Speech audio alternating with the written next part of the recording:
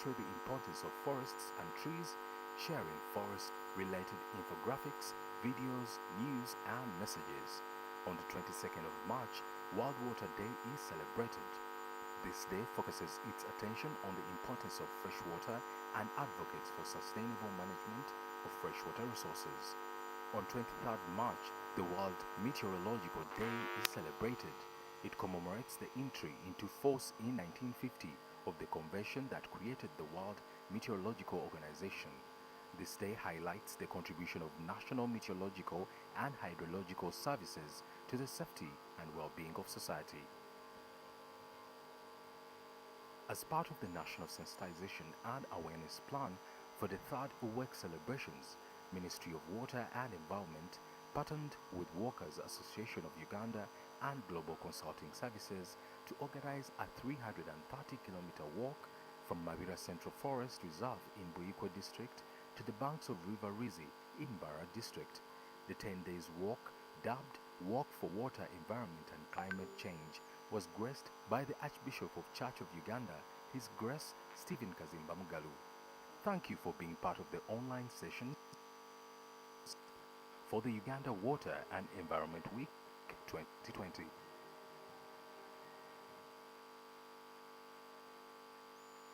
Imagine a world where every drop of water tells a story about its journey, its health, and the health of our planet. Today, we unlock this hidden language with a powerful tool. Welcome to the Water and Environment Information System, also called as WEES. The WEES is a web-based system with help of offline tools that provides storage, analysis, and dissemination of information on Uganda's water and environment resources. It is made up of 3 major components. 1. Databases that store data for different hydrometeorological and environmental parameters. 2. Processing tools that are used to process and analyze the data. 3. Facilitating BI dashboard to track the progress of the Ministry of Water and Environment through respective KPIs. The WEES portal, therefore, provides a common access with offline tools to monitor data for decision-making at different levels and supporting research and development of water and environment-related infrastructure. The portal information such as nursery audit, seedling requests by farmer, seedling distribution, and seedling monitoring in forests, as well as forest encroachments. Moving to the National Wetland Portal, WEES provides a window into our wetland ecosystems.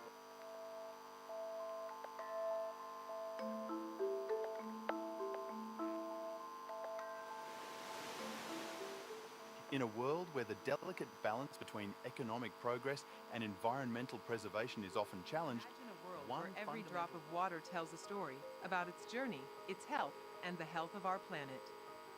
Today, we unlock this hidden language with a powerful tool.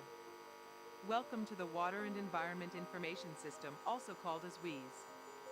The WEES is a web-based system with help of offline tools that provide storage, analysis, and dissemination of information on Uganda's water and environment resources. It is made up of 3 major components. 1. Databases that store data for different hydrometeorological and environmental parameters. 2. Processing tools that are used to process and analyze the data. 3. Facilitating BI dashboard to track the progress of the Ministry of Water and Environment through respective KPIs. The WEES portal, therefore, provides a common access with offline tools to monitor data for decision-making at different levels and supporting research and development of water and environment-related infrastructure. Let us begin with the forestry sector. Earlier work focused on the emergence of collective action and local water sharing arrangements and discussed how the interface between customary and formal rules shapes the dynamics of age-old community-based water systems. He's certainly the right person to give us a keynote presentation this morning. Together with me, let's join our hands as we invite Professor Dr. Charles Hans Komakech. Welcome.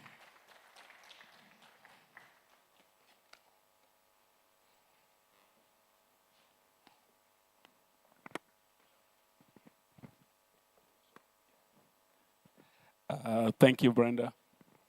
Good morning, everyone. My name is Hans Komakech, as Brenda mentioned. And yes, we did meet in Arusha some time back.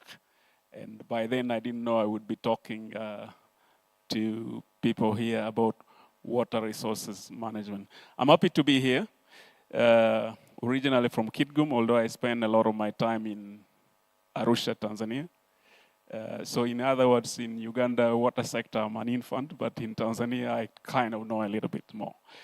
So I will be giving you my talk around sustainable access and utilization of water resources and environment for economic development. If the presentation is ready, please project.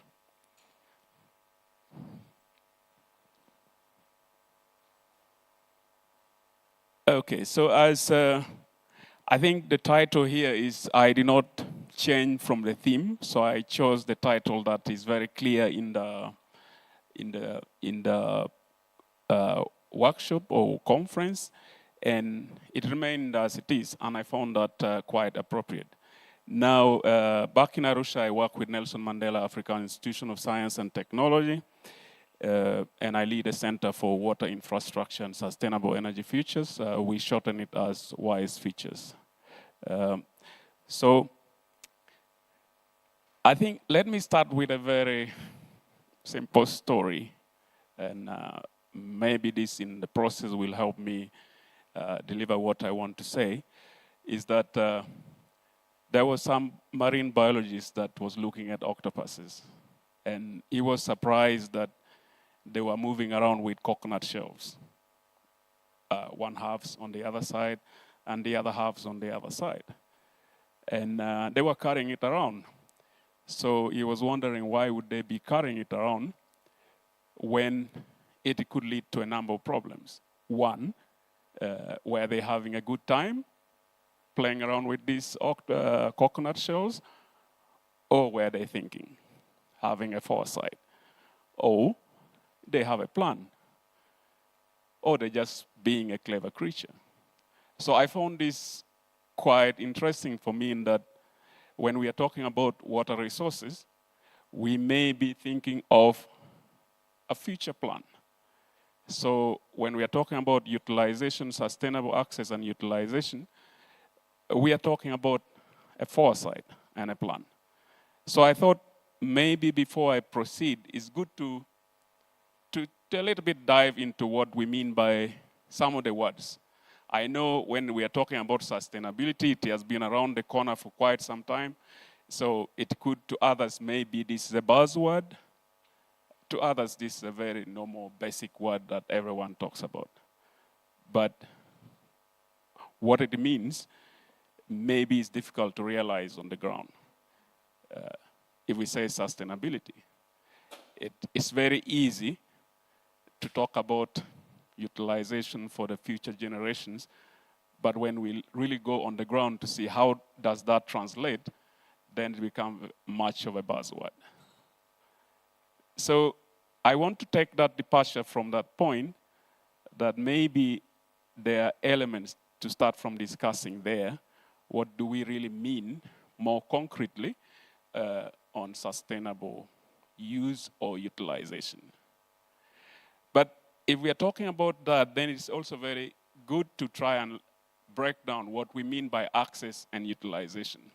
For who? It's very good to try and distinguish clearly, if we're talking about utilization, that we are talking for a particular person or actor or agency. That's the use for or access for. It raises a number of issues that has to be clearly clarified. And the other part is for what purpose? Is it just for drinking? Or is also for any other social related issues? Or is for economic development? Now, economic development has a number of elements that it carries. So it's very important that we also distinguish for the purpose that particular actor is going to use. The third one is under what circumstances. So if people are using what I'm seeing the video, it's quite nice. And I saw that there are different type of uses that are projected on the video. And you could see some with their cows, some with a bucket, some tapping water which is running in a pipe or in a spring, and others directly using, I saw one photo in one of the video yesterday, some are directly using it from the sun, the riverbed. So it is important to also distinguish clearly the purpose for that water utilization and access. Of course, for this theme of this webinar, of this seminar, is about economic development. I was tempted to add socio-economic development, but I kept it that way. Then there is a number of elements around equity, which also raise issues of efficiency. But I will not talk much about the gender issue and JETC and others. But it's also, I know that yesterday's opening session, there was a lot on generations, equity, and environmental justice element that was raised quite a bit. So when we look at sustainable utilization and access, it, for me, is important that we look at it from this angle, that we clearly articulate for who, for what purpose, under what circumstances. And in that way, we can then be able to define sustainable access and utilization more strongly.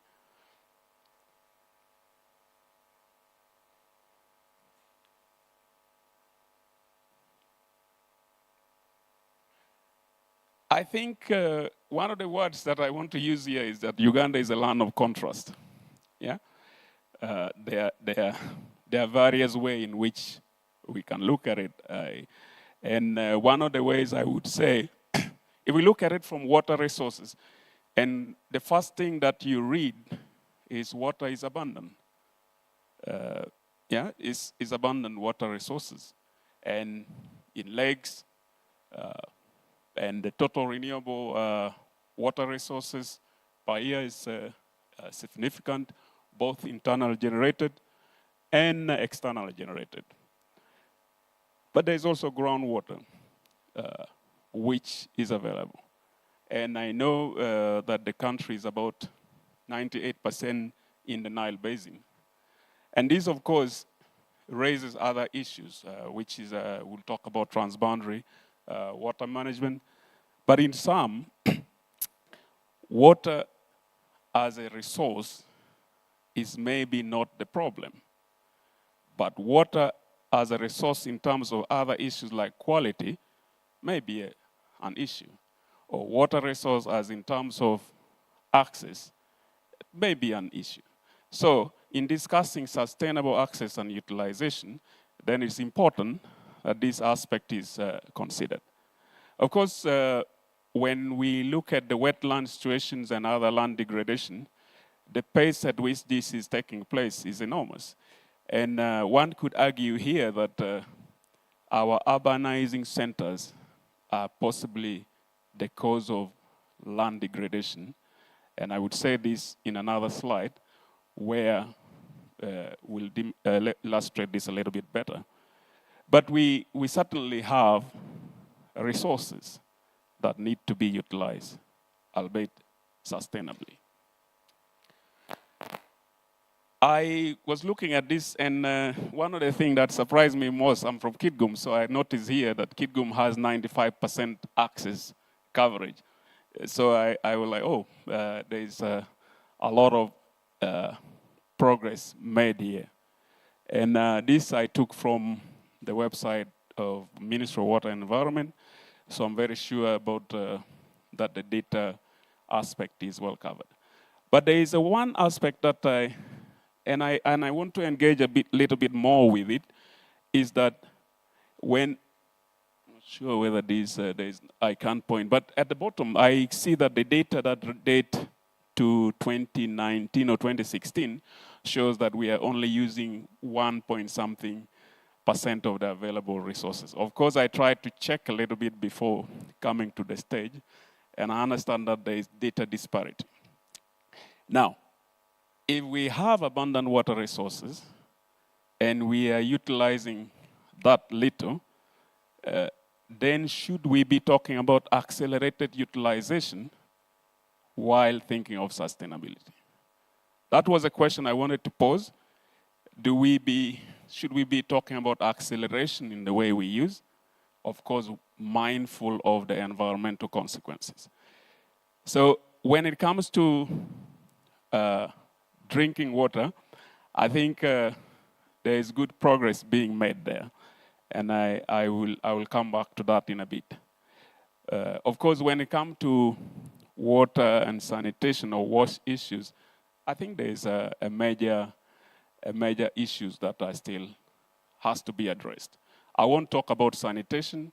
I know there are a number of people who will be addressing that, and one of my former colleagues and classmates is an expert in wastewater and fecal sludge management, so I will leave that to him.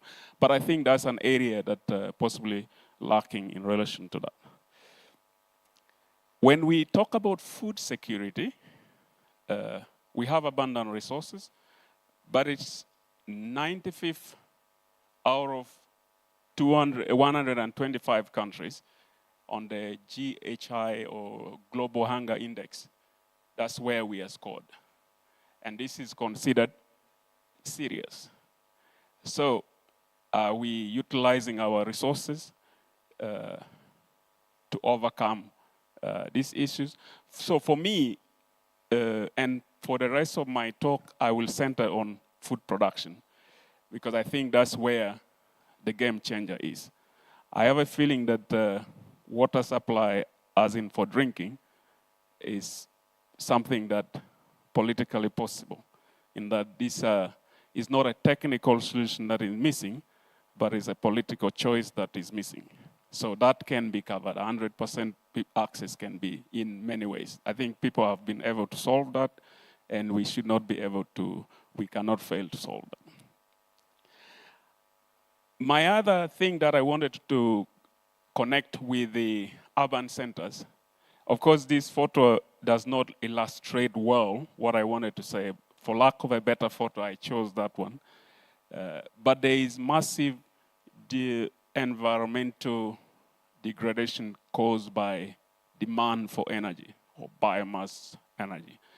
And in most cases, the charcoal issues, and I know that in my area, this has caused a lot of deforestation.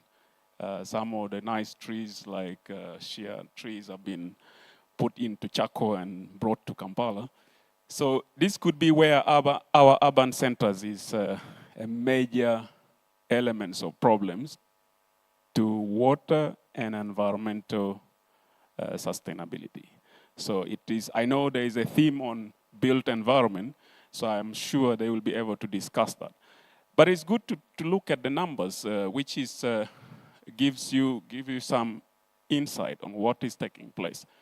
So the estimate here is that around 120,000 areas of hectares of forests are lost to charcoal production, and the largest of that is domestic consumers, biomass.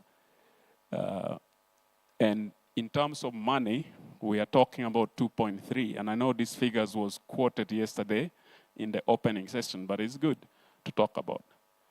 Clean energy fuel technology use is quite limited. I know solar energy is coming up. Other sources of energy is possible. But this is where our biggest threat to water availability and the environmental issue is likely to be. So managing our energy access is likely to be the possible pathways in which we can overcome some of the challenges. Of course, I am in a group where I see yesterday there was issue of climate change and heat in Sudan, and others argue that we are moving closer to the sun, so possibly we'll be tossed because the Earth pattern is moving closer to the sun. But I think the climate variability or extremes are real, and Uganda climate generally, if you read, they will say is moderate. But there are also increasing frequency of extreme events. And I think the most recent one was the bridge and so that got washed away, and I think that's very recent to people. And I know that there are floods and droughts that takes place, epidemics. And I see here that between 1980 to 2018, there are quite a number of events that took place. So floods, maybe 20, epidemics, 40, and droughts about 9, with landslides about. Of course, this is not unique to Uganda. I know that in other countries, like Kenya, these episodes are quite frequent. If you go to Somalia, you have a similar situation. So it would mean that climate variability is something that we have to consider when we are talking about sustainable utilization or access to water resources in the country. I want to talk about this a bit, although I will not, I couldn't find a very strong illustrative figures for water infrastructure and storage in the country, but I came with a fellow who dropped me. And I was asking, it's a long time since I've been on the Luzira Road. He said in Uganda, we no longer drive on the left. We drive on what is left. I found that very interesting, so that he was actually looking for what is left on the tarmac. So infrastructure paradox is maybe a major, major aspect. And I want to illustrate this by a figure that is made by Lak Maran in 2020, that we start with a 100% infrastructure, and in the first few years, 80% is dropped out during the feasibility study, so we remain with the 20, and then after a few years back, we have only 10% left. So we can be constructing, but at the end, the dropout rate or the way in which infrastructure go to waste is a major challenge to sustainability. So I could not find a very strong data that I could illustrate this better, but I think my ride from where I'm staying to here illustrated it much better. I think I think Uganda is doing very well, and with the policy, water policy, institutional framework, the water sector reform has been in place for quite some time. Generally, everything is in place. And yesterday, something was said here that also amused me. I heard yesterday that Uganda makes the best policies and all these other documents, other countries copies, right? Well, when I'm in Kenya, I hear the same. They say also we make the best policies and others copy it. When I'm in Tanzania, they say the same. So I was a bit surprised when I heard that coming from home, that we make the best policy, and I know the moderator talked about that it was actually, you go to Dar es Salaam, is modified. So my question then is, are these policies unimplementable? So if we are all saying we are making the best and others are modifying it, then there might be some issues to consider. I wanted to draw that by saying, are we rearranging deck chairs on a sinking Titanic? I will leave it at that, but hopefully I will try to illustrate a bit better in the next couple of slides. So my take then on what are the possible pathways for sustainable utilization or access and utilization of our water resources, water and environmental resources. So this are my takes. I would wish to talk a bit more on some of the other aspects, but I will say this aspect is interesting, And I think it's manageable. We have a lot of engineers and economists and financial and social and related. And I think when it comes to wash system strengthening is important. But I guess this is something that is within our reach. We can, because we have made very good progress. So I'm not going to talk about that. I put it here for you to recognize that I am aware of that particular aspect, that there is a need to strengthen our wash systems, but also we have done quite a bit in that sphere. And I know that IRC has put this, and I know my colleagues from IRC is here, but this is an area where we can strengthen, and I would not want to spend time there. My main thing is here. We will drink water, but at the end of the day, we need to eat. So I think food production is possibly key in our sustainable utilization. And it's not just food production. I mean, it has to be with a yields that is reasonable compared to the water that is being used. This photo is not from Uganda, but I used it for the purpose of illustration.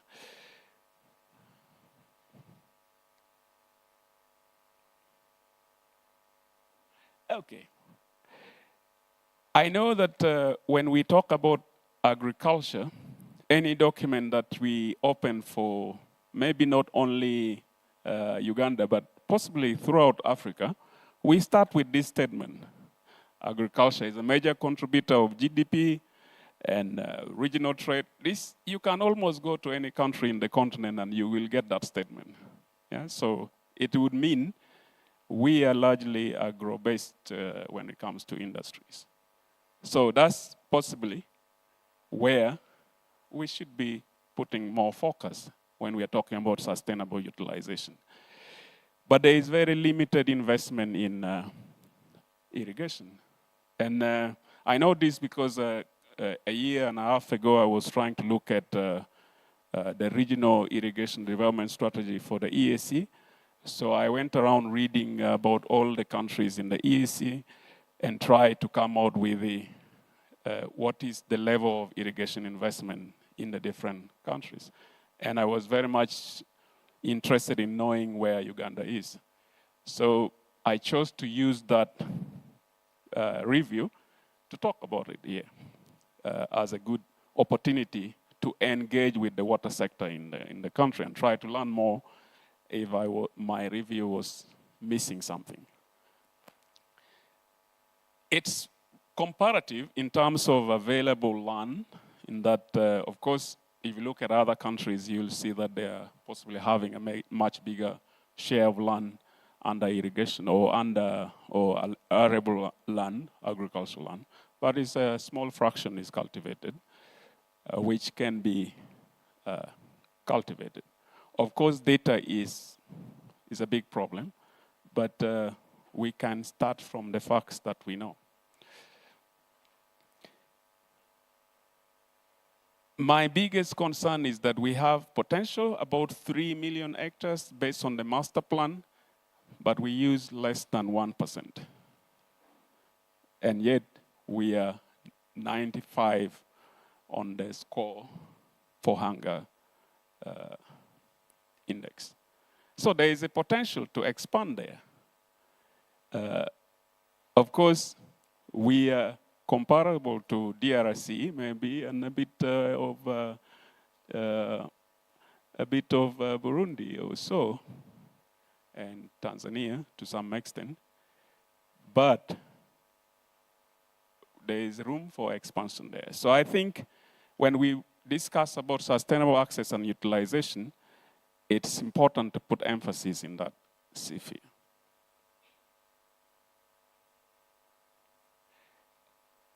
Our main element is here, rain-fed systems. Of course, they use water where it falls. And they are the main food producers in the country. But when we talk about rain-fed agriculture, is all document, we talk about them in a very negative way. So we try to discourage, but I think it's important to start from there. Of course, is affected severely by droughts and other extreme events, and that means the yields are quite low compared to what is possible. And a number of other areas, land degradation, insect, the most recent one is locust, and use of improved seeds. And of course, a large tract is unproductive arable land, in that, not that the quality of the land itself is not good, but it's not being put under the productive level that could contribute to food production. Of course, when you look at the rain-fed systems, you will also be looking at water resources. So we may need to revisit, if we are looking at water access and utilization, we may need to revisit water for production. Of course, water supply is important, drinking and others, but I think that one is reachable. I think we need to revisit that aspect. So I noted yesterday that out of 32 catchments, Uganda has planned for 22 of them. That's a good progress.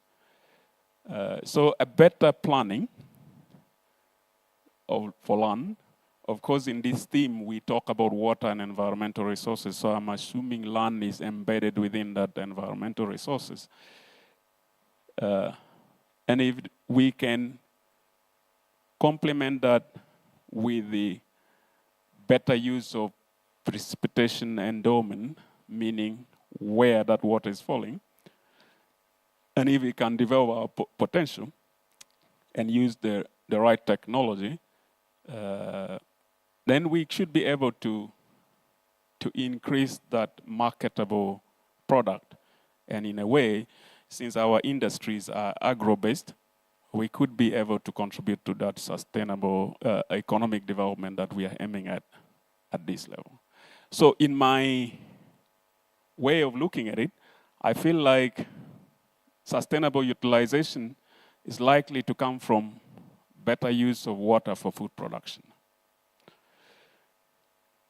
So what can we do is that we should be able to capture water, rain better where it falls. And I know that this ministry, the Ministry of Water and Environment, has done quite a bit in this sphere. There is valley tanks, and a number of presentation has been done about that. So I would not want to re-emphasize, but this is an area where we can make a big gain in the country. Of course, soil or management, or better management of soil, land and soil, from plot to catchment level is important. And I will not go to the extent of transboundary, because I know other people will be able to talk that much better. But I feel this is an area where we can invest significantly. A couple of years back, I was involved in this project that we were calling it SAFI. SAFI, Swahili for nice or good, but is studying African farmer-led irrigation. So back then, we were interested in looking at how farmers are investing in their irrigation, sometimes in cooperations with different actors, governments, and agencies. So we wanted to learn from how farmers are developing this and deepen our understanding of that process and quantifying the outcome. It was an interesting study in that we looked at it from Tanzania and Mozambique, but I also, at that time, I didn't know that it would bring me to Uganda to look around at it, and Rwanda and other countries. So back then. But FLEED is a concept that is very strongly implemented in Uganda, and I know somebody talked about it yesterday, but this is also an area where significant gain can be made. So I took this graph in that it provides areas where expansions can be made. So here, maybe the texts are not very visible, but there is a review that shows that knowledge is possibly a key element when we want to talk about a fleet or expansion. But when you look at other resources, they're available. Of course, market finances are still a key element to that. You had a very long discussion, and I don't want to re-emphasize Dr. Mugisha yesterday. He was very much in with the issue of technology. But I think there is a need to look at fit-for-purpose technology. And we could also look at demand-responsive service. There are elements like irrigation as a service. I know that there is a small company that tries to provide that in Uganda. But there is often other elements that are emerging very fast. I know AI and other things are quite fast moving piece. And there are initiatives ongoing. I know the UGIFT have other initiative here, but there is also the potential for digital extension services or digital climate advisory services. And I know that there are several agri-tech companies that are there, startup. Maybe others do fail. But these are areas in which we can support the fleet farmers or any other users that are going to come in. So these are the things I wanted to talk to you about. And my job was to try and trigger you in a way to move to a certain direction. And my key interest was to say that the water you have, maybe you need to accelerate its use. And then, in doing that, you should question for who, for what purpose, under what circumstances. So I think these are the elements that I feel should be debated and discussed more strongly. And then we can be talking about water allocations, water resources management. Thank you very much for your attention. Thank you very much, Professor. We should accelerate the utilization of our resources, but be very clear on for who, for what purpose, and under what circumstances. Thank you very much. We are now going into an interesting panel conversation, and I'll take the honor to introduce our panelists for the day or for the session. Our first panelist, who is joining us online, and I believe she's already logged in, is Professor Pamela Mbabazi, the chairperson of the National Planning Authority. The IT team, please check that Professor Pamela is on. She's a professor of development studies and the executive chair, National Planning Authority of the Government of the Republic of Uganda. She previously served as a head of research for the GIZ-supported Africa Peace and Security Program at the Institute for Peace and Security Studies in Addis Ababa University. Prior to that, Professor Pamela served as the Dean of Development Studies at Mbara University, where she established the Faculty of Development Studies, which was transformed into an institute. She's the Deputy Vice Chancellor of Mbara University, where she served her term for 5 years. Professor Mbabazi has served on several boards, including the African Research and Resource Center, the Swedish International Center for Local Democracy, and the National Council for Science and Technology in Uganda, among others. Make welcome Professor Pamela Mbabazi. I don't know if she can turn on her camera so that people appreciate the fact that she's logged on, and she's virtually taking her seat on the podium. Our next panelist is Dr. Bernard Amedai, founding member of Engineers Without Borders USA and EWB Network. Dr. Amedai is a distinguished professor and professor of civil engineering at the University of Colorado at Boulder. He received his PhD way back in 1982 from the University of California at Berkeley. Dr. Amedai is the founding director of the Montesson Center in Engineering for Development Communities. He's also the founding president of Engineers Without Borders USA and the co-founder of the Engineers Without Borders International Network, among other distinctions.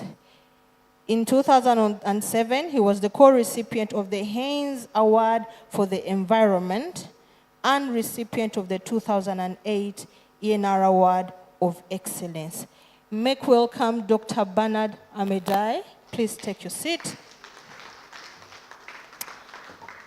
Our next panelist is Dr. Florence Grace Adongo, the Executive Director, Nile Basin Initiative.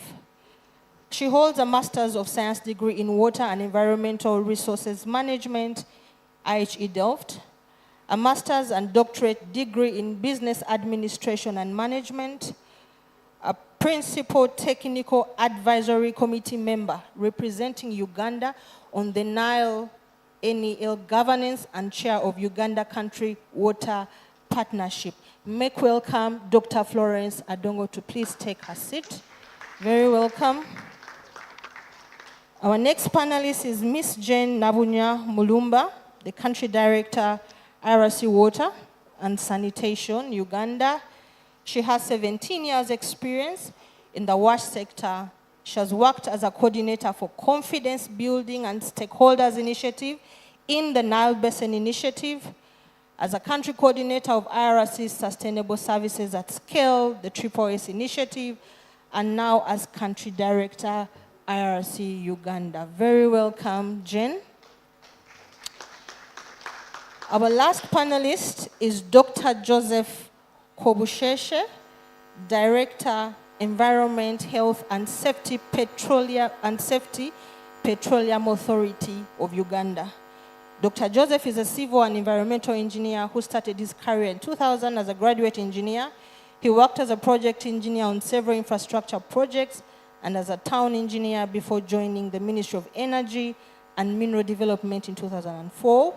He's been instrumental in the development and implementation of policy, legislation, strategy, and plans for ensuring prudent management of health, safety, and environmental aspects of Uganda's oil and gas sector.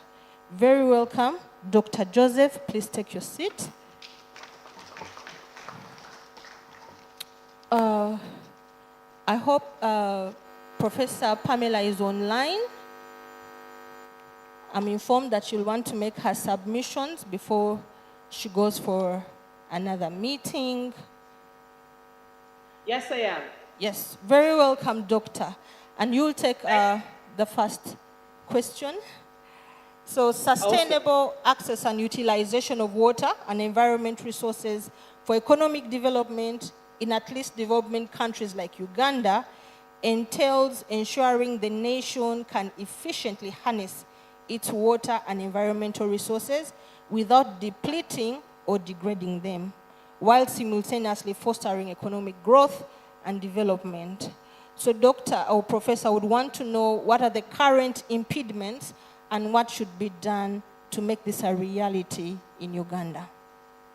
Over to you, Doctor. Thank you so much. Thank you so very much. A very good morning, distinguished participants, ladies and gentlemen. I want to congratulate our keynote speaker for a very, very good presentation. Dr. Komakech, I really enjoyed your presentation. And I'm very privileged to discuss the question that's been posed to me. Certainly, as a country, we need to understand, just as Professor Komakech indicated, what is the current status of our water and environment resources before we even begin to plan for them. And I want to tell and remind us all that currently we are witnessing a very unsustainable access and utilization of water and environment resources, ladies and gentlemen. And this is being driven by a number of factors, which I want to highlight. One is the high vulnerability of our country to adverse impacts of climate change. You will remember the many droughts that we've experienced, the many floods that we've experienced. These are all manifestations of the changing climate. But we also have persistent poverty and widening income inequalities. Our population is growing at a very fast rate. And in this, we are experiencing widening income inequalities that we have to contend with. We also have low resource productivity, but also a low value addition in water and environment. So this goes without saying that some of these development challenges we're facing are really explained by the unsustainable access and utilization of water and environmental resources. And no doubt, this undermines our progress in attaining our vision. So in our NDP 3, as you well know, ladies and gentlemen, we have been very deliberate and intentional to mainstream water and environment resources to ensure that all programs really resonate or are pretty much linked to ensuring that we address water and environment resources. Because, for example, water and environment issues are linked to human capital development. We are also in tourism development. These are also manifested in agro-industrialization, in sustainable energy development, in mineral development program, in the sustainable development of petroleum resources program, in the integrated transport infrastructure and services program, but also, of course, the natural resources, environment, climate change, land and water management. So the point I want to emphasize here is that water and natural resources are part and parcel of life and sustainability. And as a planning authority, we have been very deliberate in mainstreaming the elements of ensuring that we sustainably utilize these resources for the well-being of our population. Now, regarding the question of how does inadequate access to water and utilization of environment resources impact our NDP3 programs. Now, ladies and gentlemen, what affects our program, particularly in planning, I want to refer essentially to hydroelectric power generation. And I think Professor Komakech mentioned the issue of sustainable energy. And as a planning authority, we have indicated the need to ensure that we generate our electricity in a sustainable manner. The major source of electricity to drive our country's industrialization agenda needs to be undertaken in a sustainable way, in a sustainable manner. And this is something we've also been very deliberate about. Regarding the agro-industrialization program as well, this increases vulnerability to the adverse effects of climate change. And it's important that we also undertake agriculture, climate-smart agriculture, that is able to ensure that we manage our agricultural and natural resources in a sustainable manner. Because this is where we want to base our industrialization, this is where we want to base our export commodities, and therefore any interventions that we articulate clearly in our agro-industrialization program need to be very well sustained. So it's important to note, ladies and gentlemen, that there are competing demands for the increasingly scarce water and environment resources, which necessitate proper planning and balancing of priorities to ensure a sustainable, equitable access and utilization of water and environment resources. And this is where we need to be very, very deliberate. As we get into NDP 4, I would like us to work together to see how we prioritize, because there are very many competing priorities. Like Professor Komakech mentioned, we need food. The population is growing. The resources are limited.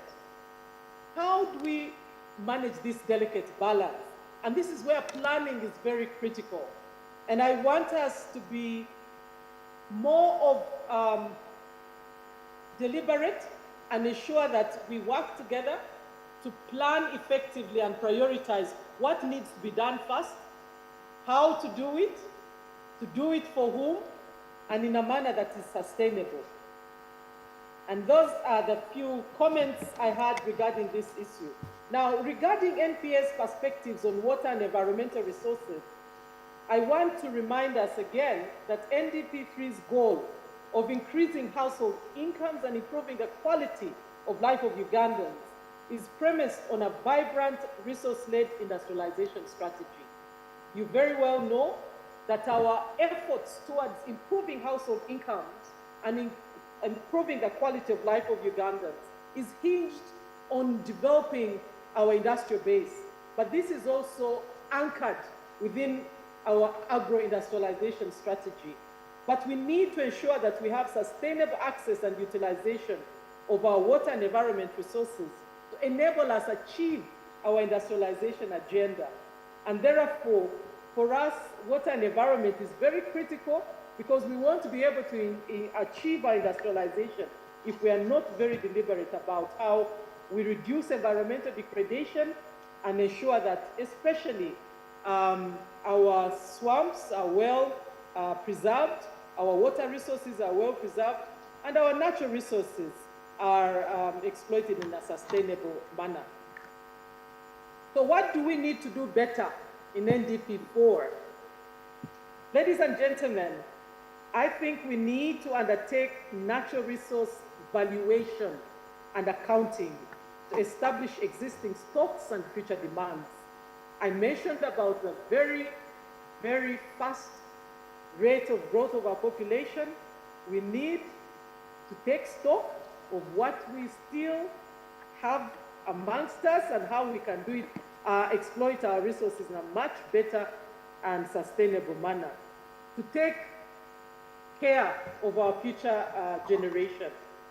The other thing we need to do much more deliberate in our NDP 4 is to build national capacity to leverage green financing for climate change responsive development. From the time we formulated NDP 3, we've been singing the song of climate change financing, or rather green financing. And we have made some progress, but we need to do more. And I'm hoping that together with the Ministry of Water and Environment and all other stakeholders, we can crack it better in NDP 4 and utilize and leverage green financing to ensure that we promote climate-smart interventions. I'm also hoping that we can strengthen sustainable land, water, and soil management, but also strengthen regulation and enforcement against environmental pollution and degradation. Ladies and gentlemen, improving meteorological services and early warning signals to mitigate risk is also very important, and we need to work on it together to ensure we get it right in NDP 4. So in conclusion, to my few remarks, ladies and gentlemen, I want to urge us all really to be committed to the ideals of development planning. Like I said, there are so many competing priorities, but what preserving our natural resources and sustainably accessing and utilizing our water and environment resources is very urgent. And we need to work together, to plan together and ensure that we get it right. However, it's also important to note that development planning alone is not sufficient to deliver the sustainable access and utilization of water and environment resources for economic development. I think there is need to effectively and efficiently manage our resource governance and ensure that there are proper structures, not just at the national, but also at the regional and at the local level, that give the public good and transboundary nature of our water and environment resources a sustainable angle. I want to thank you and appreciate you very much. Thank you very much. Thank you. A round of applause to Professor Pamela, and thank you very much for joining us this morning and sharing your insights. The need to think about balance in view of competing demands for scarce resources, and it's good to know that as we're in the process of developing the NDP4, the NPA is keeping in mind that. Thank you very much, Professor Pamela. And now for the rest of our panelists, we'll give each of you a minute to share with us your reflections really around the same question of how do we ensure that the nation of Uganda can efficiently harness its water and environmental resources without depleting or degrading them? What are some of the current impediments that you know of, and what should be done to make this a reality in Uganda? And I would like to give Miss Jen Nabunya Mulumba the first opportunity to share her reflections on that.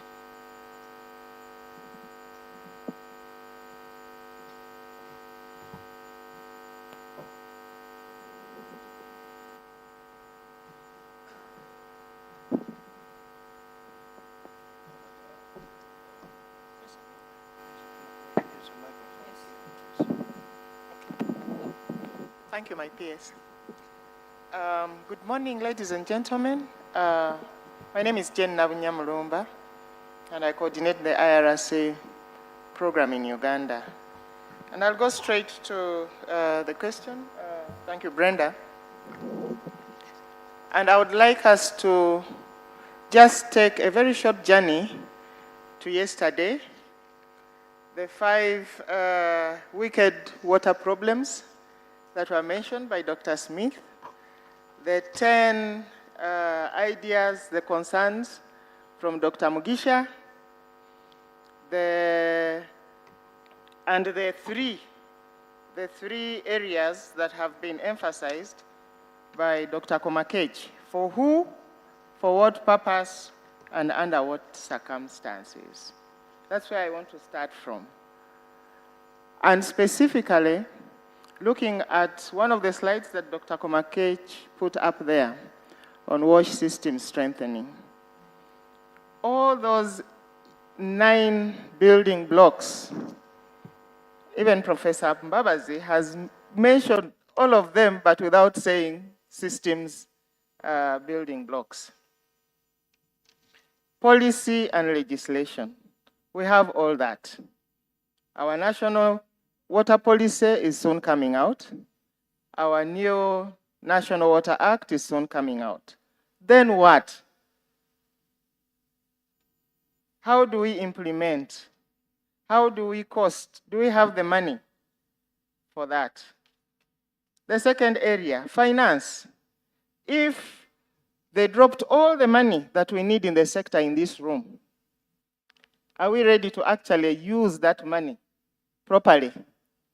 Do we know how to use it? Or are we still scattered? Regulation.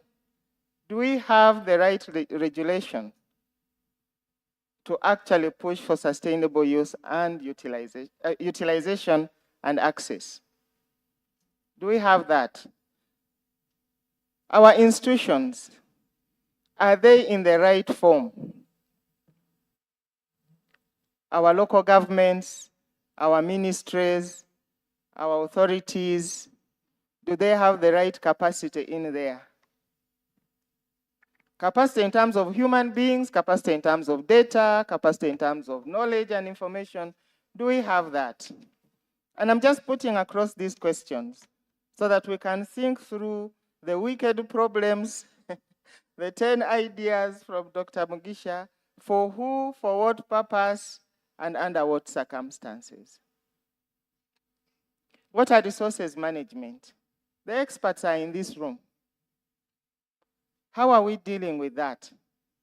We read in the newspapers, the wetlands department struggling with the encroachers. Things are happening and moving very fast.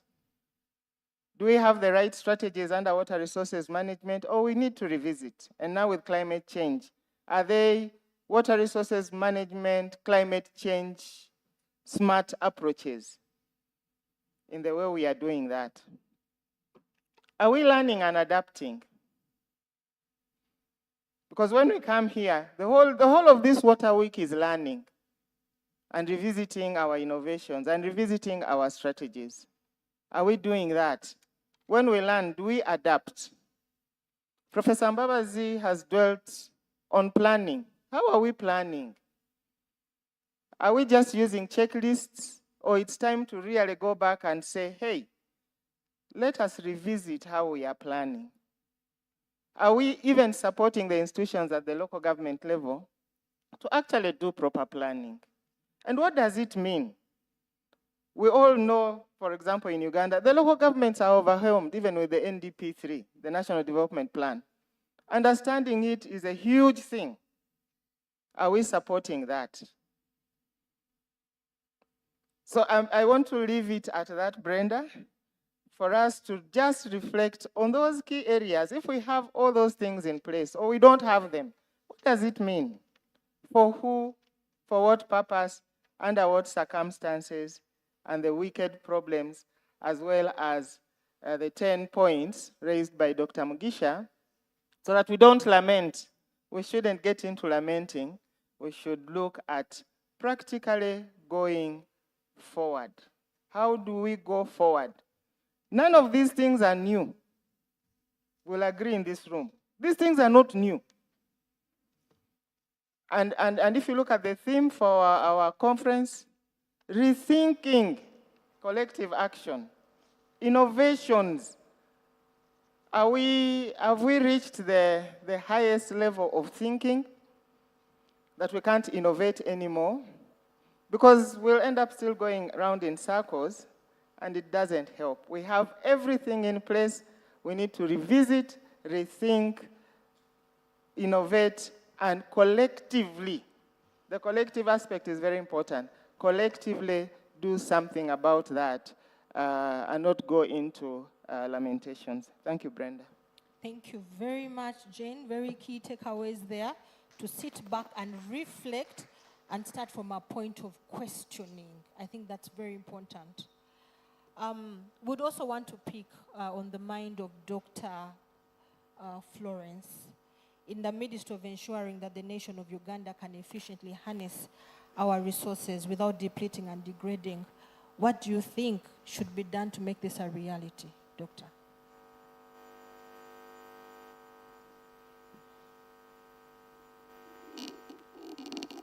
Thank you very much.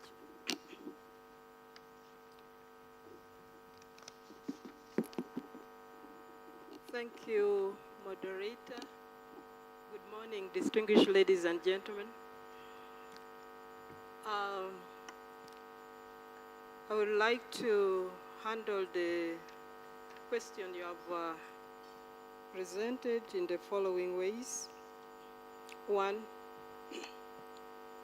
Uganda water resources is transboundary.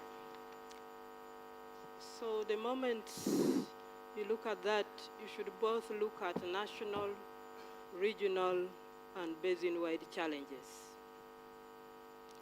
That therefore requires that a comprehensive strategic analysis of the resources and its potential, threats and opportunities should drive the national planning. And that perspective should take into consideration the national perspective and the transboundary as a whole. The Nile Basin Initiative, where Uganda lies, comprises of 10 countries. And the coverage of the basin is 10% of Africa. And yet, it contains about a quarter of the population of Africa.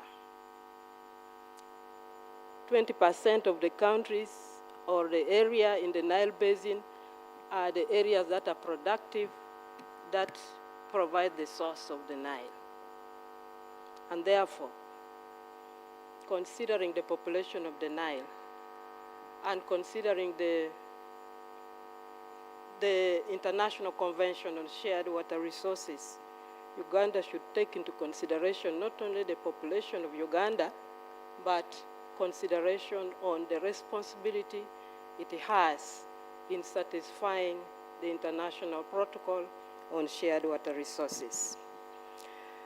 So that requires, in this era of climate change, not to look at historical data, but provide capacity that can analyze, model scenarios to guide the various socioeconomic planning and development of the water resources. Another area that is very important is, of course, to embrace fully the integrated water resources management. And when we talk about integrated water resources management, it looks at responsible and efficient utilization of the water resources without compromising the needs of the future generation. So if this is used, it provides for stakeholder engagement and interaction and participation and working together.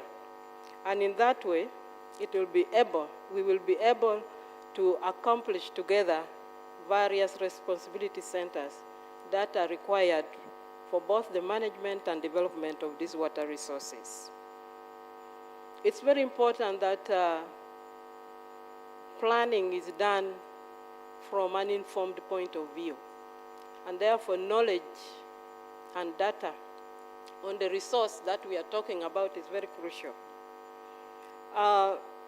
We all agree that it's very difficult to manage what you don't understand. And therefore, generation of knowledge to understand exactly the characteristic and the changes in the water resources will guide into the various investments that the country needs, while also preparing itself to address the threats and the challenges that it has. Of course, in order to grow, to develop, infrastructure development and investments is required.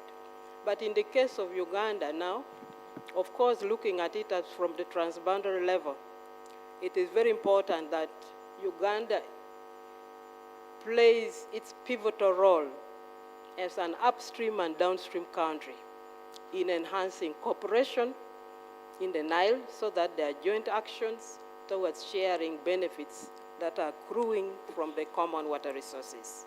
I say this because, as I've told you, Uganda fully lies in the Nile Basin. And so there are certain things that Uganda can do with the water resources within, but there are certain things which other countries of the Nile do better than Uganda. So by coming together, it will be able to trade off and share benefits which might be at a lower cost than the investing, for example, in hydropower. For example, through NBI and with support from World Bank and African Development Bank, we have just completed Rusumo hydropower. When you consider the cost of hydropower generation plant, it is about $340 million US. But when you see the cost of transmission line, it's about $160 million US. So within by coming together as Nile Basin countries, you can see where, do cost-benefit analysis and see what you can get from each other country and do your best in areas where you can be. Another area is, of course, in strengthening institutional capacity. It's very important. And I'm happy that the Ministry of Water and Environment is managing water resources at the lowest appropriate level, right from the center to the regions, management zones, up to the catchments, 32 catchments, out of which 22 are already having catchment plans. So if these catchment plans can be the foundation of national planning, if more efforts is put into making sure that the catchment plans are comprehensive, it will then inform the national plans more comprehensively and also inform the transboundary aspects. So another area, of course, is technology. Very important to embrace technology because we are in a very dynamic environment, and the water resources are also dynamic. So we now have real-time data capture technology where you sit in office and the data is relayed from the field directly to the office so that you are able to make instant decisions. And these are very important in early warning and informing infrastructure plans and forecasting on the different utilization, especially where we have the demands are increasing and you need to balance the different demands. So this would be a very important tool which Uganda should invest. Now through the Nile Basin Initiative, this afternoon we shall have a side event where we are going to hand over 13 hydromet stations to government of Uganda to enhance the capacity for real-time data capture, early warning systems, and also enhance planning in the various aspects of water resources while honoring the obligation for the transboundary aspects of the Nile water resources. I think let me stop here. Thank you very much, Dr. Florence. Yes, the need to embrace technology amidst a dynamic environment. Another key takeaway is you can't manage what you don't understand. So you need to invest in accessing knowledge, information through interactions, and also knowing that you cannot entirely rely on historical data amid this climate change, but rather the need to run models. Great takeaways right there. Thank you very much, Doctor. And now we would like to hear from Engineers Without Borders. We want to harness our resources without necessarily depleting them or degrading them. Would like to have your reflection on how can we make this a reality? What are some of the impediments we have to get out of the way? Thank you so much for inviting me to speak today and be part of the panel. It's a great honor, and thank you, Dr. Komakech, for your excellent presentation. I'm an engineer, and I've been an engineer for about 40 years, and most of my work is at the small scale level. I work at the village level. I used to work on big dams and big projects. That was too complex. And I then ended up working now on a small scale level. And it's even more complex because you deal with real people who share with you their dreams and their hope, and you have a chance to get a better assessment of the situation. I've been to Uganda 4 times. First time was in 2022 with Heifer. We visited several agribusiness projects, co-op in Dokolo, in Nakaseke, in Bergin districts there, meeting some really young people, superb young people, but extremely frustrated as they did not have the resources and the technology to essentially make a living. At the time, essentially benchmark living income was $4,600 per year. That's what they were told, but actually they were making less than $1,000 a year. What I found in talking to people at the local level is that they did not have the technology. You go to home, you see in-house, essentially indoor air pollution. You see dirty water and so on. Say, yes, it's fine to empower agriculture, but you also need to worry about human development and human security. What did I learn over the past 20 years in working in multiple projects around the world? I spent 7 years in Afghanistan, working in remote areas there. Human development and security is very complex.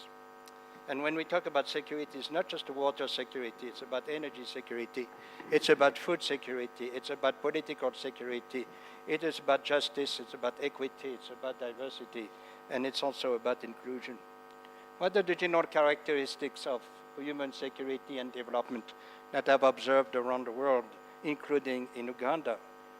Development takes time. Development is scale and context dependent. Development is about people. We don't develop people, people develop themselves. Development is about an integrated approach. Over the past 10 years, I've been looking at the nexus. How do we model the nexus between water, energy, land, and food, and climate change and peace? Those talk to each other. I think the biggest problem in human development agencies that I see today, they are populated by experts who live in vertical silos, and they don't talk to each other. When most of the problems that communities are facing are horizontal and cut across essentially all those issues. How do we change that? And it has been my role with Engineers Without Borders to look at the community not just as an assembly of people, but as a way of interacting across the community. It is not normal for anyone, for little girls on the planet, not to go to school. It is not normal for people not to go to bed hungry. It is not normal for people to be pushed aside. There are many things that are not normal that need to be denounced and acted upon. And that's one of the characteristics of human development and security that I have seen everywhere in the world, including Uganda. What I've learned about Uganda is that Uganda is a very rich country in terms of resources. When we talked to the farmers a long time ago, they were complaining, oh, there's less and less rain. Our ancestors used to do this. And I said, have you looked down? Where's your water table, 5 feet below ground? Have you thought maybe about introducing water pumps, small water pumps with a small solar panel? You have all the water in the world. God blessed Uganda with a lot of water. The water problems in Uganda are not water. The food problems in Uganda are not food. The energy problems in Uganda are not energy. They are about water management, energy management, food management, land management. And that's a big difference between essentially putting a pump and managing the resources essentially so that they are sustainable and allow young people to fulfill their dreams and hopes and so on. So that's what I wanted to say. We can do much better. Technology, oh yeah, us engineers, we love technology. We are infatuated with technology. Tell me something. If all problems in the world were technical, we would have solved them by now. So when we talk, we place technology by solutions. My job as an engineer working in remote communities is about engineering solutions that are 5 components of engineering, 12 components of engineering solutions. They are done right from an engineering point of view. They don't break down. 60% of water pumps installed in Africa break down after 6 months. Do you think that's really normal? 60% of water pumps in Africa, in general, break down after 6 months. Why is it? Because agencies come, they bring a water pump and say, Kumbaya, hallelujah, we leave, that's your water pump. Nobody knows how to fix it. Nobody has money to buy some spare parts. That's bad engineering, period. And let's stop bad engineering. Good engineering is empowering the local people so they can solve their own problem. Good engineering is about creating capacity and reducing vulnerability. Believe me, I learn more from farmers and local people around the world than I learn from academics. Academics who never set foot in a field. If you really want to learn development, walk into the shoes of a poor person. Try to walk into the shoes of a poor person. Sit down, listen to their dream. Spend some time in a village and listen to the cry of the children at night who are hungry. That will be a change in your life. Not sitting in an office in New York or in Denver or in Chicago or in Kampala or in Kenya. Listen to the voices of the people. They will tell you what they need. We don't develop people. People develop themselves. Give them a chance. And I'm a very strong, outspoken person about it. That has got me into a lot of trouble with some UN agencies. But so be it. Someone has to speak up on behalf of the poor. And it's a reality check. Sustainable development goals are fantastic, don't get me wrong. As an engineer at the local level, they are useless. Yes, Uganda has SDG so-and-so on the average. I can go to this part of Kampala, it's poor. On this part of Kampala, it's rich. On the average, it's good. What kind of nonsense that is? We need sustainable development goals at the local level. So, technology development has to be done right from an engineering point of view. It has to be rightly done. It has to be good for the 5 Ps of sustainability. It has to be good for the people. It has to be good for the environment. It has to be good for prosperity, not profit, prosperity. It has been good for partnership, it creates businesses, and it creates peace. Peace is a very important component of sustainable development. A sustainable world has to be peaceful or it will not be. And yet, SDG 13, which is about peace, is the least developed SDGs of all SDGs, knowing that all the SDGs depend on peace. What kind of a freaking nonsense is that? It's about time to wake up, folks, and denounce such a nonsense that some policymakers are making. The reality check is in the field. The reality check is in each little home in Uganda. The reality check is about the children who are going to bed hungry. That's not normal. How do we fight that? And that's pretty much what I want. Oh, and the third, right projects, done right. And the third one is for the right reasons. We have too many projects that are built for the wrong reasons. So these are the 3 parameters that I use on my projects. Is it right, done right, and for the right reason? If it's a no to one of them, it's like a tripod. My tripod essentially follows. Thank you so much I'm sorry for being, I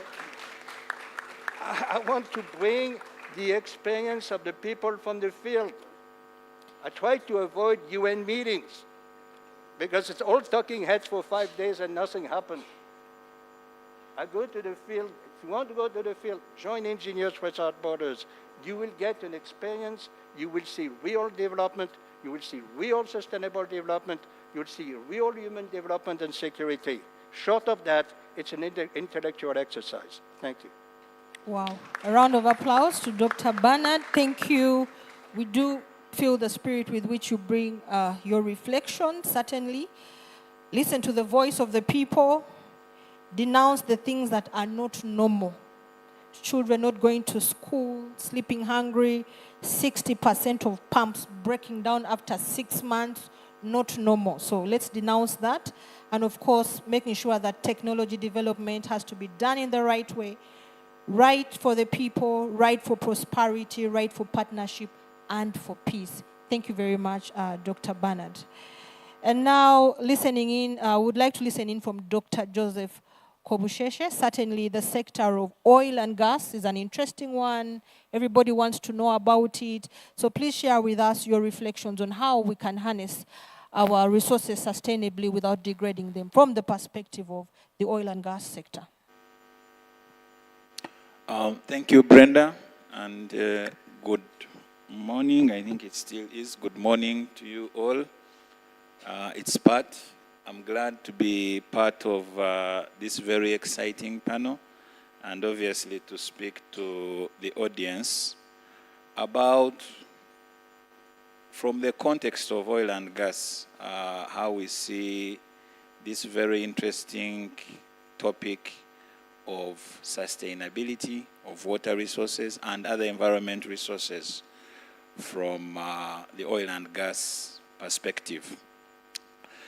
Before I do that, just to put it into the right context, what oil and gas projects are we looking at? For those that may not be aware, currently we have 4 main flagship projects, oil and gas projects, being taken forward.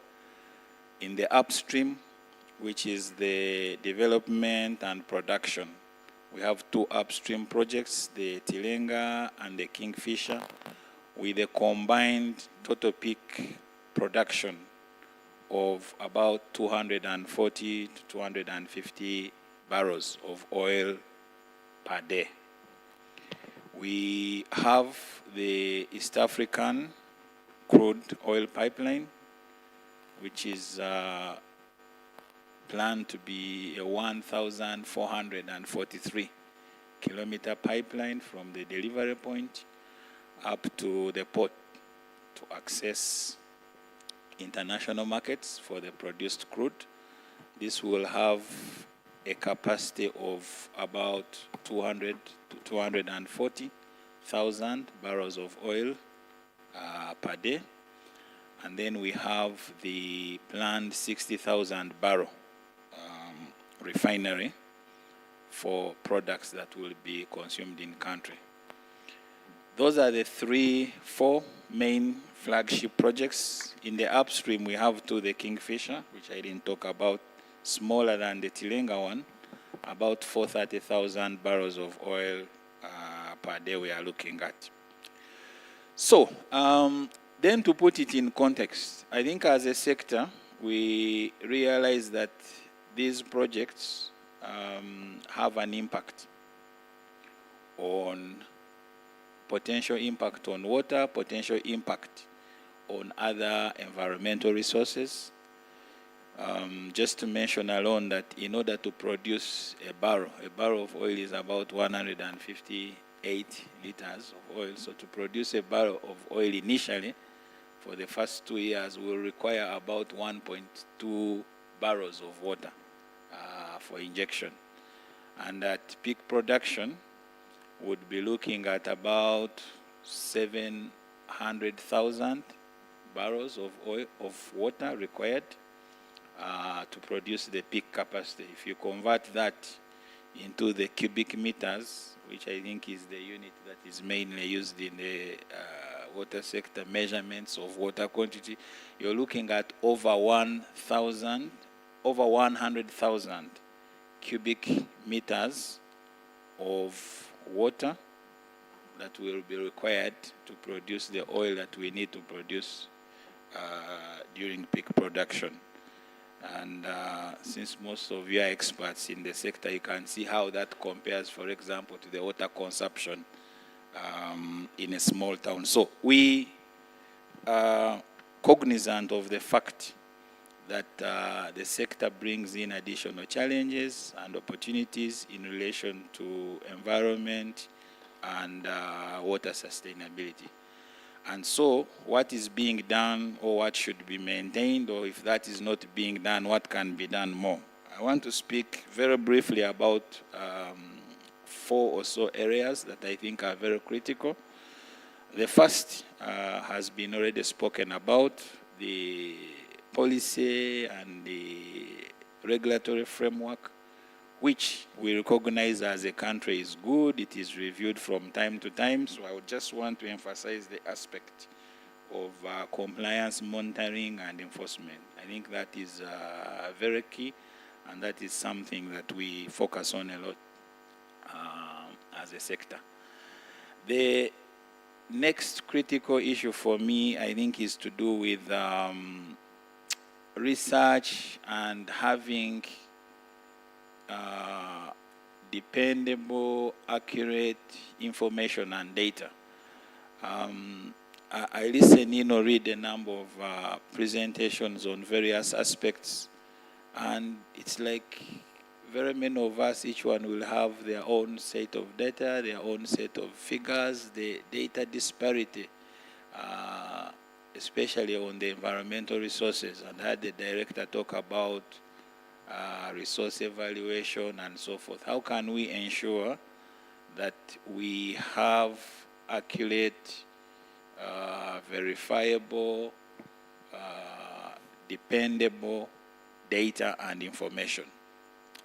This is key for planning, because as we plan for these resources for the utilization, then it is important that we can make very informed decisions based on this data. And as a sector, we take this seriously, making sure that all the actions, the decisions that are made for the sector are based on this well-informed research or data information gathering. And a number of these studies we have undertaken in collaboration with the respective units or departments within this ministry. The third area is to do with, I'll borrow my neighbors here word, good engineering, but I think I like to refer to it as good practices. So in whatever we do, how do we ensure that we are applying the best environmentally and technical applicable engineering applications during the development and production of these resources. And most of the key parameters to be considered, most of us will know the efficiency aspect has already been spoken about. So how do we ensure that we conserve, we ensure as much as possible efficient use of these resources? The key principles to do with the recycling, where possible, reuse. These are things that we focus a lot on in the sector.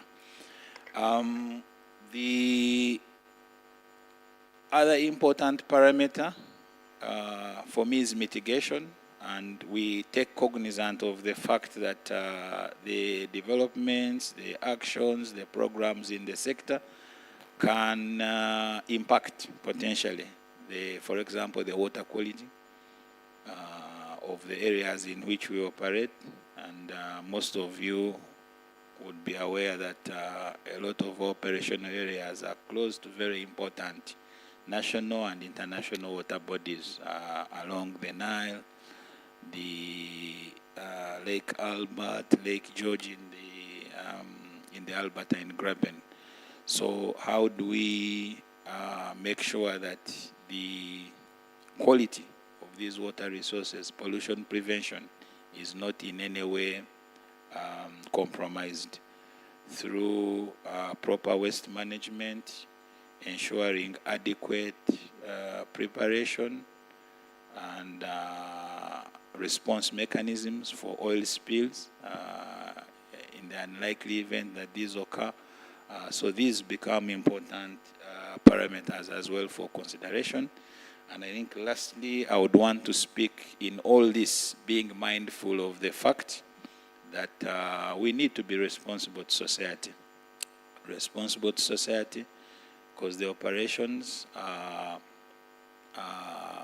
happening in some of them in community areas, and so need to make sure that whatever actions do not compromise the needs of other users, especially the host communities, making sure that we are not out-competing the water needs of the host communities, have dedicated sources for water abstraction, be able to replace, for example, the water points that are affected during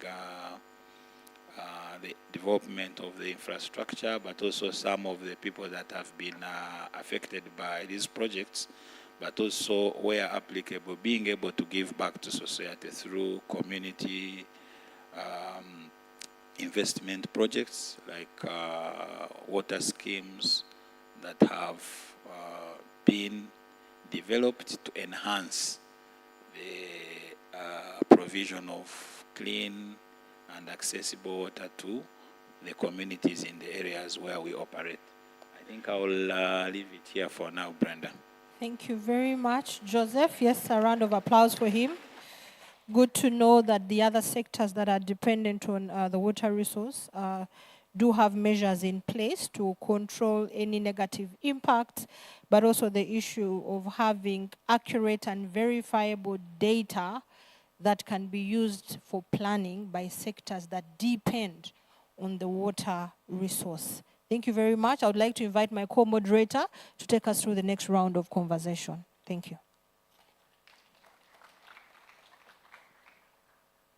Thank you, Brenda. And when I look at the clock, our time is fast spent, so we need to do the closing a bit faster now. And I know you have not come just to listen, you also have some questions. So I want to give a few people, maybe about 3 people, to ask questions. Then we'll answer that and then conclude the discussion this morning. So if you have a question, please put up your hand, and then we'll get the mic to you. And I also request when you're making your question, please be brief and precise. So any question from the audience? Or online? Yes, can you bring a mic to the gentleman here?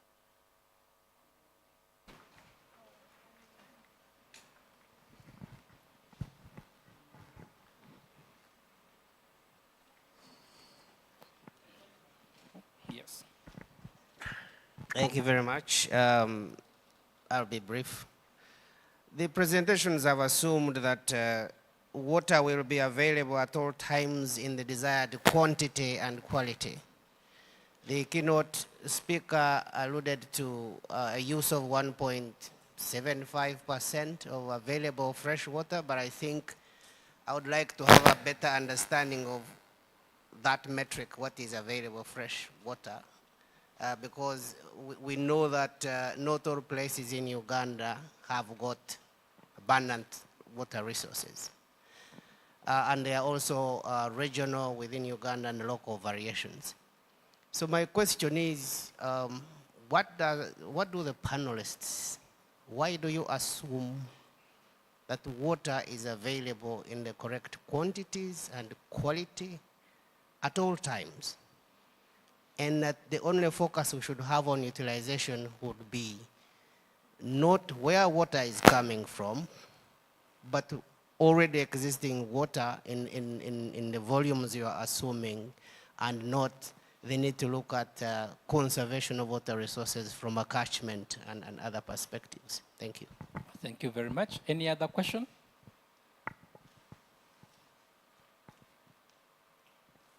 Any other question? Okay, since nobody is putting up their hand, this is how we're going to do this. Every one of you will get a chance to respond to that question as you also give your concluding remarks. But I want to start with the keynote speaker. As he gives his conclusion in a minute, he also responds to that question, because I think he's the one who first mentioned that we are underutilizing our resources. So, Professor.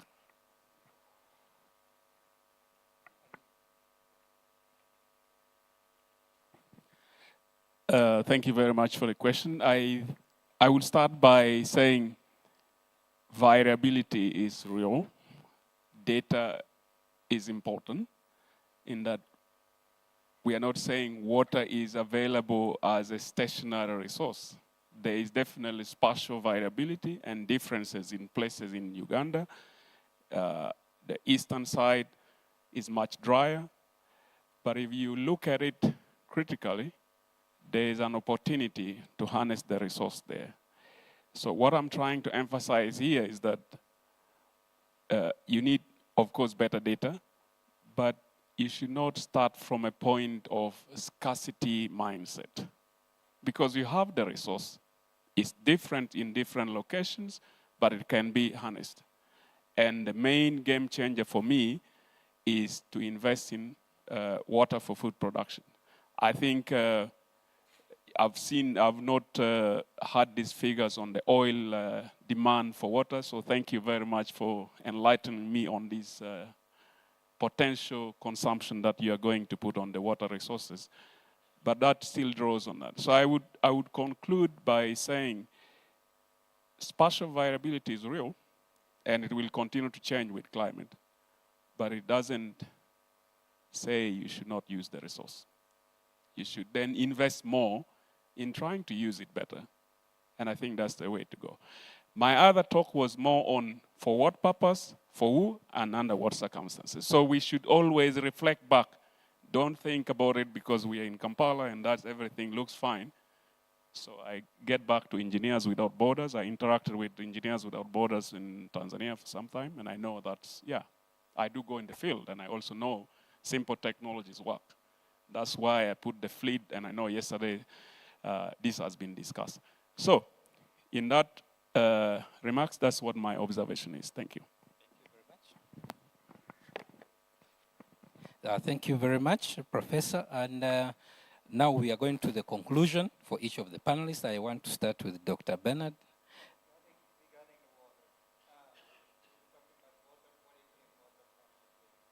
How is water used in Uganda? How much is it distributed between domestic water, industrial water, and agricultural water? Usually agricultural water is 70%, and especially in the case of Uganda, where the economy depends on agriculture. You have about 20% in terms of industry, about 10% domestic, it's give or take. But I think we're looking at our water the wrong way. We have to look at water from a water cycle, from the source to the pumping, to the distribution, to the cleaning, to the disposal, to the recycling. I have not heard a single presentation regarding the reuse of wastewater. Israel, as a country, 85% of their wastewater is reused in agriculture. They have to. Without water, Israel will not exist. They also use desalination on some. But 85% of wastewater is reused in agriculture. In the United States, it's 5%. Has anybody looked in Uganda in reusing wastewater for agriculture, after treatment, of course, right? I mean, you have to get rid of pathogens and so on. You have another source of water in addition to what comes from heaven, what comes from the ground, what you catch on roofs and so on. Recycling of wastewater. Where is it? Can anybody talk about recycling of wastewater in Uganda? Right? And the point I also wanted to make is that we cannot talk about water in isolation. It's water, energy, food, land, climate change, peace, whatever you want. It's a nexus. I've written 2 books on that. Water at the bottom of the well stays at the bottom of the well unless you use some energy. So it's time to think that we need to look at water as part of a nexus. Water, energy, land, and food. You can create a 4x4 matrix and see how things are interconnected. Okay, thank you very much. I'd want us to start to give our concluding remarks in a minute for each panelist, as you give also a reflection a bit on the question that has been posed, and then we close the day. So I would want to start with Madam Jane Naunya from the other side.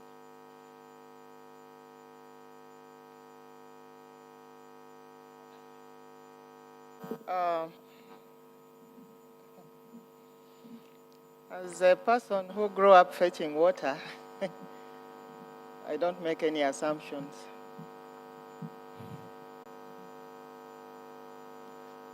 Fetching water is big.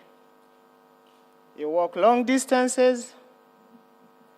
First thing you do in the morning, you fill up the drum, 20 liters times 5, before you even think of going to school.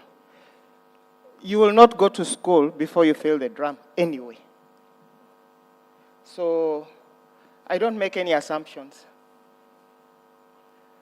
And graduating from an unprotected water source that had the poles, they put the poles across to a protected one with one pipe. I remember that day, the imam, the parish priest, the reverend, we were all there to celebrate that. Now we have national water, so we literally walked into heaven. So if you went through that, and probably that was my decision to cut off my hair, because my hair here never grew.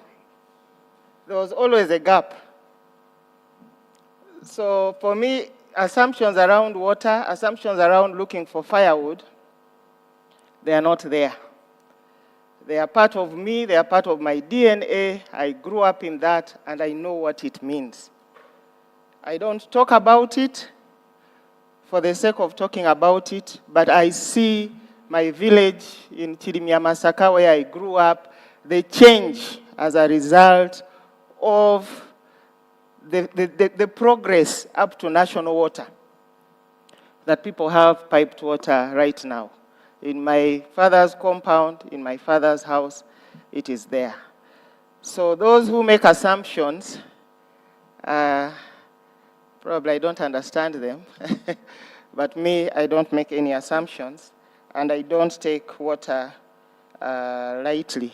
But I also appreciate that that is, growing up, that was the only space to meet and talk, and you would calculate your time so that you don't anger the mother that you spent so much time at the water source. My first fight was at the water source with a boy called John. I even remember the name. I don't know who won, but that was the place where we finished business. And you would fetch the water, you draw the water from the source, then you walk uphill, a very steep hill, you put the jelly cans there, then you assign somebody to take care of the jelly cans. Then you go back if there is a fight, because it was a source that we were sharing with, I think, 5 villages, but now it's, I think, more protected than before. So assumptions for me around water, around firewood, no. I'm very serious about them. My concluding remarks, Solomon, relate to what Dr. Joseph, I think, mentioned lastly around, and I think it was also mentioned earlier, around monitoring, around data, around accuracy. Evidence generation is very, very, very important. And I think it's something that we used to do a lot in the sector when I joined the sector in 2006. Lots of research, action research, academic research. Now probably it's happening, especially the academic, but I guess it doesn't get into the spaces where it's supposed to be received and used. So the use of all this data, where does it end? Who receives it, apart from the PhD documents, master's documents, and it needs to get into the space where it can make more sense and make more contributions in parliament, with the media, with people who can actually look at it and be guided to use it properly. So evidence generation for me is key. Dr. Joseph, real-time data, we don't have those opportunities for real time. We collect, we synthesize, then we wait. But there are opportunities abound these days where real-time data, real-time data analysis can be done. Our sector used to do a lot of piloting. Of course, that was stopped. But probably that is why now we get all sorts of technologies entering. Not piloted properly, not tested according to context. And people pick and play and pick things that break down after 6 months or even 3 months, because they've not been subjected to that due process. And yet our ministry has that capacity to do that. You know, people just come in with all sorts of things. That's the dumping, I think, Dr. Mugisha raised. And then lastly, looking at engagements with the private sector. We had a good input yesterday from Nile breweries. Do we even understand their needs? They need water, and they they produce products and make profits. Yesterday, the lady from Nile Brewery said their main aim is to cause happiness. They brew to generate happiness. But the brewing, we all know, requires a lot of water. And I thank the ministry very, very much for reaching out to those private sector spaces that consume, they need water, they consume a lot of it, they use a lot of it, and they are in business. They sell products that rely a lot on water. So the breweries, I think last year we had the flowers, the people who deal in the flower business. So we really need to have them on board so that we know how to engage with them and how it is important for them to understand the real issues around water resources, and water resources management. Thank you, Solomon. Thank you, Jen. And for the rest of the panelists, I really would want you to conclude in 1 minute, not 5. Because we don't have that time, we will be delaying the other discussions that are going to take place. I want to move to Dr. Your presentation for today. Yes. Yes, you make your concluding remark. You make your concluding remark. Yeah. All right. It's always difficult to conclude. I was not planning to. As I mentioned to you, development is it's about human development and security. It has unique characteristics, and I do believe changes are made at the local level. We don't develop people, people develop themselves. And I'm a very strong proponent of looking at different aspects of security and how security, essentially human development security, the different components of it interact. In particular, water, energy, land, and food. My last book that came in December was on peace, sustainability, and climate security, how the three talk to each other. As I mentioned to you, a sustainable world is a peaceful world, or it will not be. So peace is the least SDG developed, least developed SDG of all the SDGs. Like SDGs, but there are two global work at the local level. To me, SDGs are meaningless at the local level. There's a great need to be done with the HEC to scale things down from the country level to the village level, the household level. That's a difficult one. One thing I did not talk about is the importance of engineering education. Yesterday, Dr. Smith said that a great quote I read, "The past no longer is a guide for the future." A quote, I relate that to a statement of Einstein: problems cannot be solved with the same level of thinking that created them. Oh. Problems cannot be solved with the same level of leadership that created them. And problems cannot be solved with the same level of lack of compassion that created them. Okay. So how do we train the engineer of 2030 in Uganda? Today's education is outdated to address the problems that Uganda will be facing in 2030, 2040, and 2050. Engineers who are graduating today will be working on issues that don't even exist yet. They'll be using tools that don't even exist yet. So how do we prepare engineers to address, in addition to the fundamentals, to address the needs of the future of Uganda? Okay. Thank you very much. And I want to move to Dr. Florence Adong. Could you make your concluding remarks? I really need you to do it in a minute. That would be very unfair. Having called me to come and I'm supposed to answer 4 questions.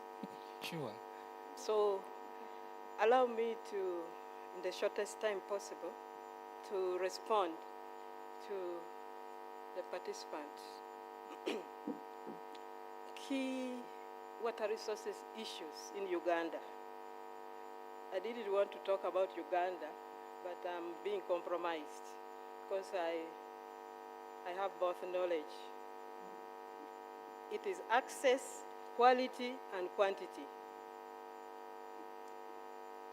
If you listen to what I said it from a transboundary perspective. The challenges. But these are the key challenges. So it was not that we assumed that water is ever there.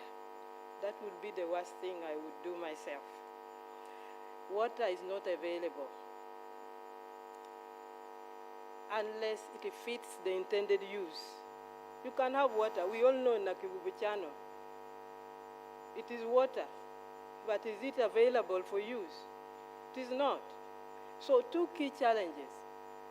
Issues of pollution brings in non-availability of water, in addition to impacts of climate change, which we are facing, together with the increasing demands, which reduces the per capita. So these are all taken into consideration. The challenge is that the population is not waiting for us. It is on the rise. The amount of water is going down.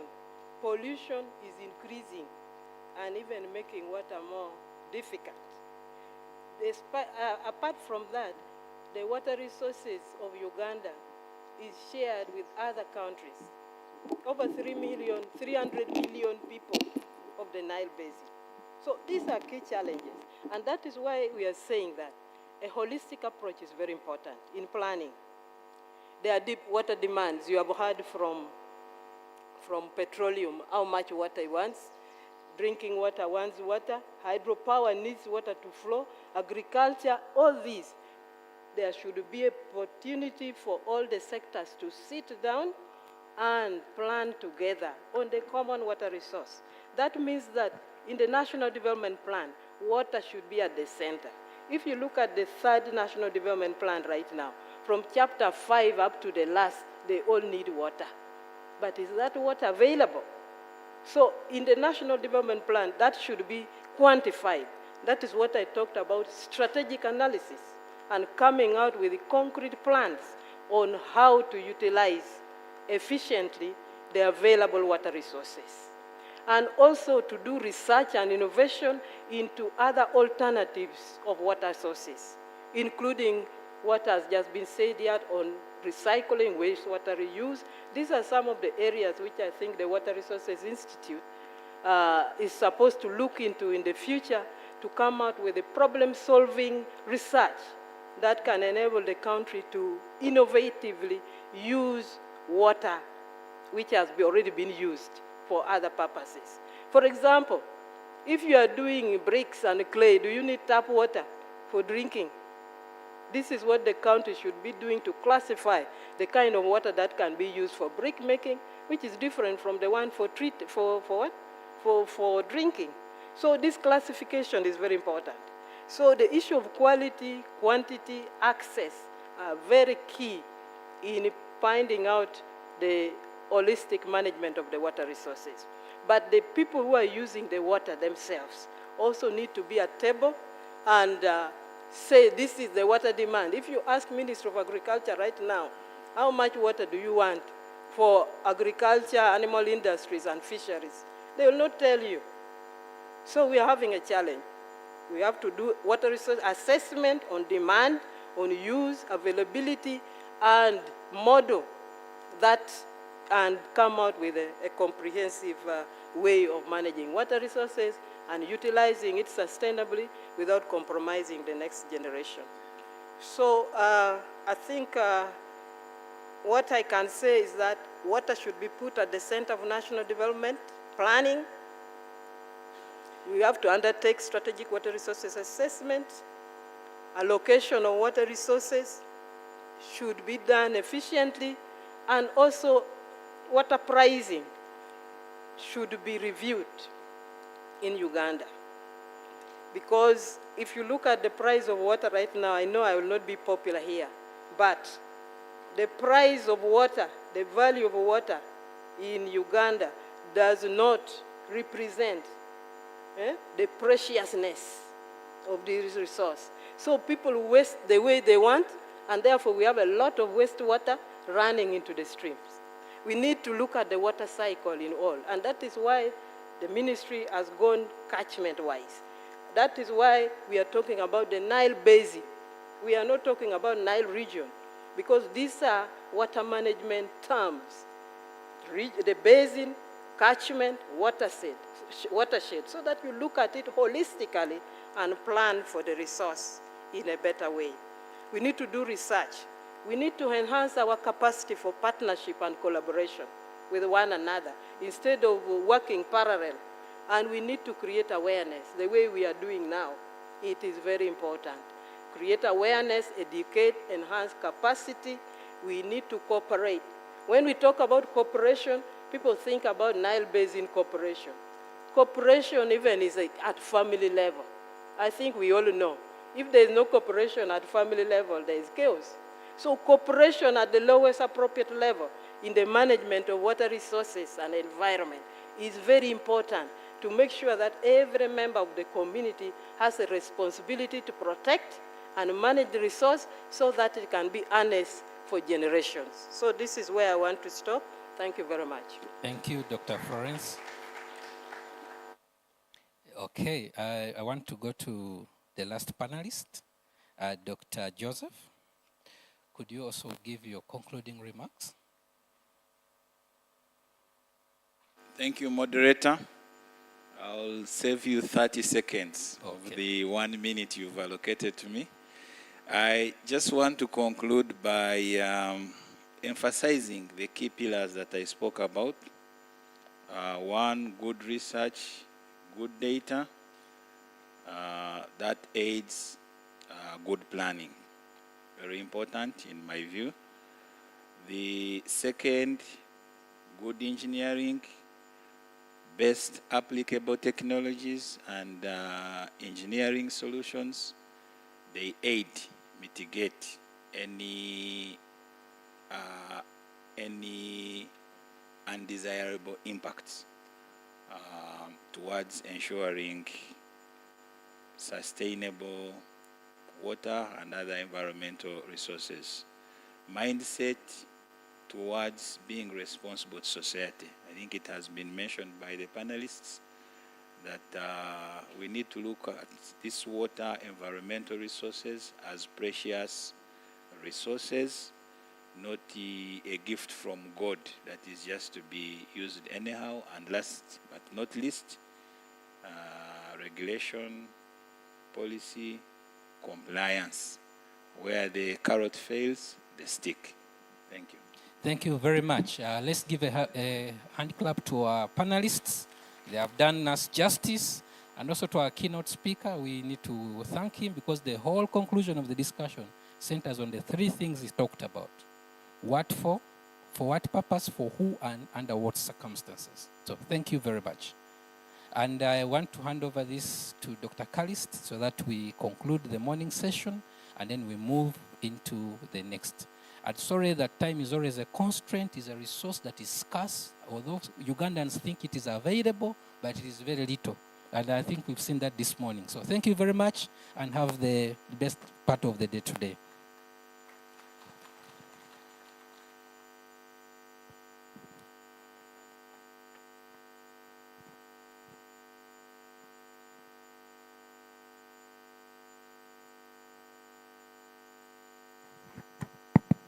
Join me again, ladies and gentlemen, to thank our keynote speaker and the panelists. And we also thank our moderators, Solomon and Brenda. And panelists, you can come and stand here. I would like to request the permanent secretary to give an award to our keynote speaker. And Engineer Joseph Yatu, can you come forward and give certificates to our panelists? So Professor Komakech, you can come forward for an award for an excellent job you have done to give us this keynote address. We do appreciate and thank you for sharing with Uganda. As you share with outsiders, now we are happy that you are sharing with us. Thank you very much and wish you all the best. So Engineer Yatu, can you come forward and award our moderators and panelists? So the panelists, you can stand in front there. Our moderators, can you also come forward? So Engineer Yatu, yeah.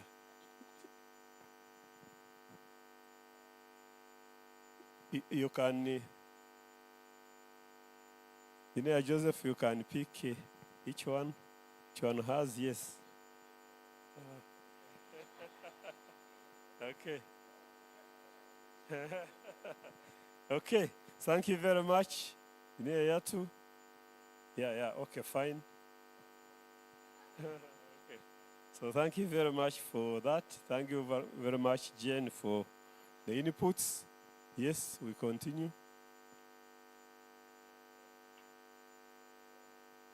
Okay, thank you very much, Dr. Florence. She's coming back after a few months of assuming the position of executive director, so we want to welcome you back, and we are happy for the inputs. She now speaks transboundary, and we appreciate. So we continue. Dr. Joseph Kobusheshe from Petroleum Authority, thank you very much again for highlighting what you are doing regarding sustainable utilization of water and environment resources. Dr. Amade from Engineers Without Borders USA, thank you very much again for your inputs and for helping us think outside the box and challenging the status quo. All right, and then we are having our two moderators, Brenda and Solomon. Again, thank you very much for the good job you have done. And can I request the panelists and the keynote speaker to stand in front there for group photo? PS, if you can join the team for the group photo. Engineer Yat, you remain there for the photo.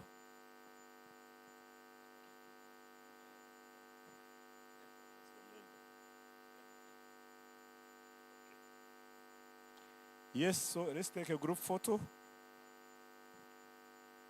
These are memorial photos. We want to remember these events. Okay.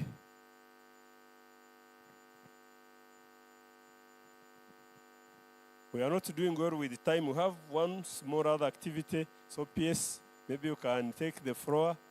Dr. Mark Smith.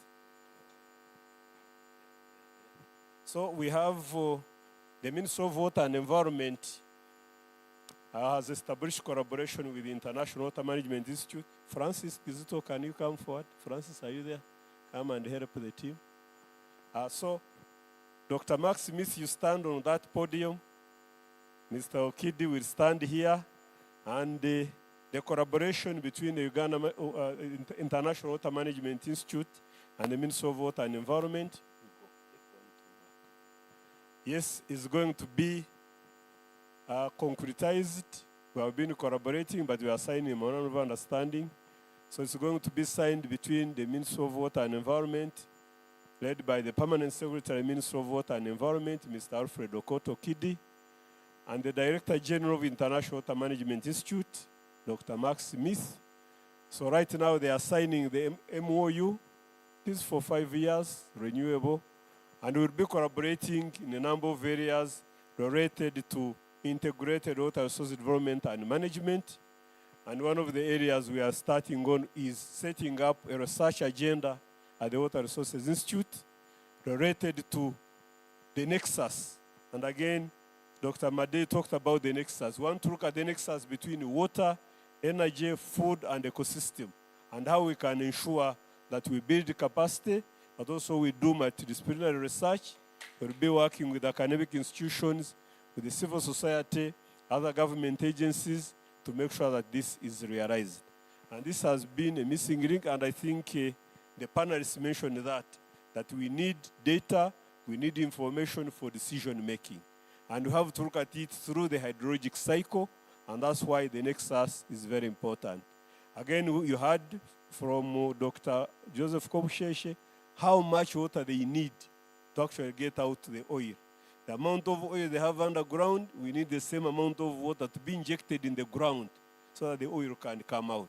How do we work with the energy people? But also we need water to flush the pipeline from Uganda up to Dar es Salaam.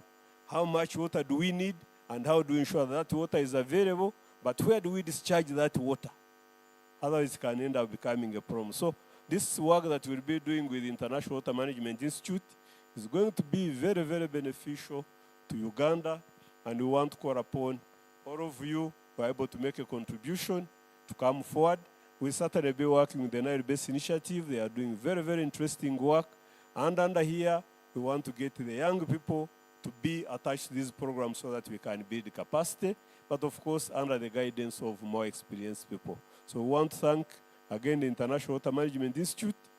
They are going to be establishing an office in Uganda. They have a regional office in Ethiopia, and we'll be hosting them at the Water Resources Institute as the Uganda office so that we can work very, very closely together. Once the signing is completed, the two heads of the institutions are going to share the MOU, and after that we'll break and go to another session, which will be starting just in a few minutes here. Otherwise, I want to thank everybody for attending this session. We want to thank our keynote speaker for really opening up the discussion and challenging us in a number of things we need to look at, and of course for the panelists, for also the perspectives, but also highlighting some of the areas that we need to be working on. So I think they finished signing, so we would want to request them to exchange the MOUs as a sign of their commitment. So thank you very much, the Permanent Secretary, Minister of Water and Environment, and Director General, International Water Management Institute, for signing the MOU. We commit to moving the agenda forward. Thank you very much. And ladies and gentlemen, we now, I know we're supposed to have some tea, and tea is available out there in the tent and up there, but we want to continue the session here. We have a session that is going on here where we are having, we have a session here where we are going to receive outcomes of the climate change conference in Dubai. Very interesting session, but we also have other parallel sessions that are going on which we would want to draw your attention to. We have a session, that is taking place at an IREC, National Water and Sewage Corporation. It's the launch of the response strategy to address bottlenecks in integrated water resources management and WASH. This is by Global Water Partnership. So some people already there. Those who can join that team, you go there. We have a training on operationalization of water and environment information system, WIS. We want to request those who would want to get exposed to the WIS to join there. It is in a WIS room on the ground floor. We have a session on powder riser pipe configurations, what the opportunities and lessons are. This is by Water Aid in Nile Boardroom. Then we're having technical presentations by paper presenters. That's going to take place in the DWD boardroom on the floor above. So again, I want to thank you for attending this session. So feel free to attend any of the sessions. And we look forward to very interesting sessions. And we'll end with the lunch. And then we'll return in the afternoon for parallel sessions. So after lunch, we'll go to parallel sessions. So look out for the parallel sessions. We have 4 parallel sessions. Again, a session on operation and maintenance framework for water supply, the Zoka boardroom. In this very room, we shall be having a session on transboundary water cooperation in the Nile Basin, unlocking the benefits of Nile transboundary cooperation. We shall also be having a session training on resettlement level reduction plans as a tool for water resources protection by Air Water Earth. That will be in the RIS boardroom. So again, wish you all the best. And on this note, I would like to inform you that it is served in the various areas, but the sessions are continuing. Can I request that the leaders of this session take it up as people try to prepare? We will probably start in the next 5 minutes. Thank you very much.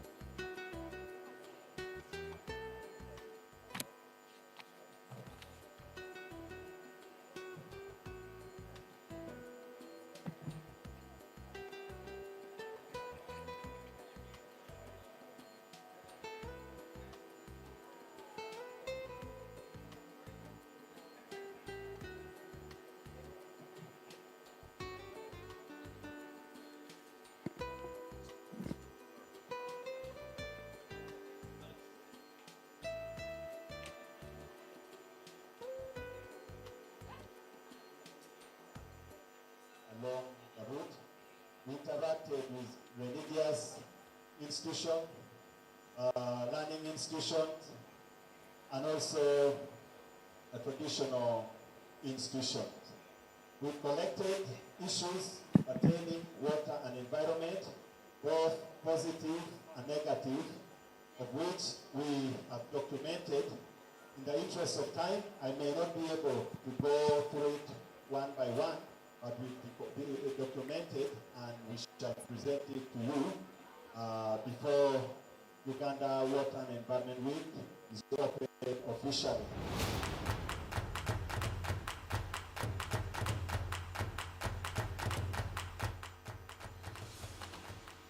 These are our workers. They are ready to move 518 kilometers.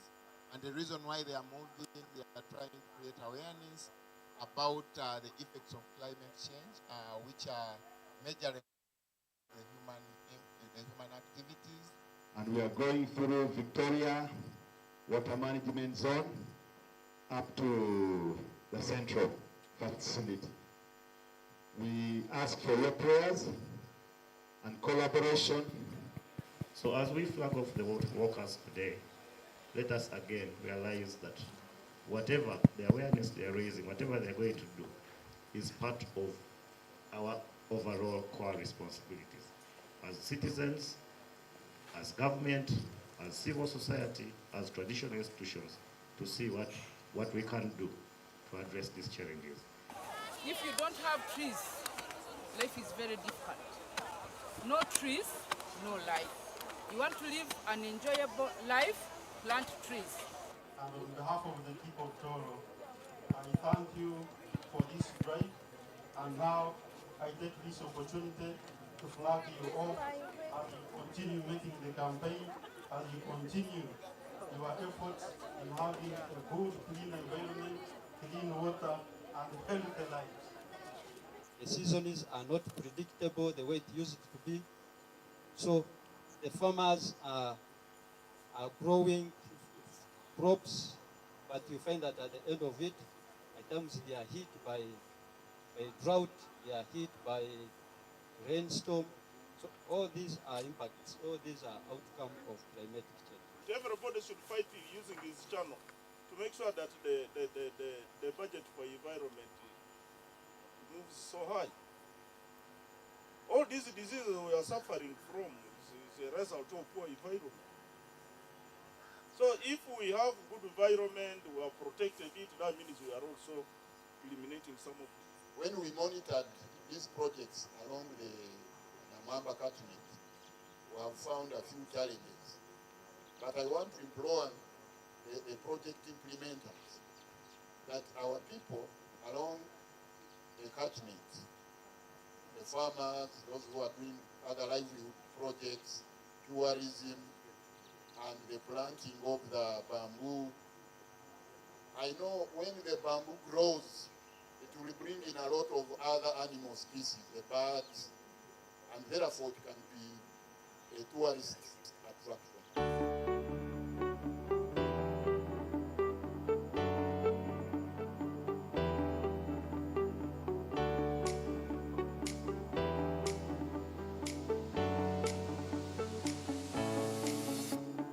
Abakorezi incinerators batulete na dustbins awokuba tuleba abantu banakuveera bo basanga abokuba dustbins ati ninche munonga nkahi amwaro n'okweruguru kyo twabire tubagambiire bagamba baza kukikoraho.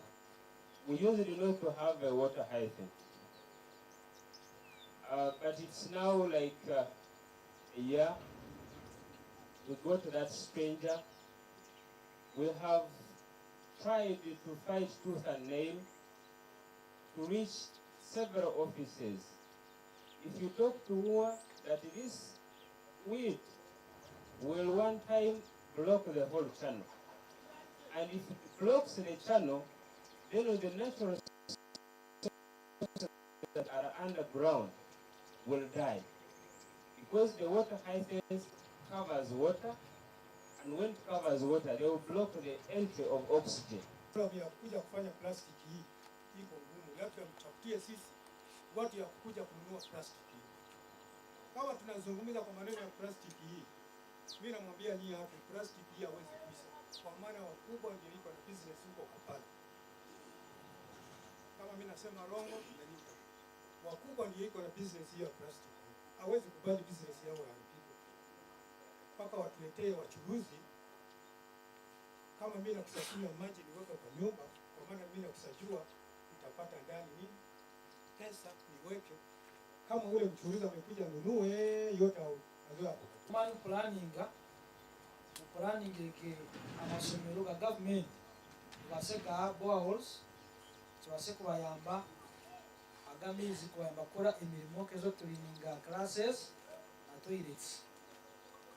Because we are in a national park, we have a challenge of people sneaking into the park to get firewood.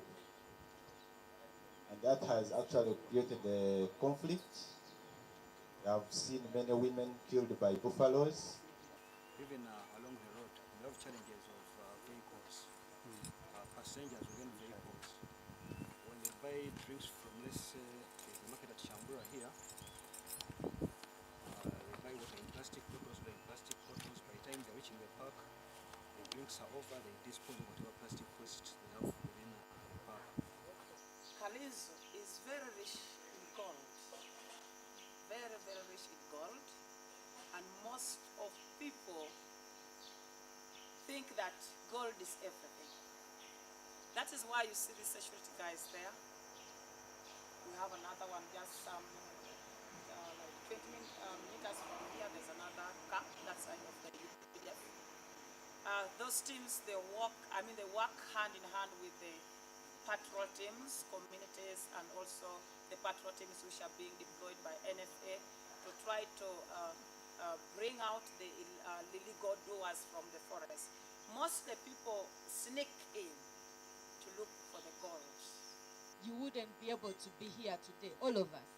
But we need to take care of our resources so that the generation that is coming after you, when you are now also in the places where we are now, should enjoy their development, should enjoy the resources, should enjoy the environment the way we were able to enjoy it.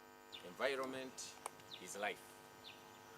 We think about the water and environment ministry, and we think about what we need to take very seriously. We live at a time when a lot of us as people have degraded the environment. We've not cared about it, but as religious leaders, we need to know that God created nature, God created water, and then He created man, and He urged us to take care of it. But we find that environment is degraded, and in Romans chapter 8, verse 19-20 says, even nature is groaning for salvation. So nature has been choked, and it is groaning, crying out for liberation. So I appeal to all God-fearing people, loving people, to know that it is our responsibility to take care of the environment. After all, water is life, even our bodies. A land of breathtaking landscapes and vibrant communities. Welcome to Uganda, a land of contrasts where innovation meets adversity in the battle for sustainable development. In this documentary, we explore the delicate balance between the environment and water resources, shedding light on the challenges and initiatives shaping the nation's future.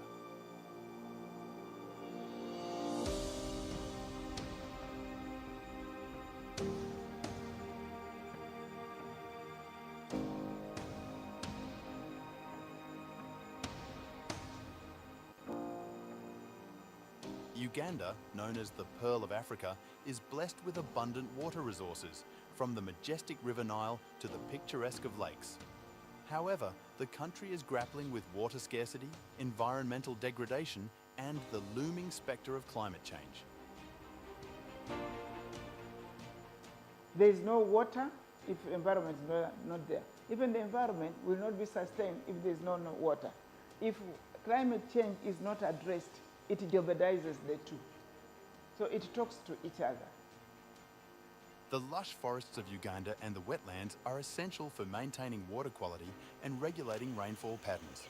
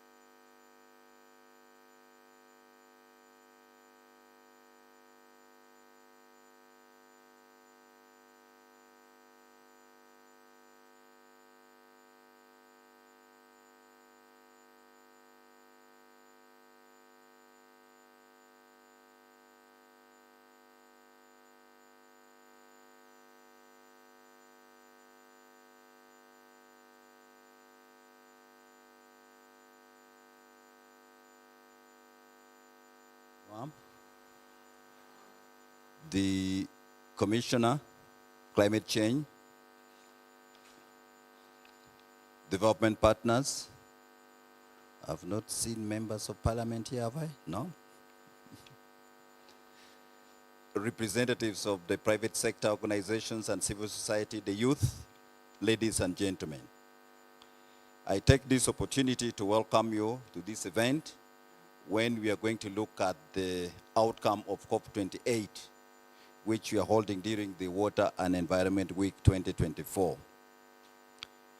In order to ensure effective participation of Uganda's interests at COP28, the ministry constituted the National Organizing Committee with multiple stakeholders, and this was drawn from MDS, private sector, civil society, the religious grouping, the youth, the media, among others.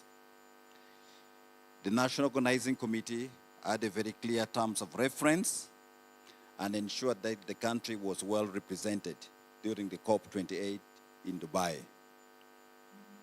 A cabinet paper was prepared and it was discussed by cabinet on 20th November 23 that cleared our participation. Uganda's delegation during the negotiations was structured around the following thematic areas. We had one, adaptation, including loss and damage due to the impact of climate change. We had mitigation, including mitigation work program, including carbon markets and just transitions, among others. We also had a specific one on climate finance, technology development and transfer, gender and climate change, and capacity building. Each of these groups was led by experts and technical representatives to support them. COP28, prior to COP28, these thematic teams prepared the national paper that was disseminated after discussion by the working group. The outcomes we are disseminating today indicate our progress in comparison to our national position and the implications to Uganda. In addition to the formal negotiation outcomes, COP28 presented an opportunity for Uganda to have side events, and we had 70 of them, including exhibitions and bilateral meetings. Honorable Minister, it is important to note that this was the first time we had a delegation office and a pavilion, courtesy of the government of the United Arab Emirates, for which we are very grateful. The space was used to the best possible ability, and we showcase Uganda's tourism potentials, trade, investment, and also as an opportunity to foster cooperation. Therefore, it is important to note that Pavilion enables Uganda to have a physical address, visibility, and attraction of new partnership in addition to promoting the country. It is therefore my humble appeal that we make it a norm in subsequent COPs for Uganda to continue to have a pavilion and a delegation office because of the immense benefits they do present. The delegation was led by the Right Honorable Prime Minister. We had ministers, several. We had permanent secretaries. We had heads of agencies, private sectors, and we had participation from the non-state actors, the youth, the media, and the religious and the cultural leaders too participated. In a very special way, I'd like to say thank you to His Excellency Ambassador Zake Chibedi and his team in UAE, who ensured that there was good coordination and plenty of diplomatic support to the Ugandan delegation. I'd also like to thank the board chairperson and executive directors of the different government agencies and all the technical people who had different roles during COP28, especially in our pavilion. As we look forward to COP29, I would like to call upon all stakeholders to build on and maintain the same work ethic and team effort that served us in COP28. For all that did not go well as planned, we seek your indulgence and we pledge to do better. And I'd like to say thank you to Commissioner Margaret, together with your assistant commissioners, and the secretariat that coordinated us very effectively. With this, I would like to now request the commissioner to come and give us a brief overview before I call upon our chief guest to address us, because she has a long journey to make. So Margaret, be very brief. Thank you.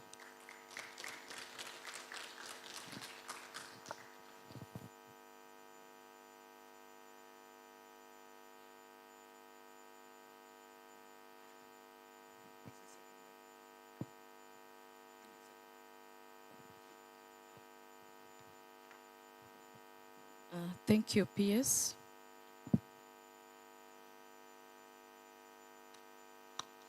I'm Margaret Athieno Mwewesa, Commissioner Climate Change, and also the UNFCCC National Focal Point.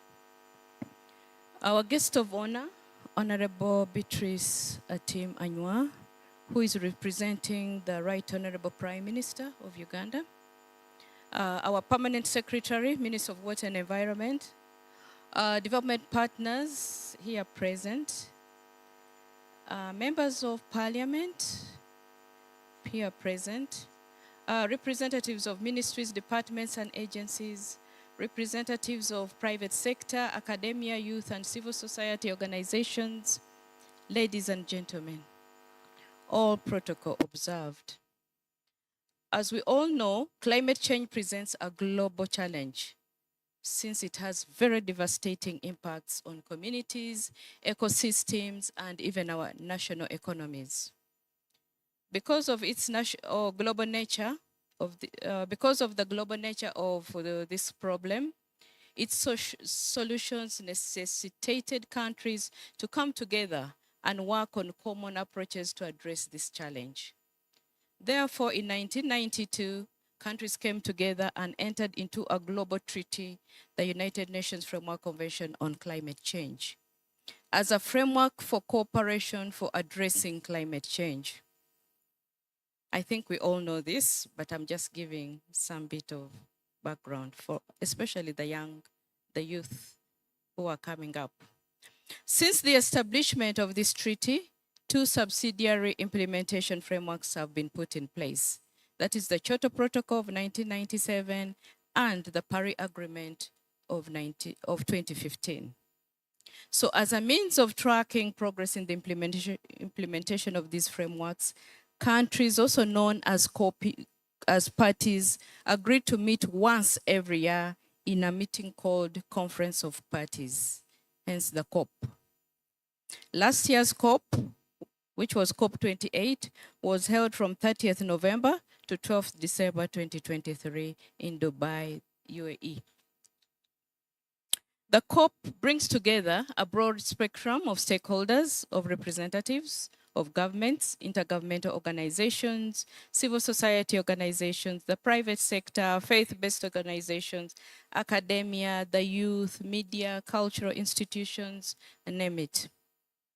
And parties at the COP front their positions through a number of negotiation groups, namely the African states, the Asian states, the Eastern European states, Latin American, and the Caribbean, and the Western European, and other states, including Australia, Canada, and the USA.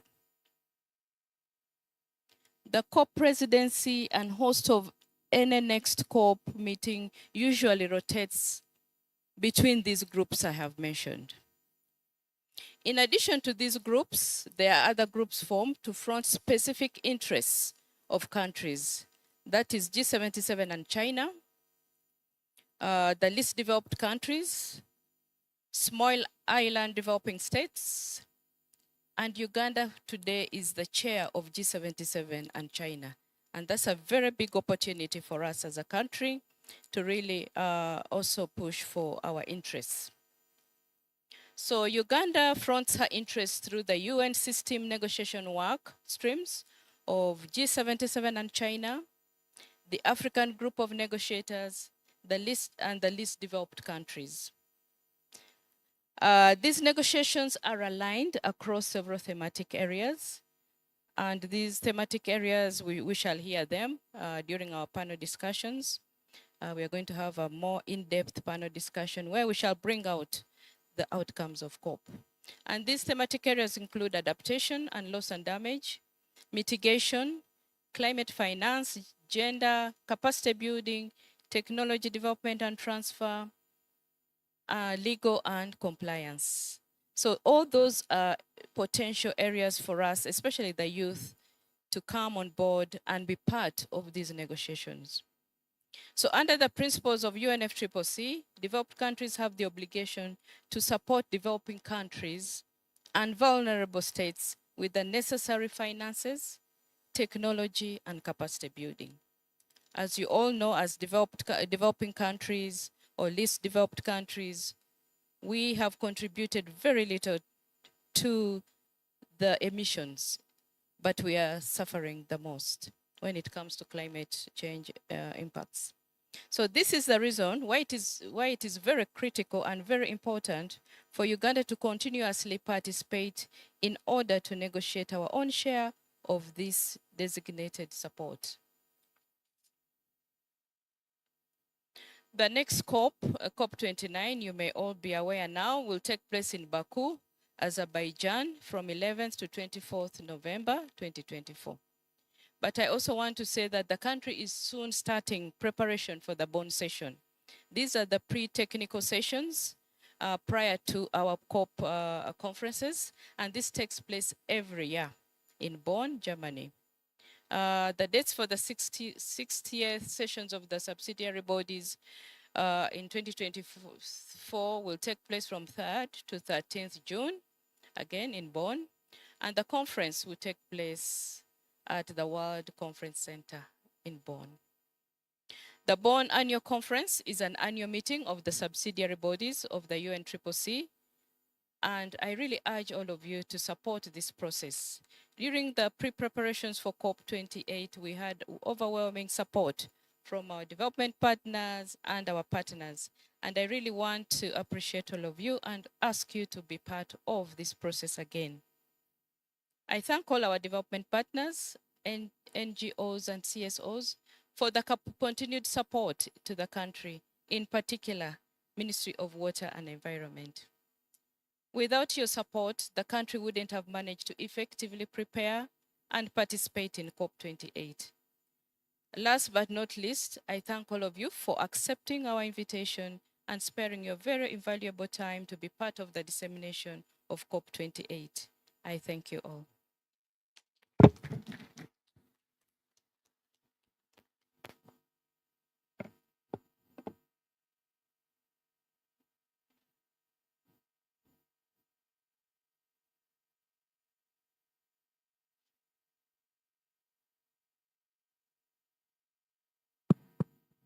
Thank you, Margaret.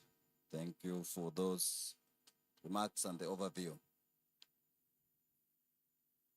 Next, I would like to invite our chief guest, that is Honorable Beatrice Satimanywa, Minister of State for Environment, representing the Prime Minister, to come and deliver our remarks and flag us off so that we go into the details of the discussion. Honorable Minister, you're welcome.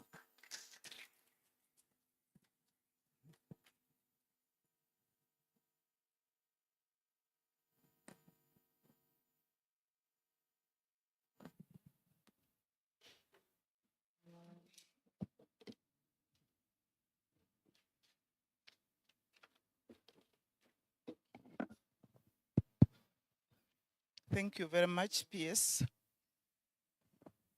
and Margaret, for the overview. As you said, I don't see the ministers, I don't see, but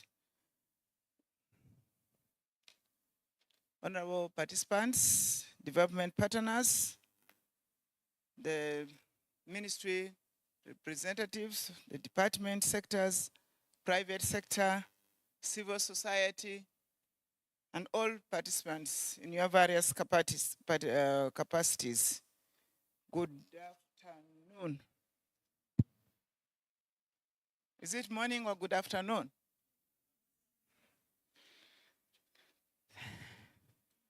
I'm just here to represent the Right Honorable Prime Minister, who is supposed to have been here with us, but because of national duties, she's unable to be with us, and she has delegated me just to present her thoughts to you, the delegates.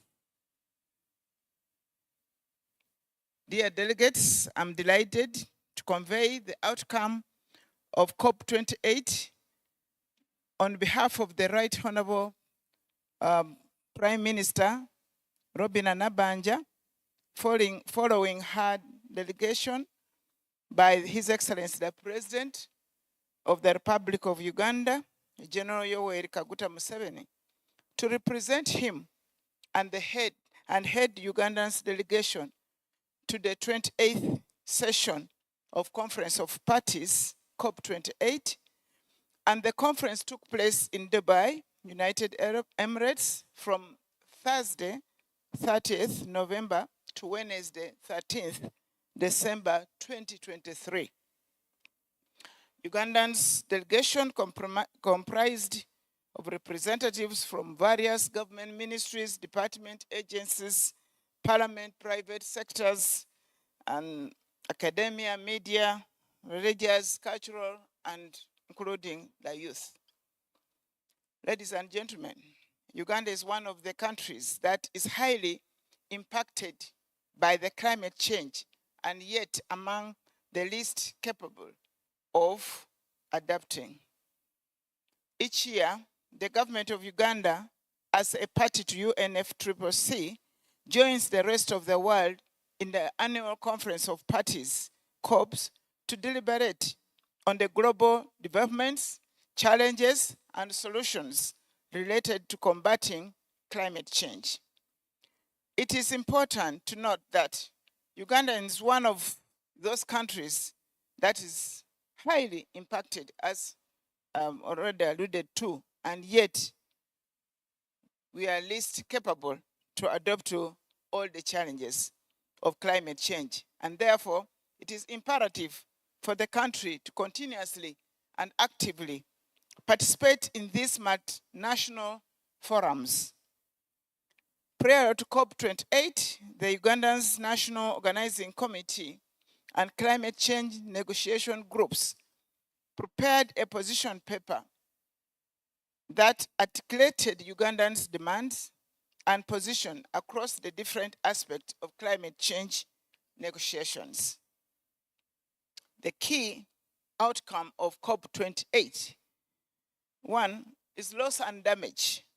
On the issue of addressing loss and damage due to the impact of climate change, Uganda demanded that COP28 create a dedicated fund and funding arrangements for loss and damage, which was lobbied for.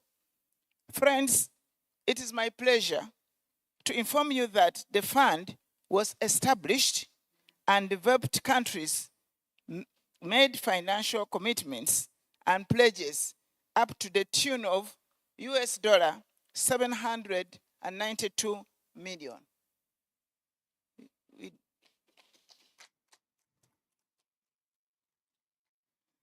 This is a welcome development given the fact that Uganda incurs huge losses arising from flood, droughts, landslide, and lightning strikes. The COP28 further led to a significant win for developing countries, including Uganda, in that developed countries made commitment and pledges of financial support to several climate change funds that were replenished as below in the umbrella of climate finance. One, the Green Climate Fund to the tune of US $12.8333 billion. Two, the Least Developed Countries Fund and the Special Climate Change Fund to the tune of US $179 0.606 million. 3, adaptation fund to the tune of US dollar 187.74 million. Multilateral development banks announced US dollar 180 billion in additional climate finance at COP28. The International Energy Agency pledged the US dollar 4 billion to address cooking-related health crises in Africa, with Uganda as one of the beneficiaries. 6, US dollar 100 million was announced from Green Climate Fund towards food loss for 7 countries, including Uganda, which will access US dollar 10 million. Friends, if we don't clap for such, then I have no words. Because it's a little achievement, but something back home. The US dollar 10 billion initiative was launched for food security. African and Middle East Safe Initiative, scaling up agriculture and food system for economic development, amongst others. Especially on agriculture during COP28, Uganda negotiated designated funding worth US dollar 10 million towards addressing food loss in changing climate. I therefore call upon ourselves and government and non-government stakeholders to take advantage of these funds and write winning proposals to attract these funds to Uganda. On the issue of carbon trade, Uganda expected the COP28 to finalize the rules, modalities, and procedures for countries to cooperate in the trading in carbon credits. The discussion were not concluded and deferred to COP29. Therefore, as Uganda awaits the COP decision on this matter, I call upon the government of Uganda to expedite the finalization of the necessary requirements for carbon trading such that Uganda can benefit from the carbon trade. One very critical interest for Uganda and the developing country parties was to demand that developed countries provide support in terms of finance, technology, and capacity building for vulnerable countries to effectively address climate change. This is key in supporting Uganda implement her national determined contribution and other development strategies. On the subject of country transitioning away from the use of fossil fuel to cleaner form of energy, Uganda's position at COP28 was to urge parties to ensure that this process is just, orderly, and equitable. Negotiation at COP28 concluded with the UAE consensus, in which there was an agreement on the global transition away from fossil fuel in energy system in a just, orderly, and equitable manner, accelerating action in this critical decade to achieve the net zero emission by 2050 in keeping with the science. This agreement is, however, non-binding, but it is expected to trigger initiatives and actions at future COPs. This means that Uganda may continue to run 2 energy systems in parallel, that is renewable energy and fossil fuels. Leaders committed to tripling renewable energy by 2030, doubling energy efficiency improvement rate, and establishing new standards to unlock global trade in hydrogen. This is already in line with our national energy policies. I'm happy to report that Uganda is currently way ahead in this aspect. In the current energy mix, Uganda has more renewable energy than the fossil fuels. Aside from the negotiation at COP28, this platform provided a number of partnership and investment corporations for Uganda, both directly through government ministry departments and agencies, and indirectly through the civil society organization, the youth groups, and the private sector. Some are here to be highlighted. There was the signing and the launch of the Continental Kampala Declaration on Migration, Environment, and Climate Change. And this is a milestone. We hope to push it up to COP29. There was a memorandum of understanding with the government of Italy for cooperation in the environment and energy security. There was an endorsement of the Health and Climate Declaration, sounding the alarm on the severe health implication of climate change. I'm sure as we are here, we are all sweating alike. And it has an effect. Ladies and gentlemen, I'm pleased to note that unlike in the previous COPs, Uganda had a pavilion, which was already alluded to by my peers, which was used to promote our investment, tourism opportunities, and also enabled us to showcase. And indeed, we thank the UAE for this noble gesture, providing the pavilion and space at no cost. The pavilion, we were able to host over 70 events in our Ugandan pavilion. So we marketed ourselves there. In conclusion, ladies and gentlemen, COP presents opportunities for addressing global challenges, but requires dedicated, committed, and multi-sectoral delegation to negotiate effectively, both in COP negotiations streams and in the bilaterals. This can only be attained when the government invests in the negotiation process, starting with the one in June, annual June, of the technical team, which my commissioner has already alluded to. And these negotiations are already starting. I'm also heading for one pre-COP ministerial conference, which will start from tomorrow. I wish to thank all the technical and political negotiators and all the delegates who effectively represented Uganda, both physically and virtually, at COP28, and call upon the relevant MDAs to facilitate the implementation of outcome.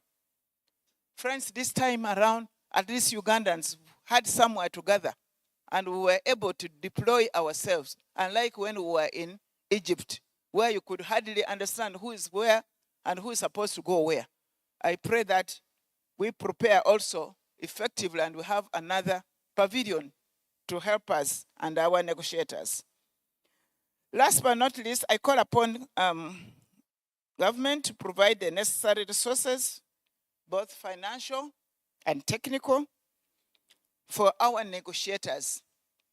We need more of them there because there are parallel activities going on, and if you don't have enough negotiators, we miss out in some of this.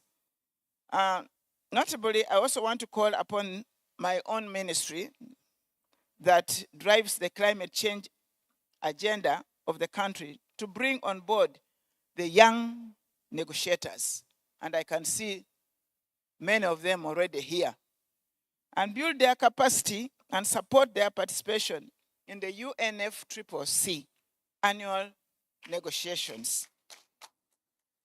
And we shall have this taken seriously. Once more, I thank you. Right Honorable Nabaja, not Anua speaking, it is the Prime Minister. Thank you.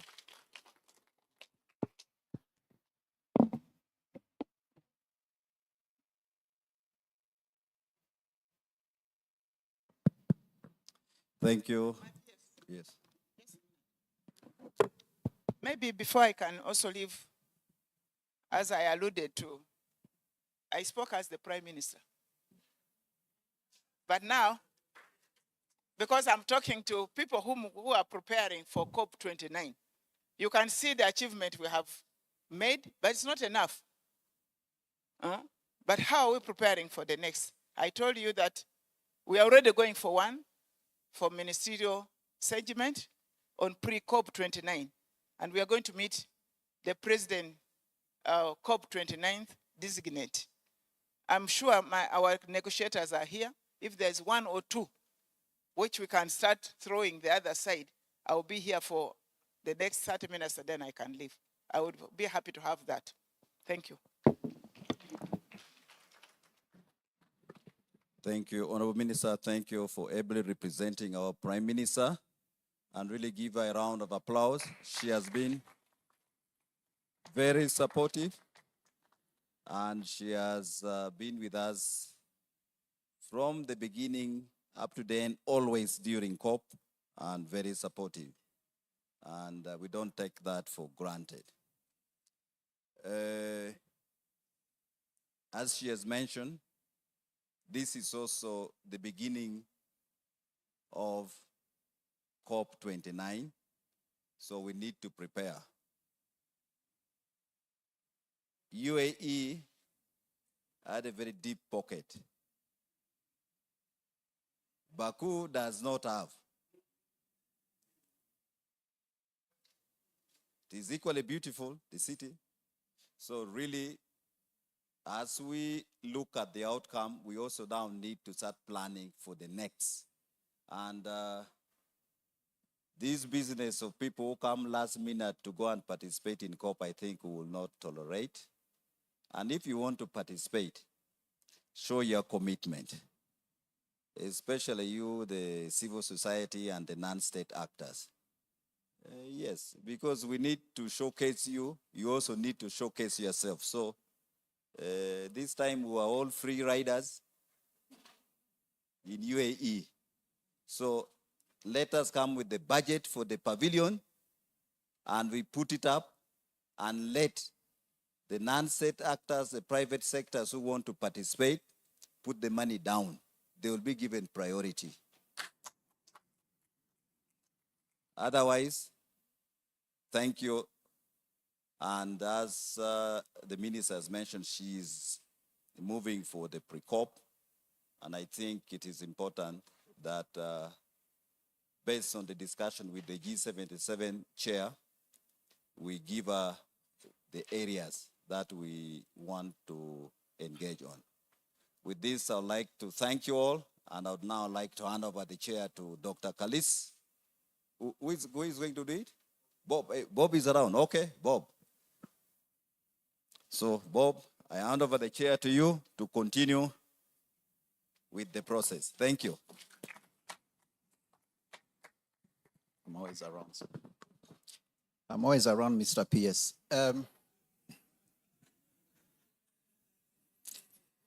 Yes. Okay, on that note, I think let's give a round of applause to the Right Honorable Prime Minister and the PS for a job well done, because while both of them were talking, I didn't hear there's so much applause, and in African tradition, it's not very good to clap with one hand, but it's good, I think, to once again applaud the Right Honorable Prime Minister and the PS. So, Right Honorable Prime Minister, the PS directors, Commissioner Climate Change and all commissioners present, distinguished delegates, ladies and gentlemen, my name is Bob Natif, and I'm very privileged to introduce to you the panel. But before we go into the panel, I think let me give a few insights, and then I'll invite the panel members to Maybe as I talk, let me invite the panel discussants to come and take up their seats. We have about 6 speakers. We have Professor John Kadu for adaptation. Please come right ahead. We have Honorable Winnie Masiko for gender. We have Miss Edith Kateme Kasaija for finance. Oh no, sorry. We have Mr. Dennis Mugaga for finance, who has picked a lot of notes from Miss Edith Kateme Kasaija. We have Professor Okure for mitigation. We have Mr. Epitu for capacity building. And we have Mr. Fred Onduri for technology.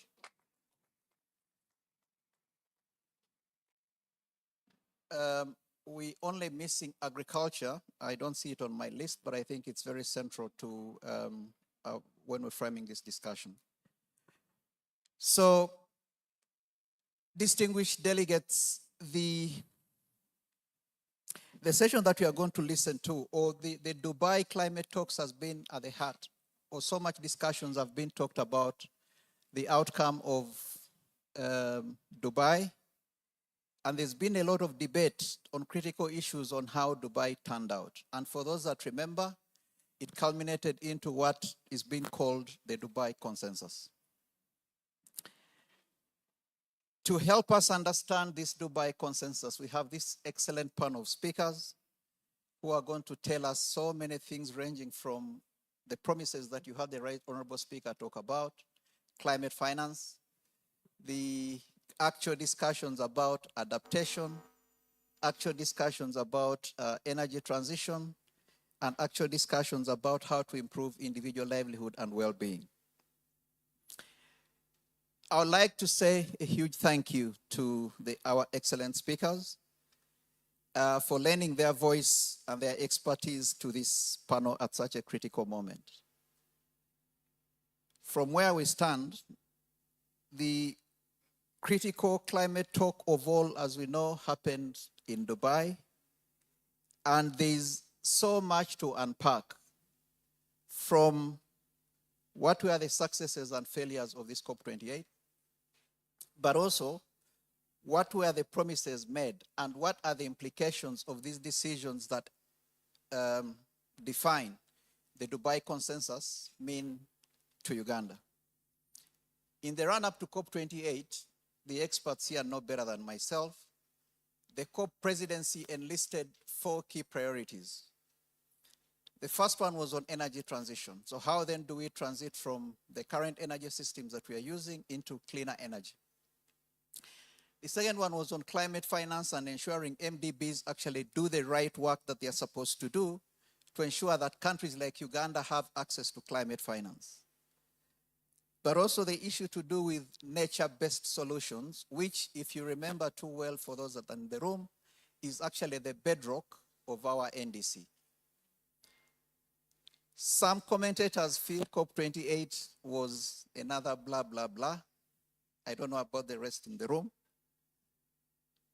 And they have quantified, and others have actually qualified the success of COP28. For a verdict, we're going to hear from the excellent speakers, and I'll be posing a couple of questions. But as I pose a question, I think you'll also take the opportunity to fully introduce yourself. I might have done it wrongly. And then we dive into the detail of the discussions. But I think the most emphasis, or maybe this will come at the end, of what the key takeaways that the minister should actually enlist as part of our initial discussions at the ministerial in Copenhagen. So,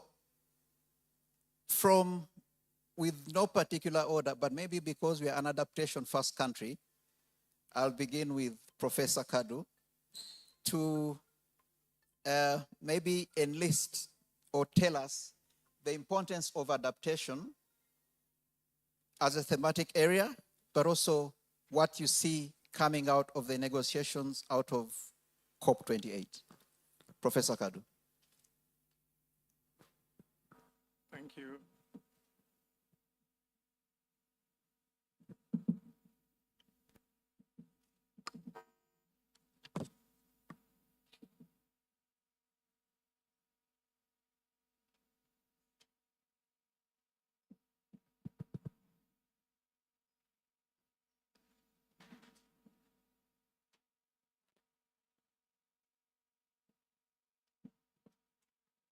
Yeah, thank you.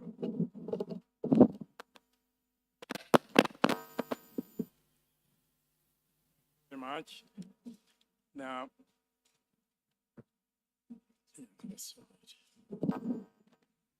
the importance of adaptation and loss and damage, of course.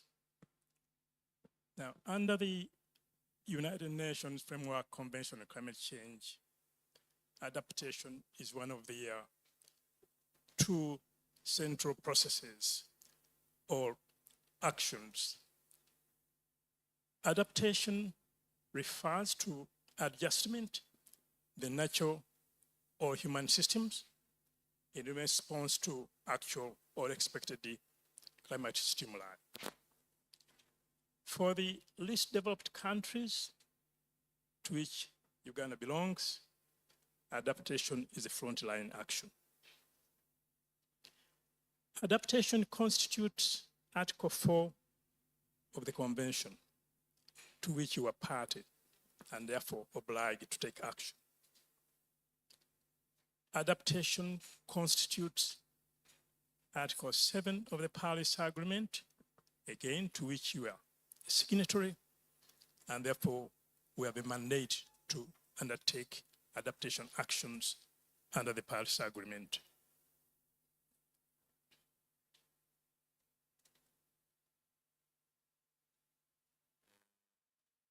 There are many options that are available to respond to adaptation needs. I just mentioned a few. The technical options such as flood-proof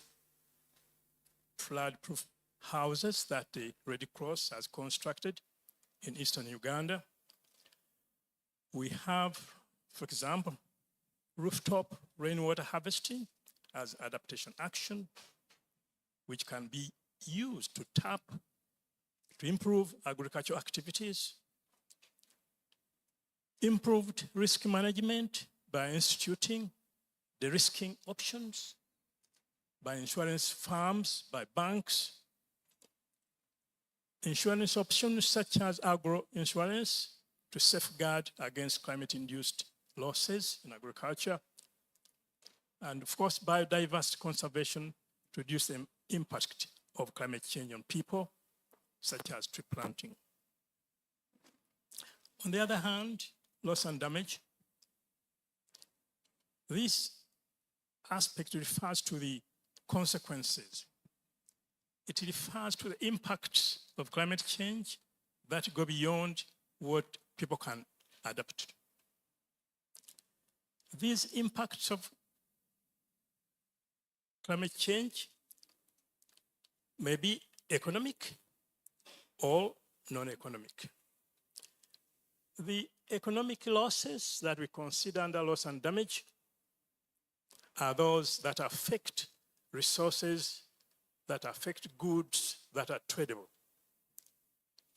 On the other hand, the non-economic losses that we look at refer to the damages that can be very devastating, of course, but to which you cannot put quantifiable monetary value.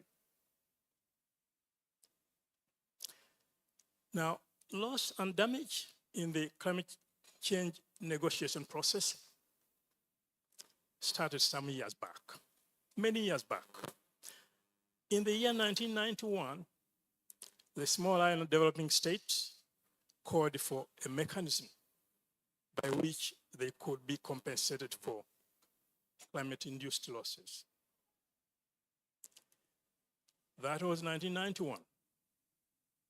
In the year 2022, at COP27 in Sharm el-Sheikh in Egypt, a decision for loss and damage fund was achieved. In other words, after 31 years of negotiation, we need to take note of that, Honorable Minister, so that the conversation that you are going in minimize that kind of duration. We have the fund for loss and damage, but utilization of the fund, availability of the fund. The key negotiation items on adaptation at COP28 were as follows. There were 7 items. We had the Glasgow Sharm el-Sheikh Work Program on the Global Goal on Adaptation. We had the report of the Adaptation Committee and the review of the progress, effectiveness, and performance of the Adaptation Committee.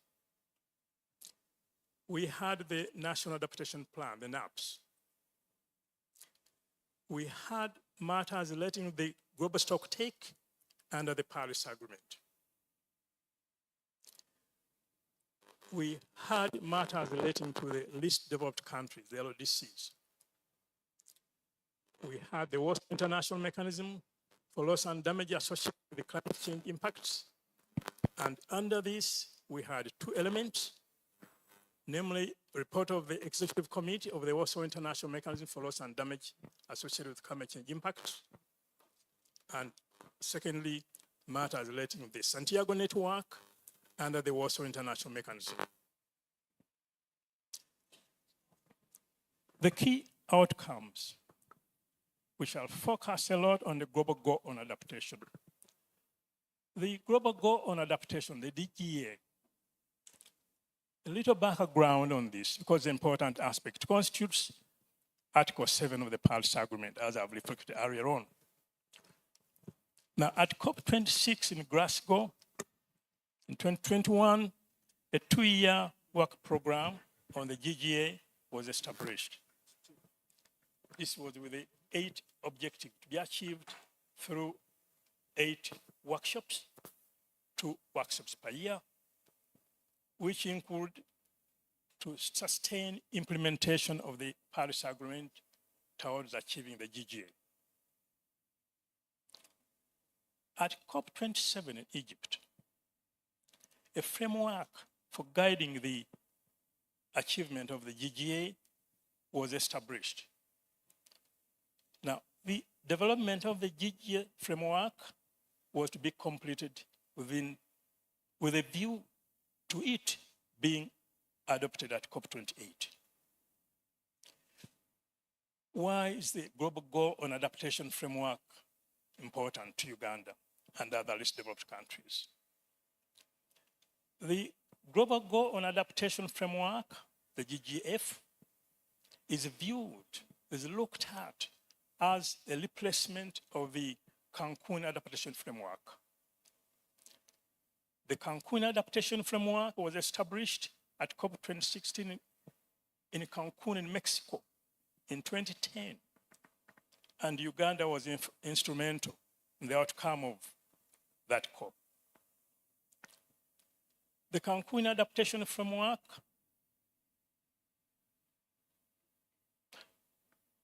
brought into existence a number of processes.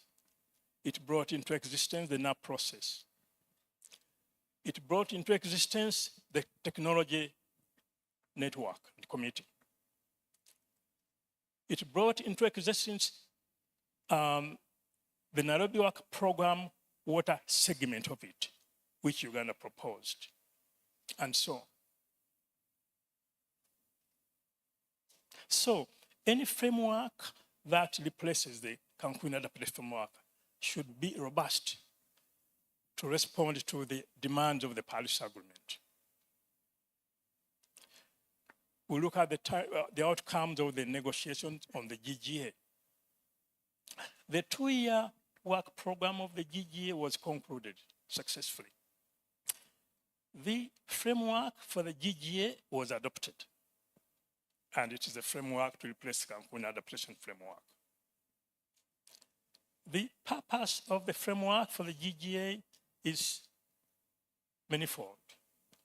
For example, is to guide the achievement of the GGA, also to guide the review of the overall progress in achieving the GGA with a view to reduce the adverse impacts of climate change.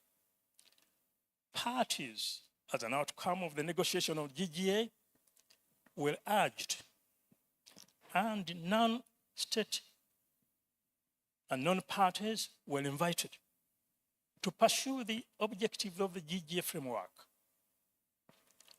This is towards achieving the two categories of the targets. Two categories of targets were set in Dubai in terms of the GGA.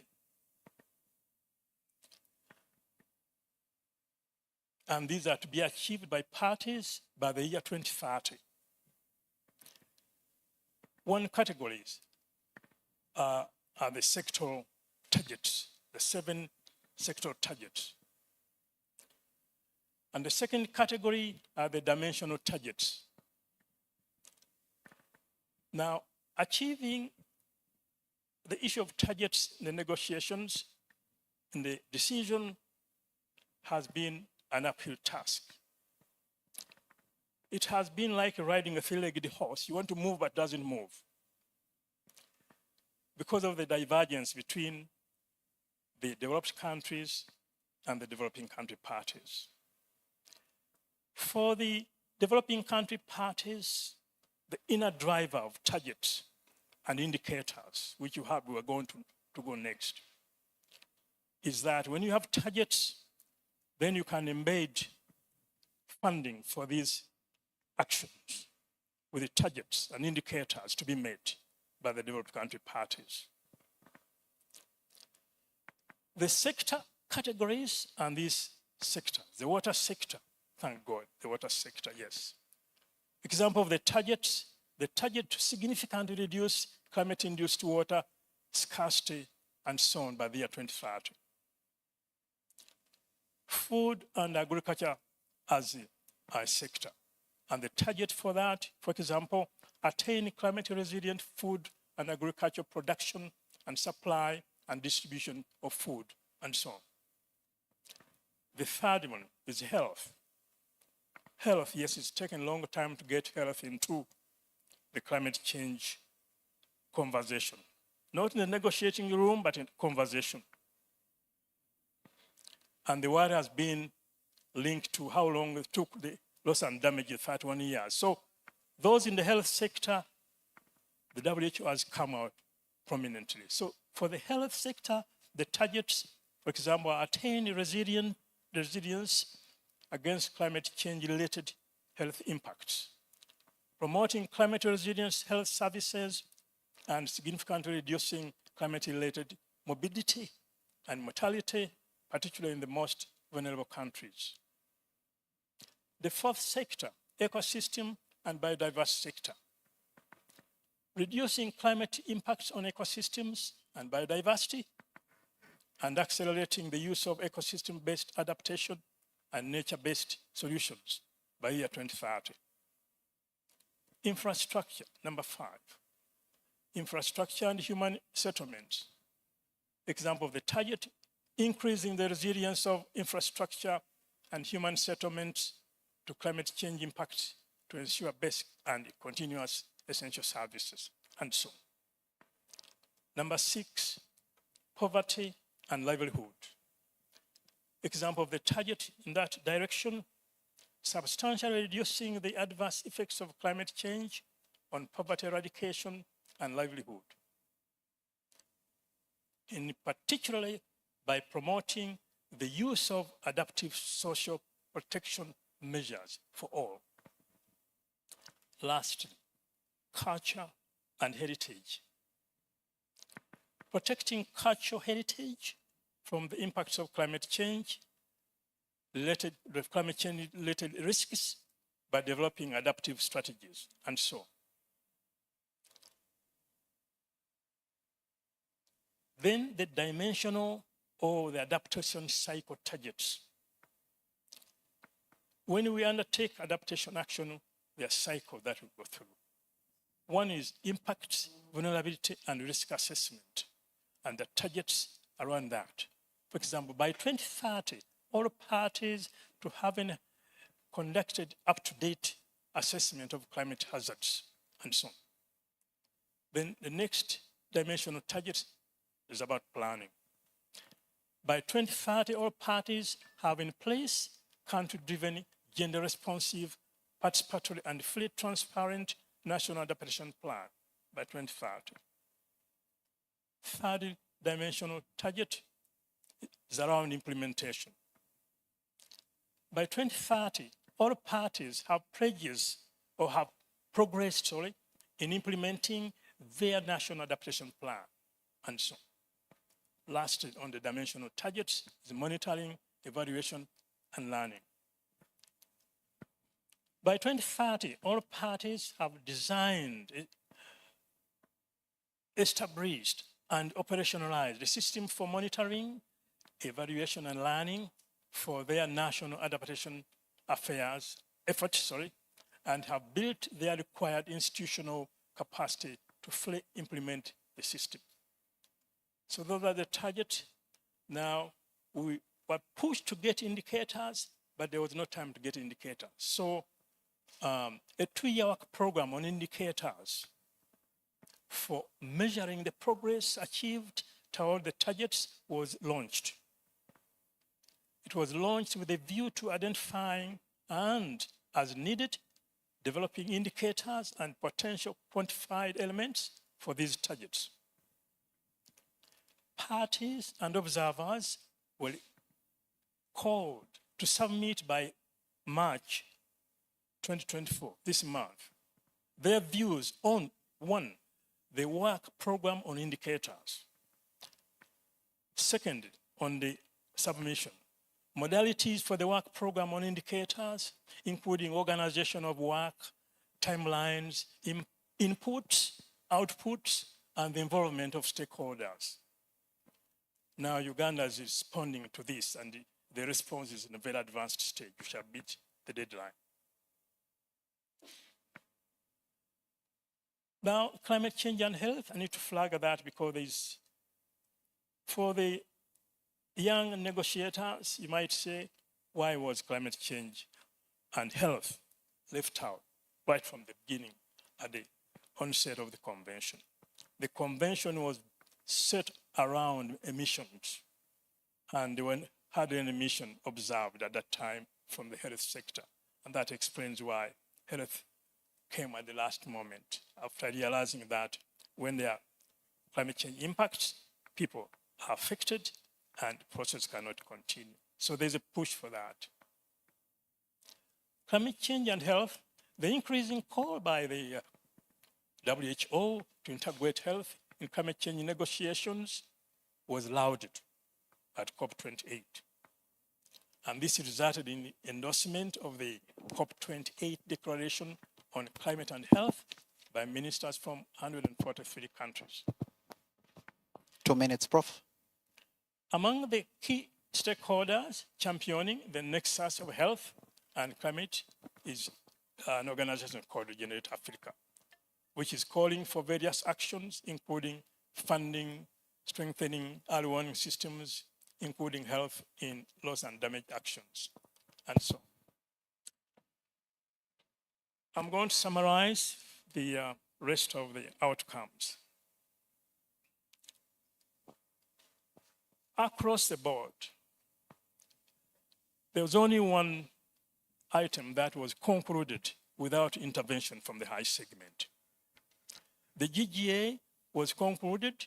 It was not concluded on time because of lack of convergence, but it was concluded after ministerial and presidential intervention.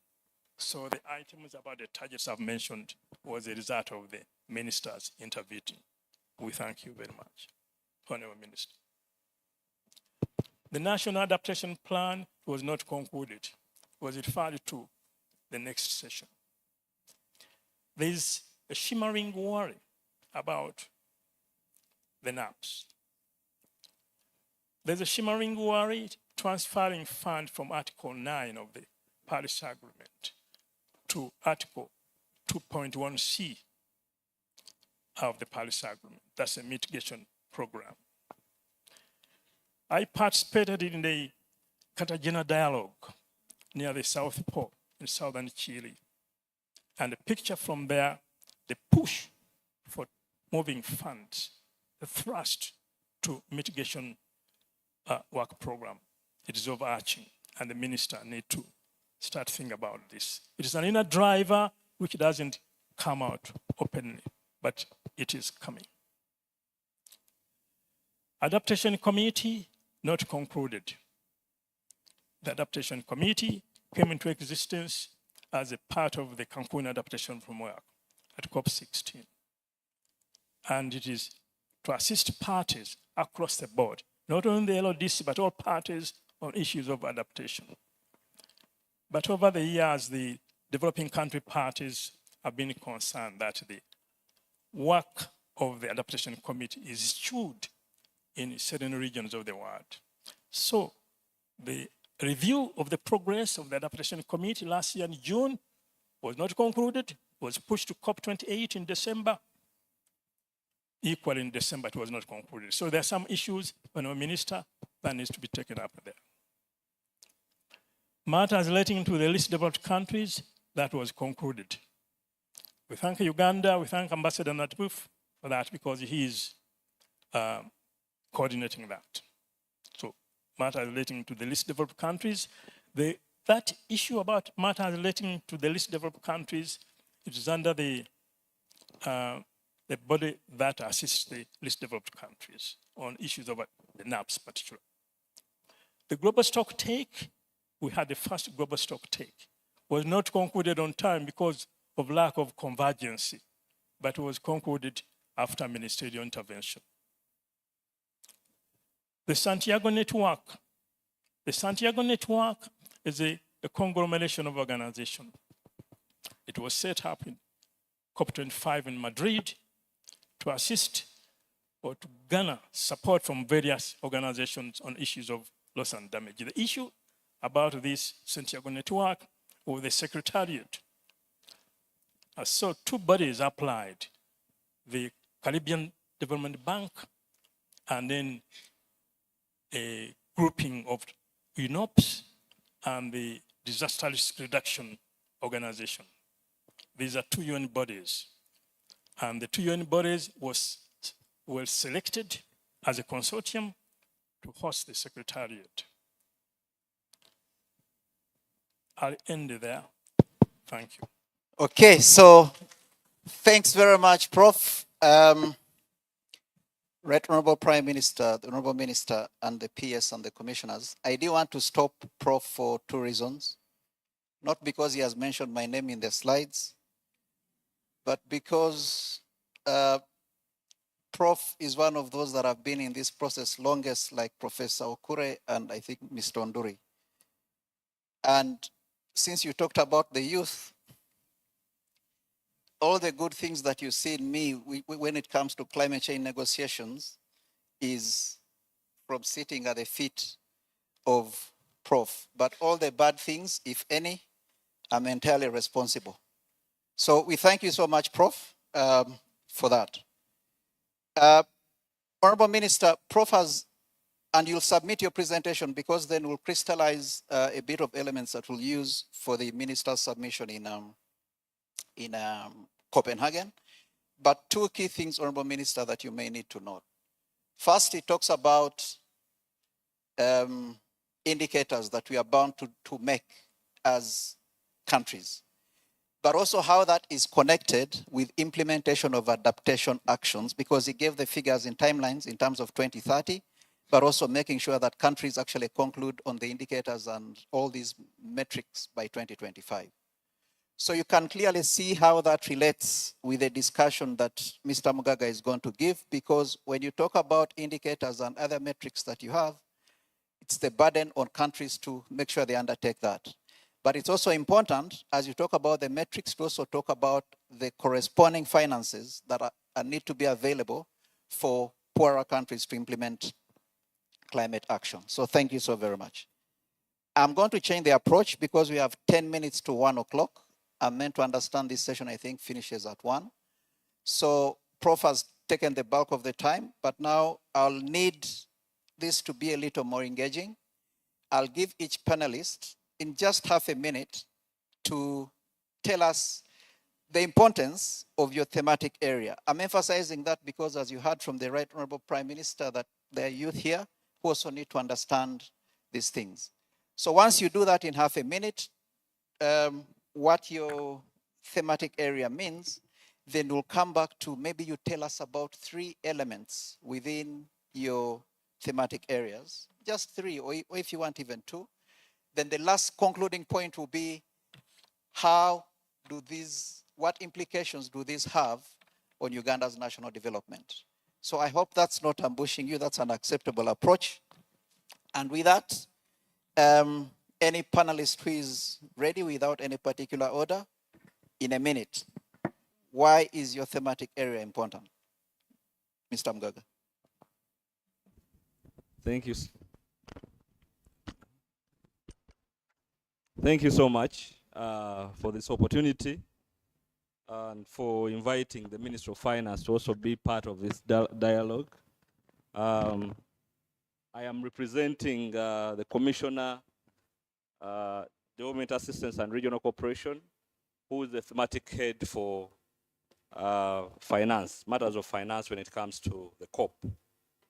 Now, obviously everyone knows here that finances are the drivers of all the actions that we want to undertake when it comes to climate action.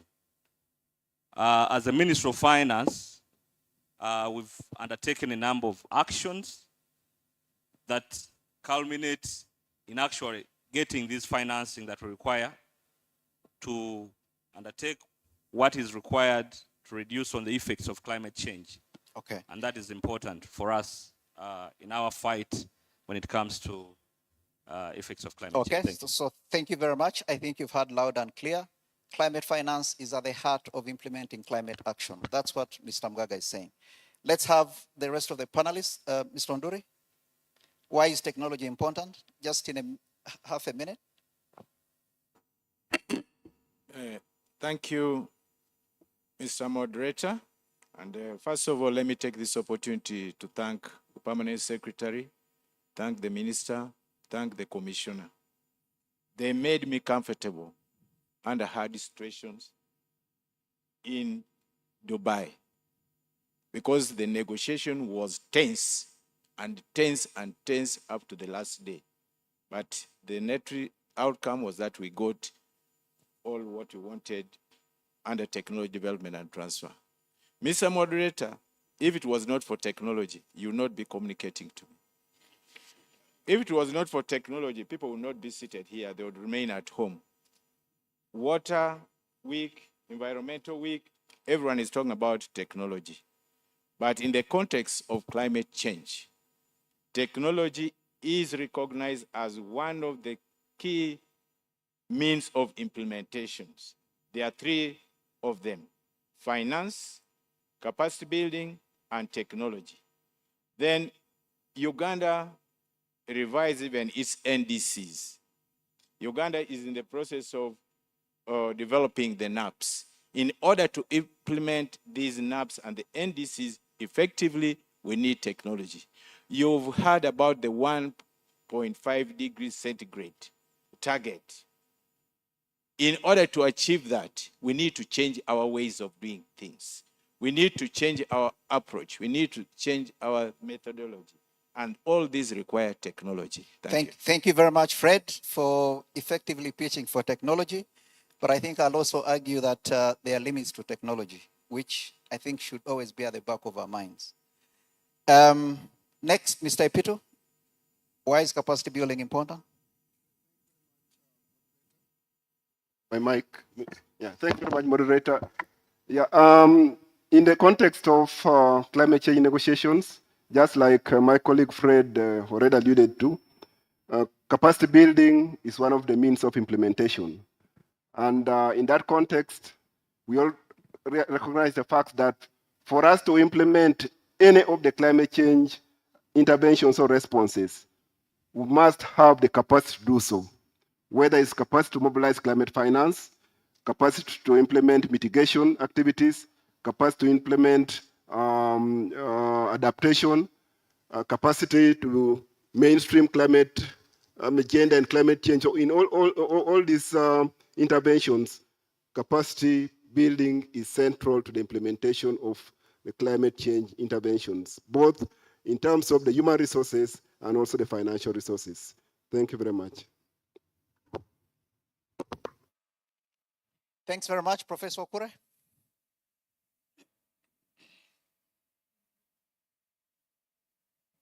Thank you very much, Mr. Moderator. Mitigation is at the heart of the convention. Mitigation refers to the human interventions to either reduce greenhouse gas emissions or enhance those sinks which take out emissions. In that regard, mitigation negotiations look at the science of climate change, including temperatures. That's why the most important article of the Paris Agreement refers to limiting temperature increase, which is associated with greenhouse gas emissions. And therefore, during negotiations on mitigation, we look at the greenhouse gases themselves. What are they? What is their involvement in the climate warming? There are the levels of concentrations in the atmosphere, and then the means of reducing them or enhancing their sinks. And then we link that up with how countries are actually doing and measuring them within their own environments, reporting to each other and accounting for their mitigation actions. Thank you very much, Prof. And on that point of linkages, let me bring in Honorable Winnie Masiko on the gender perspective. Honorable. Thank you very much. I'm called Winfred Masiko. I'm the Gender and Climate Change Focal Point for the Ministry of Gender, Labor and Social Development, and also to the UNFCCC. And I also coordinate gender for the LDCs. Gender is central. Gender is a standalone agenda item in the UNFCCC process. It is also a cross-cutting issue in all the negotiation tracks. Gender is very important because without gender considerations, all the mitigation actions, all the adaptation actions that we talk about cannot be effectively implemented.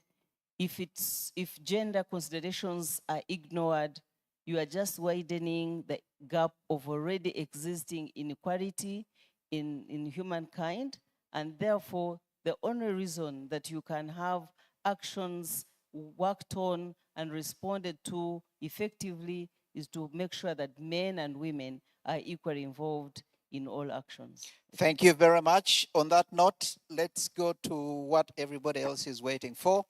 And I'll begin with Mr. Dennis Mugaga on finance.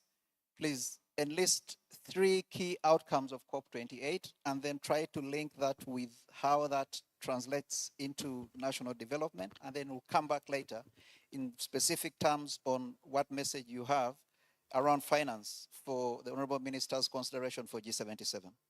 I mean, sorry. For the ministerial in Copenhagen. Please go ahead. Thank you so much, Commissioner, for this opportunity. I didn't introduce myself, sorry. My name is Dennis Mugaga. I head the Climate Finance Unit in the Ministry of Finance. And in regards to the issue that we are discussing here, under COP28, around 28 items were discussed. But obviously, there are key elements, 4 items that I want to talk about today. One of them, the Prime Minister, the Honorable Prime Minister talked about, the Right Honorable Prime Minister talked about this, operationalization of and funding arrangements of the Loss and Damage Fund. And obviously, the key outcome of this was the financing capitalization of around $792 million.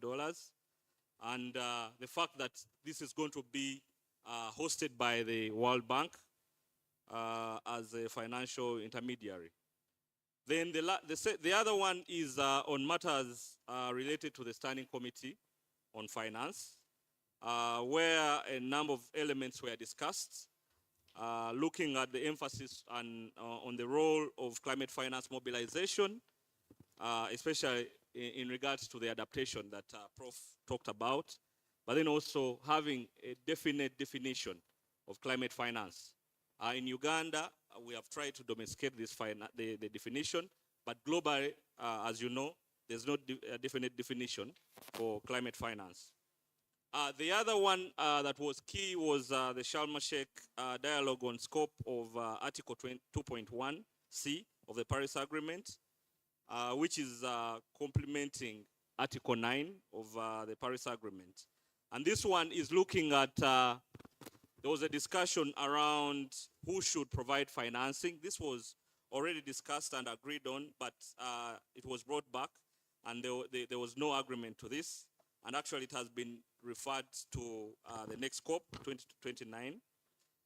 Then lastly, another important thematic area was the 8th Technical Experts Dialogue on the new collective quantified goal on climate finance that is looking at post the target that we set of 100 billion annually to be raised as climate financing. We hope that this is going to be one of the important outcomes of the next COP 29 in Baku, and we'll have a new quantification of how much climate finance we need moving forward. I would want to also domesticate the outcomes of this. As Uganda, we are undertaking a number of actions to make sure that whatever is globally agreed on and whatever the negotiations are focusing on, as Uganda, we are taking next steps. So in collaboration with a number of partners here, I know some of you have been part of some of the actions that we are undertaking as a Minister of Finance. We are currently undertaking the development of our national climate finance strategy that is looking at elements that, all the elements that we're discussing in COP, and how best to attract financing both in the international setting, but then also locally for climate action. And we are focusing on our NDCs because, as you know, we have a target to raise 28.1 billion until 2030. We're also emphasizing support and financing from our private sector, and we're putting in place a number of actions. For example, the National Green Taxonomy that is detailing how much and what actions the private sector can come into in each of the sectors that we have to make sure that they can take up the opportunities that are green in those sectors. So we will be undertaking this development. We're also trying to see how best to harness some of the opportunities from the Loss and Damage Fund. We're currently developing our disaster risk financing strategy that is trying to make sure that we don't look at the normal ways of financing disasters, but then look at innovative ways. And this is also with support from the World Bank. We intend to also, we are also undertaking the development of a country climate development report with the World Bank. This is very important because, as the moderator indicated, one of the key elements that Dubai was about was making sure that we can attract financing from the MDBs. And this report is very important because it is a precondition for most of the funds that we can, from most of the financiers, international financiers that we want to get financing from. Thank you very much, Mr. Mugaga. Because of time constraints, I would like to thank you so very much for putting those key pointers out. But maybe just to emphasize one more thing, Honorable Minister, Dennis makes mention of operationalization of the Loss and Damage Fund. I think then the question becomes, what does that even mean? And for me, that's like the key takeaway that you may need to consider as you go into Copenhagen. What that means is that all countries beginning to consider where does this money come from and who is going to contribute? And how much of it do we require, for example, to implement climate action across all the plans that countries have done? Uganda have done an NDC, which puts our implementation to about $30 billion or so, to speak, 28. But if you look at the amount of money available, I think our budget is around 53 trillion. So you can see there's already a strong contradiction between what we have available and what we need to walk the talk. So what's going to happen in Baku is that there's going to be this discussion of bringing everybody into the frame to say probably everybody must contribute into the loss and damage fund, which goes against the principles, as we know it too well, of the UNFCCC and the convention, despite what we have in the Paris Agreement, unfortunately, which breaks that bifurcated model. So for me, those are the kind of nuances that I'm sure all the group leaders, AGN, G77, are going to emphasize not to put the burden on so much developing nations. So let's go to Mr. Onduri in 2 minutes.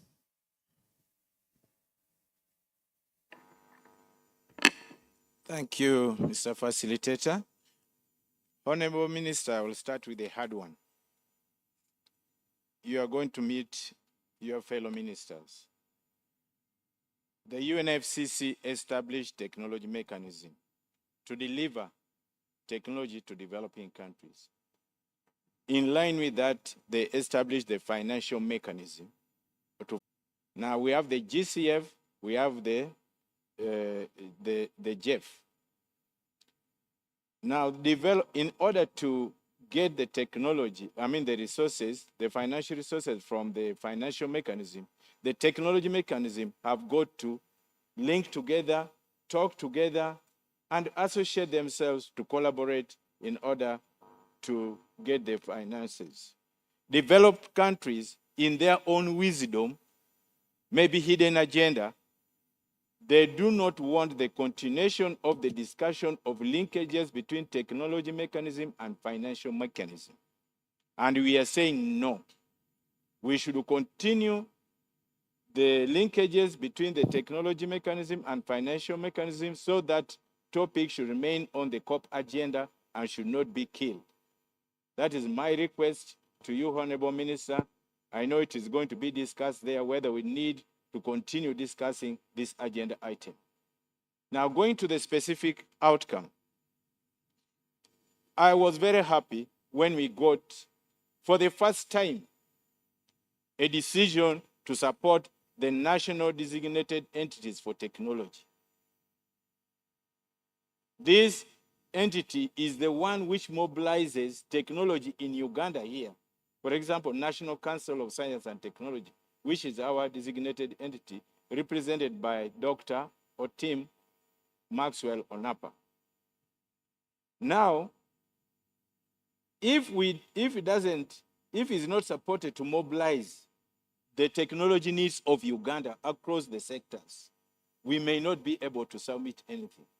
But this time, we agreed that since the COP established this institution, the COP should provide resources, logistical support, and capacity building support to this institution.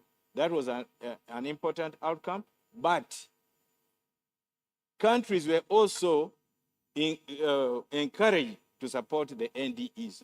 So the Ministry of Water and the Environment, together with the Ministry of Finance that you are here, let us not neglect the role of the NDE in this country. Without them, we are not going to submit any request to the CTCN for consideration. So they need support, and that outcome was very important to us. The other issue was related to artificial intelligence. Artificial intelligence was introduced by developed countries, and there were many doubts as to why they were bringing it on board at that particular moment. And the force that was used for pushing it was so high to the extent that we became suspicious. And we also asked for more awareness and more sensitization on artificial intelligence. We are aware that procurement of artificial intelligence requires a lot of financial resources. The deployment requires capacity building. There's a lot of risk of information. The energy consumption is very high. So the decision that came up asked the proponents of artificial intelligence to make sure that they take care of this risk before they advocate for it. We pretended we didn't like artificial intelligence. We also want it. but we used it to get all other needs of ours. And I may recall that in the negotiation room, they called the co-presidency, our ambassador Yebare, and they told them that Uganda was causing stagnation in the whole. And I requested them to sit down and listen. When they listened, they asked the Americans that, why don't you give them what they want? That's how we got what we want in the negotiations. Then the other issue that came up was the capacity building and implementation of the TNAs. Honorable Minister, including Uganda, developing countries have undertaken their TNAs. Some of them have managed to mobilize resources from other sources, domestic or bilateral, to implement those. There has been no deliberate resources allocated for technology needs assessment. So this time around, there was a decision that the CTCN and the tech should provide resources for the implementation of technology needs assessment. What does that mean for Uganda? Uganda did partial technology needs assessment, and now we can still ask CTCN to give us resources to complete our TNA so that we can include all other relevant sectors. And lastly, in the resource mobilization, at least this time around, the UNFCCC had left the UNEP as the host of the CTCN to mobilize resources for technology alone. And UNFC was not mobilizing resources for the CTCN, but also when, on the other hand, they were mobilizing resources for the tech, that the Technology Executive Committee, the other policy arm of the technology mechanism. Now, there was a decision that UNFCCC should also engage together with UNEP in the mobilization of resources for technology development and transfer. Okay. And this was an achievement. There's a lot I could talk about, but I think I can only say I really thank the ministry again and the national authorities of Uganda for supporting us as negotiators, because we managed to sit in the room despite some resistance, some difficulties, and so on. This time there was no hiccup in terms of facilitation on my side, and I thank you so much. Okay, so thanks very much, Fred. Honorable Minister, maybe there are two additions that I could make. Fred makes, I think, what he forgot to mention is that words in negotiations have meaning. He talked about encouraging countries being encouraged to support the NDEs. Fred knows too well that that is as good as a long shot, because when you say you encourage to support, you're not under any obligation to support Uganda to establish an NDA. So it then rests entirely on the government of Uganda, on the PS, to allocate resources to ensure that the NDE is functional. The second point on artificial intelligence, there are things that that normally come top down in a very hard way, but also sometimes in a very good way. So I think what we need to look at is what are the advantages, opportunities that come with this, but also what are the restrictions that we can put for things, for instance, that compromise national security or integrity of the country. But the discussion, as Fred has enlisted, I think is very positive, and we hope to continue pushing the same elements within. So let me run to Mr. Epitu on capacity building. Mindful of time, all of you again, please go ahead.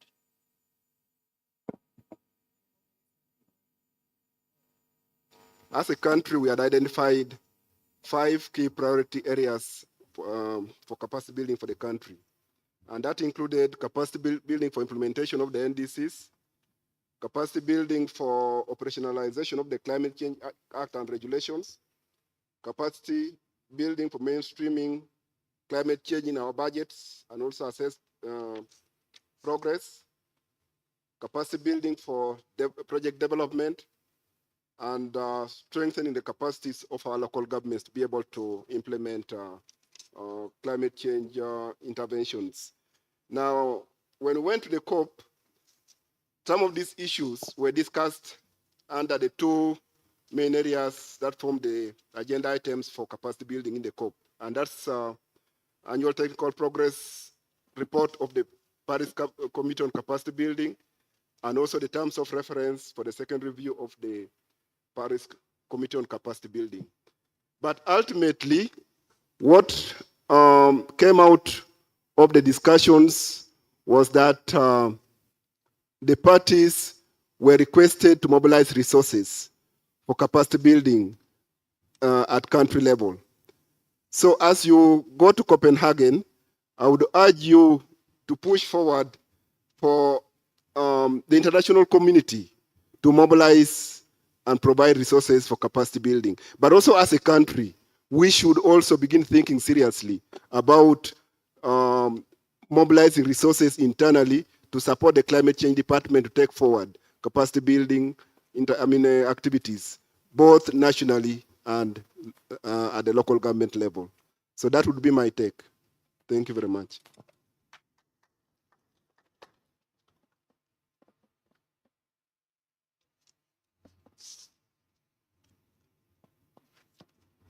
Along the same lines, I would like Okay, so before you come on, Professor Kure, I've been guided by the PS. The Honorable Minister wants to leave, but will require written submissions from all of you in summary so that the PS can make that formal by 4 p.m. today. So, okay. So that's an instruction well understood. Thank you very much. But maybe since the Honorable wants to leave, you can just carry on. She may choose to leave at any time that she chooses. Please go ahead.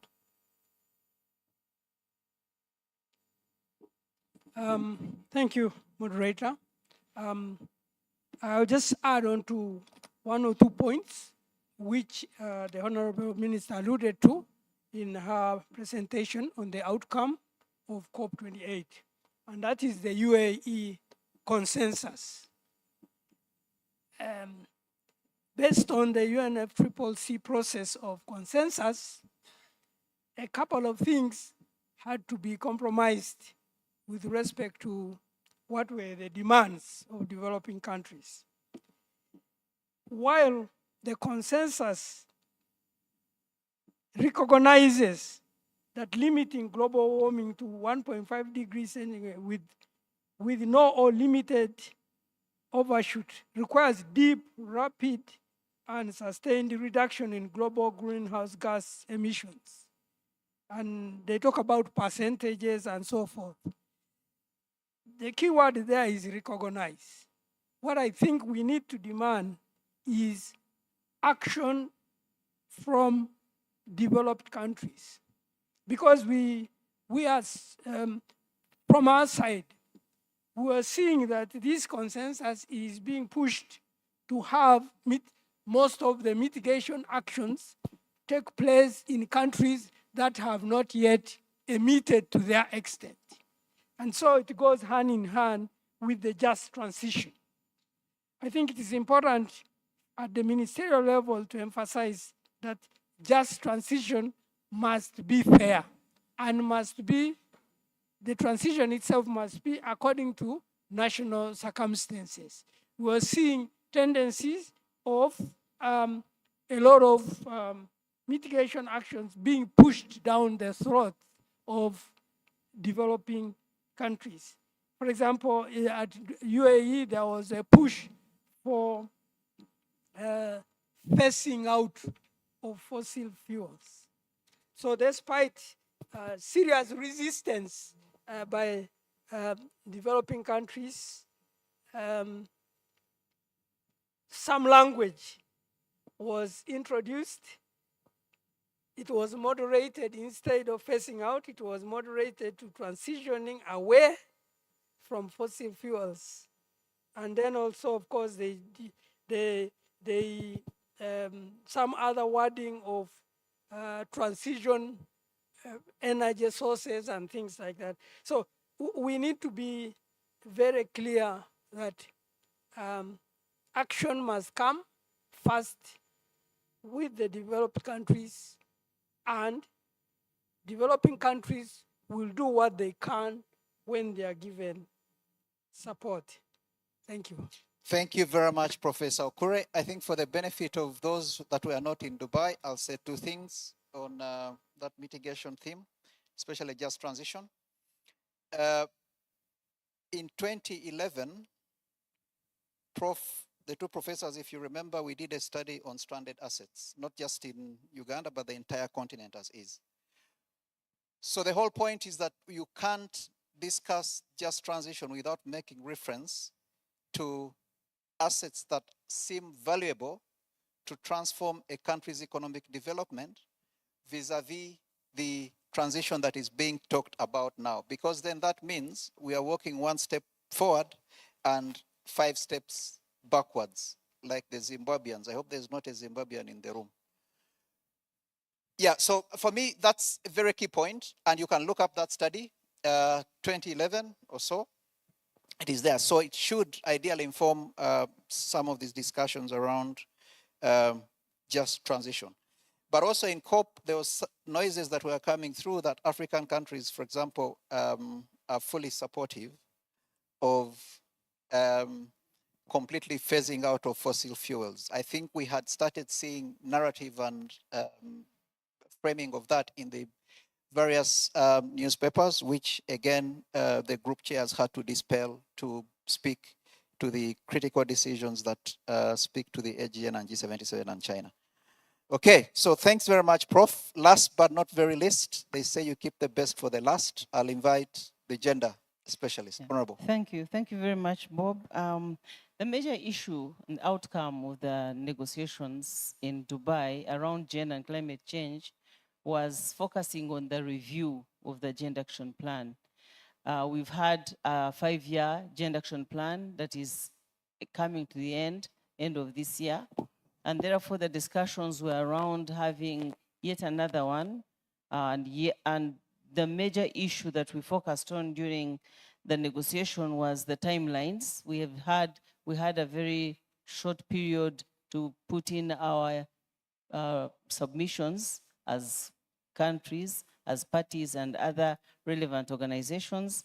So we decided that we needed to pull it a bit ahead to 31st of March. We are supposed to make our submissions. All parties and relevant organizations are supposed to make inputs, make submissions to UNFCCC, which is going to be synthesized, and then a report will be given out to be discussed in Bonn.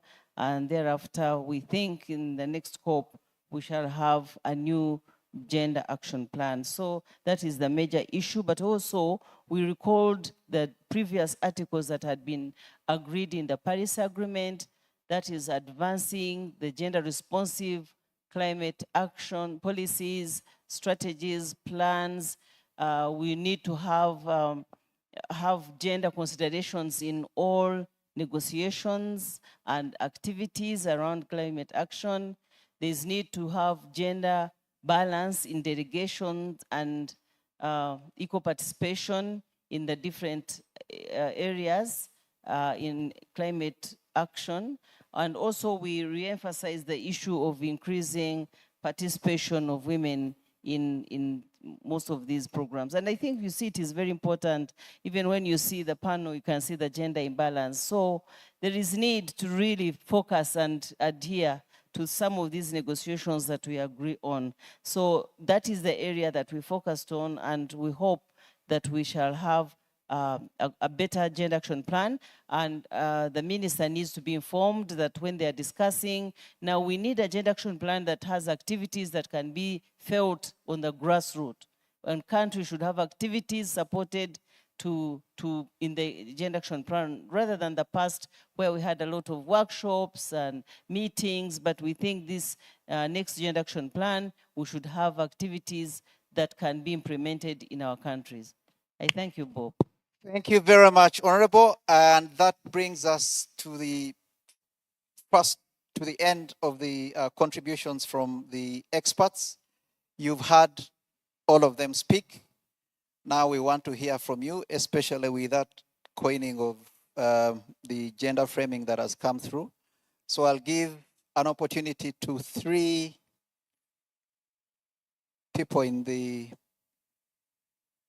to ask any question, and feel free to direct it to any of the experts, and then we'll come back and wrap it up.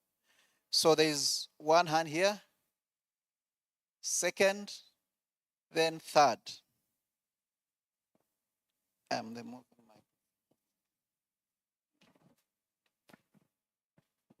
Thank you so much, Mr. Bob. My question goes to Professor Kadu. And you mentioned about GGA replacing the Cancun framework on adaptation, where things like human mobility were first mentioned. But in the targets, both sectoral and dimensional targets, you didn't mention human mobility.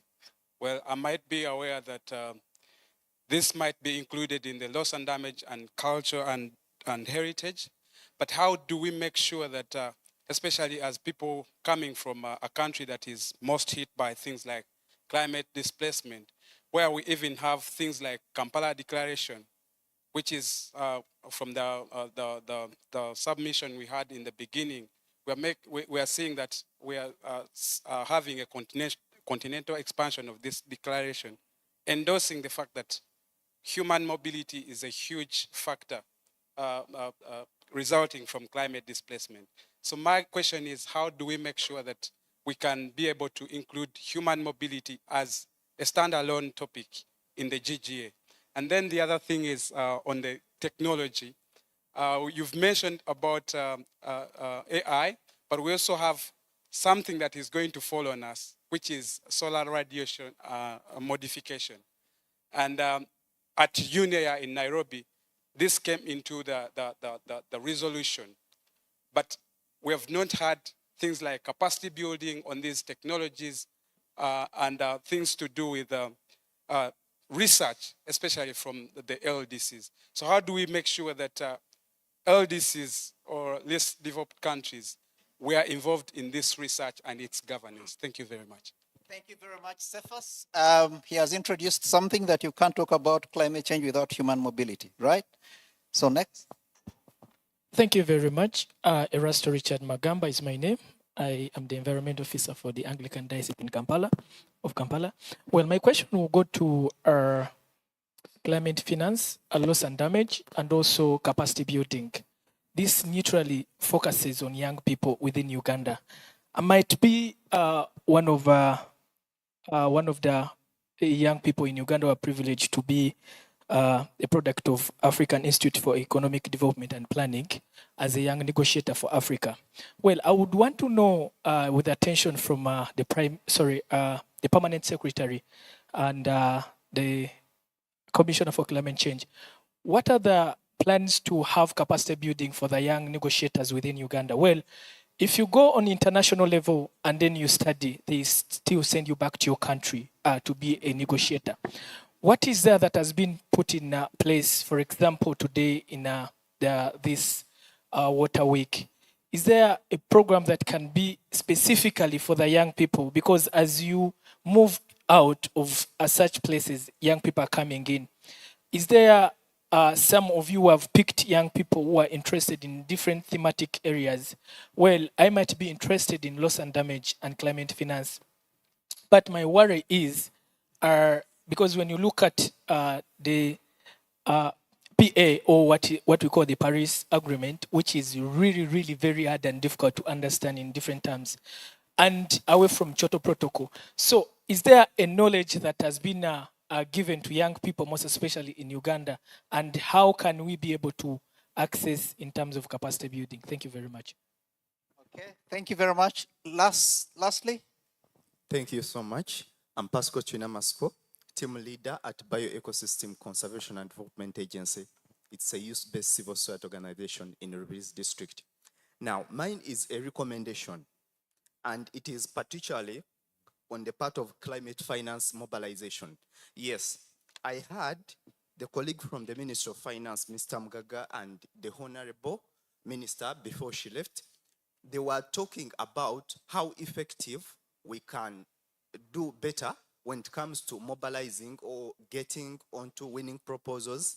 But again, it's on the same note, especially on the part of the youth or maybe from most other private sector players, especially the civil society, when it comes to climate finance mobilization. Well, I personally, on behalf of our organization and even some other colleagues, sometime back we lost almost over 10 million euros, actually from last year. So I would recommend the government to put in place tools which are favorable, because when we are mobilizing climate finance, at times there are those large grants which require a very upper hand of the central government, of the government. But it should be noted out that the process of having MOUs or common understandings with the government and the civil society organization, when it comes to operation, it has been that much the result of bureaucracy. So my recommendation is that you try to easen those terms when it comes to securing MOUs with the civil society organization or even the private sector players. Thank you. Okay, thank you very much. Don't know whether it was a question or a comment, but colleagues will get back. Most of the questions, I think, went to Professor Kadu and Mr. Mugaga. I think I'll give opportunity to Prof to quickly run through, and then we'll come back with the final thoughts and reflections in half a minute from all the panelists. Prof, please. Yeah, thank you very much, the young person, for this question about the human mobility. What opportunities are there to incorporate it in the GGA? Yes, now there are calls for submissions at the end of every COP. When there are calls for submission, parties and observers and non-parties are requested or encouraged to make submission on that particular topic. Now, when the submissions are being done, so we can incorporate what we would like to see being done in the process. So that's the opportunity. The submission and the GGA is going on right now and is almost concluding. So we can embed that in. And any other submission. I think that answers that. The second aspect was on capacity building. The way I interpreted it was, are there knowledge products available for the youth? Yes, there are knowledge products. We got the National Climate Change Learning Strategy, which we formulated in 2013, sorry, to stretch up to 2022. We have also have the climate change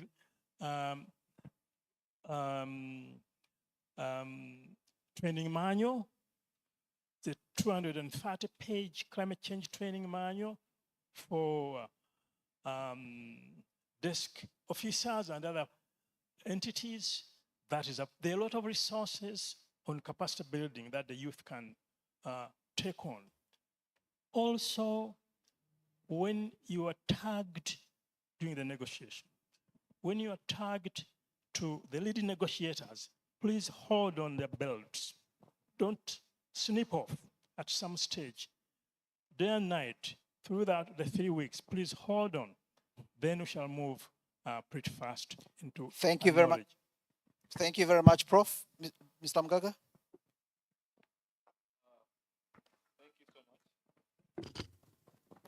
Thank you so much. Some of them were just comments and maybe suggestions.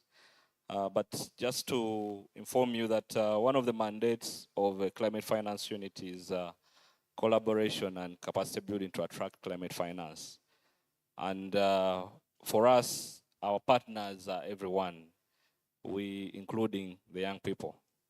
And actually, to emphasize that, as we develop our national climate finance strategy, we have a dedicated roundtable engagement with the youth and the young people, I think in the next 1 month. So we're going to get your views, and then also we'll have an opportunity to discuss what capacity building gaps do you have, and then how the unit will work with you to address this, but only on accessing climate finance, because the mandate is that, not on climate action.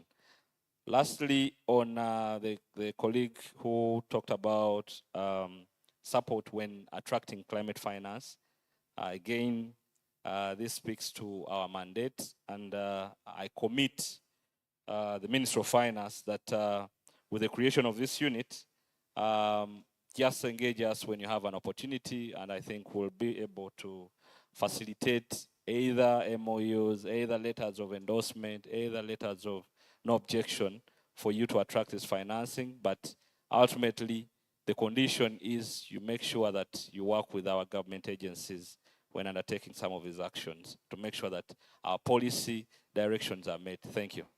Okay, thank you very much. Final thoughts and reflections, half a minute.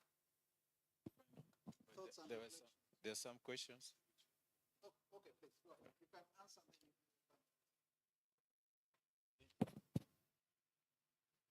them. Thank you. Just to the issue of AI and solar radiation modification, we negotiate in order to make sure that whatever new technology that is being introduced is applicable to us, is valuable to us, and it is not a risk to us. So these are new technologies that are emerging. We shall table the discussion and find out whether there are need for studies in order for us to adapt to them. So you don't need to worry about that. But I know that it can go behind our back outside the negotiation process. We shall follow it up. Then the issue of capacity building for the young negotiators. Currently, I am spearheading a process of building capacity of young negotiators for the least developed countries. This has been sort of coordinated by the IIED, and we have a virtual meeting. It is not a physical meeting. I already talked to the department, and some of the members of the Department of Climate Change at least have participated at least once. So we call upon you, if you are interested, talk to the department, and then we shall have that. Then lastly on this, the climate change and migration. There is a side event here on Thursday, starting at 2 p.m. in the Nile boardroom. And the main purpose of this side event is to look at the report of the consultation that was done in Uganda regarding the Kwato Corridor, the Central Region, the West Nile, Karamoja, and Eastern Region. The report is out, and it tells you a lot about climate change and migration. And this will also now link with the Kampala Declaration. It will facilitate the implementation of Kampala Declaration. So we are calling all of you to join us on Thursday at 2 p.m. in Nile Boardroom. Thank you. Okay, so ladies and gentlemen, let's give a round of applause to our panelists. You'll agree with me that they have done an incredible job to provide us with all the much needed information.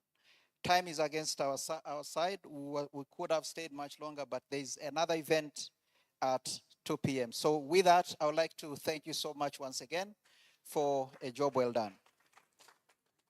As you walk back to your spaces, let me now invite, no, I think you wait until the commissioner closes. Let me take the opportunity to invite Dr. Callist, who will maybe advise on.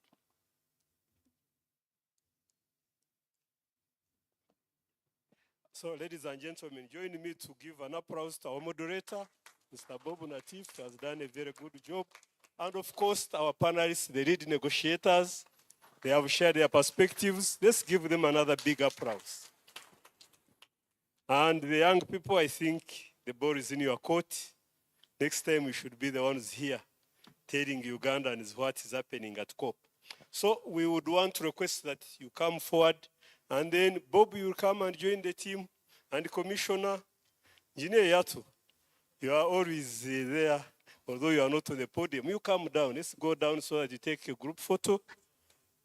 You are always there, yes. So join the team here for a group photo. Edith, you come and join. You are part of this team.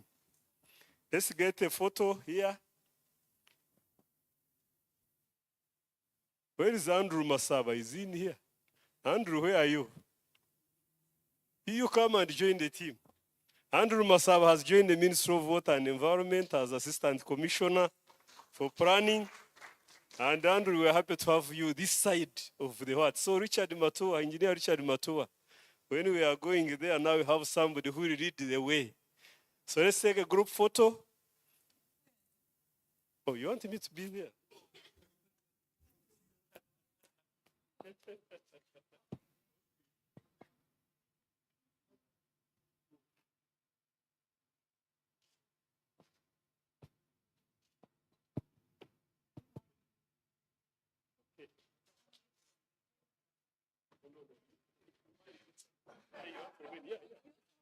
Yeah, sure.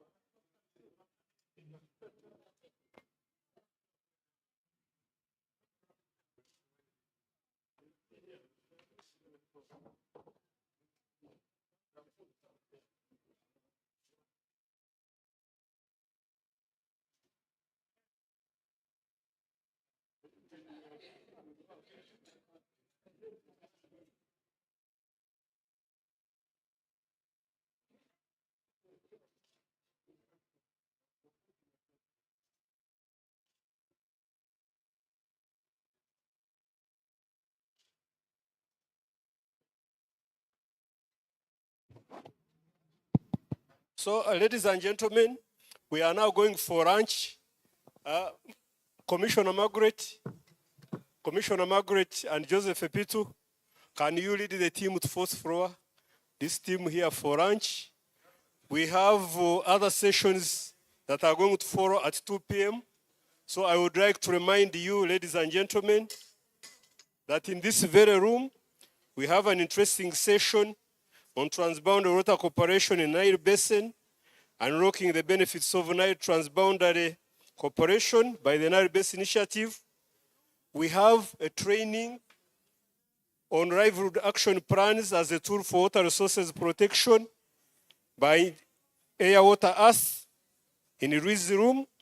In Zoka room next door, we are having a session on operation and maintenance framework for water supplies by the ministry and its partners.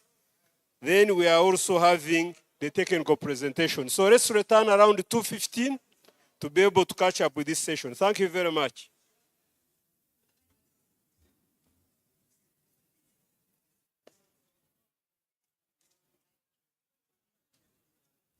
Welcome to Uganda, a land of contrasts where innovation meets adversity in the battle for sustainable development.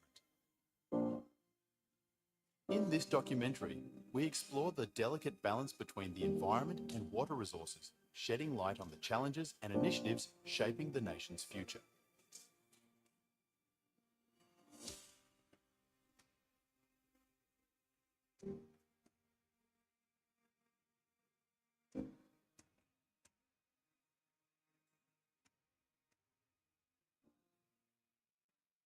Uganda, known as the Pearl of Africa, is blessed with abundant water resources, from the majestic River Nile to the picturesque of lakes. However, the country is grappling with water scarcity, environmental degradation, and the looming spectre of climate change. There is no water if the environment is not there. Even the environment will not be sustained if there is no water. If climate change is not addressed, it jeopardizes the two. So it talks to each other. The lush forests of Uganda and the wetlands are essential for maintaining water quality and regulating rainfall patterns.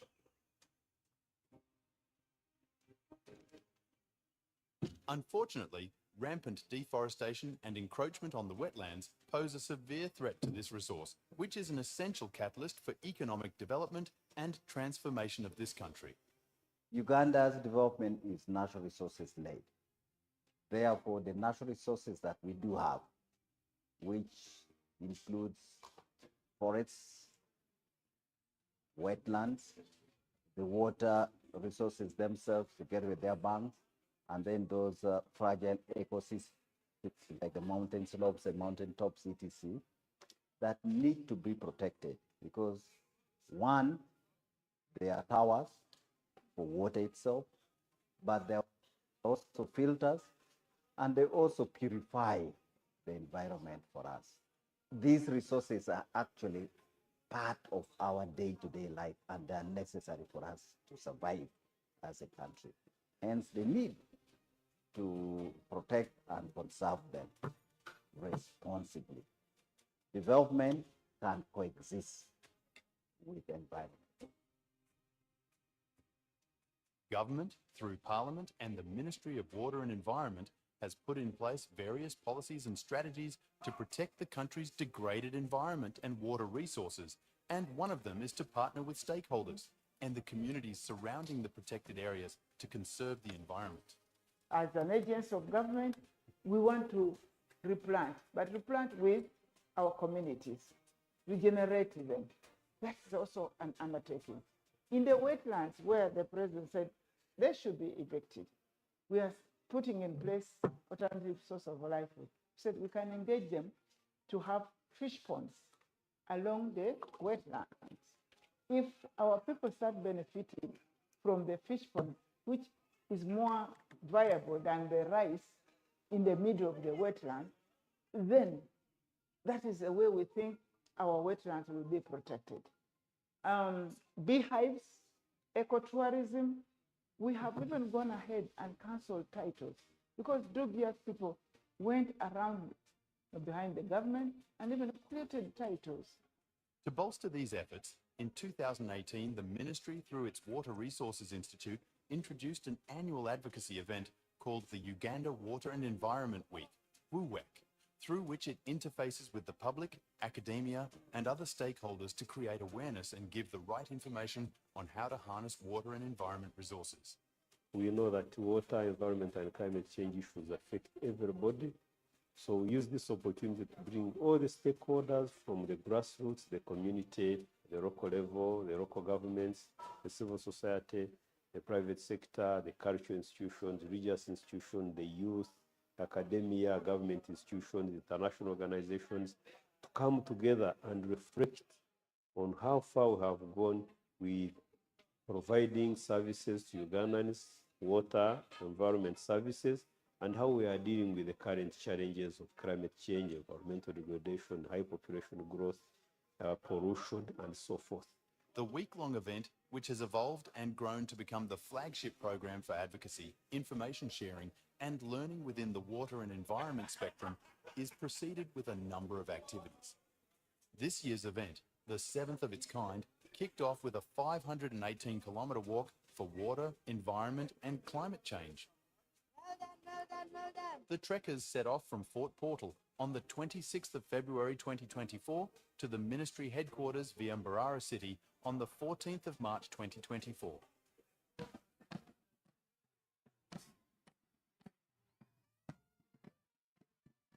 Other activities with new innovations included mini Uwewk celebrations within the ministry's 6 regional offices.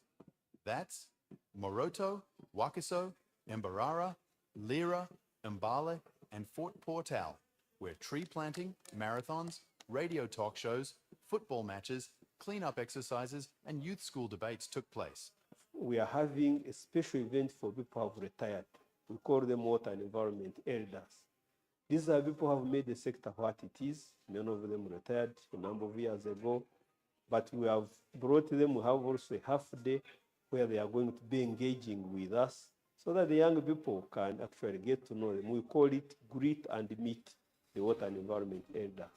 We want people to get to know them, but also we want those elders also to get to know the young people so that the interface and also motivate them, share with them the progress of the sector, but also for the people who have retired, also to get to know how the sector has gone. This year's event, running under the theme, Rethinking Collective Action and Innovative Solutions to Water, Environment and Climate Change Crisis in Uganda, also has 4 sub-themes, which are designed to address water, environment and climate change issues and challenges, outcomes and recommendations of key global water and environment-related events. The theme is basically challenging the status quo. It is telling us, think outside the box. With these challenges, are you doing enough? So we want the debate to reflect, to revolve around that. What more do we need to do to strengthen our action so that we address these challenges? So They are professional, there are technical papers that are going to be presented, but also going to be very simple technologies that are affordable but very relevant at individual level that will be showcased. And I would like to invite the public to come and participate and also see what the Ministry of Water and Environment is doing to conserve these resources that we have been entrusted with by the people of Uganda. So see you there. The event, which seeks to contribute towards the attainment of sustainable socio-economic transformation and achieving Ugandan National Development Plan and Vision 2040, will also be used to commemorate 3 international days, which resonate with the Ministry's mandate. That's the World Forest Day, which falls on 21st, the World Water Day on 22nd, and the World Meteorological Day on 23rd of March every year. We are rich. We should really be proud of our country. We should protect what God has given us. We should be a solution to the global problem of climate change.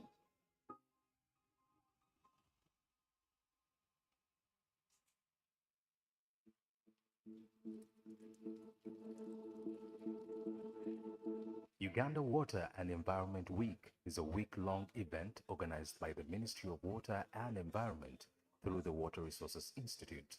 This week has been successfully organized for the last 3 years.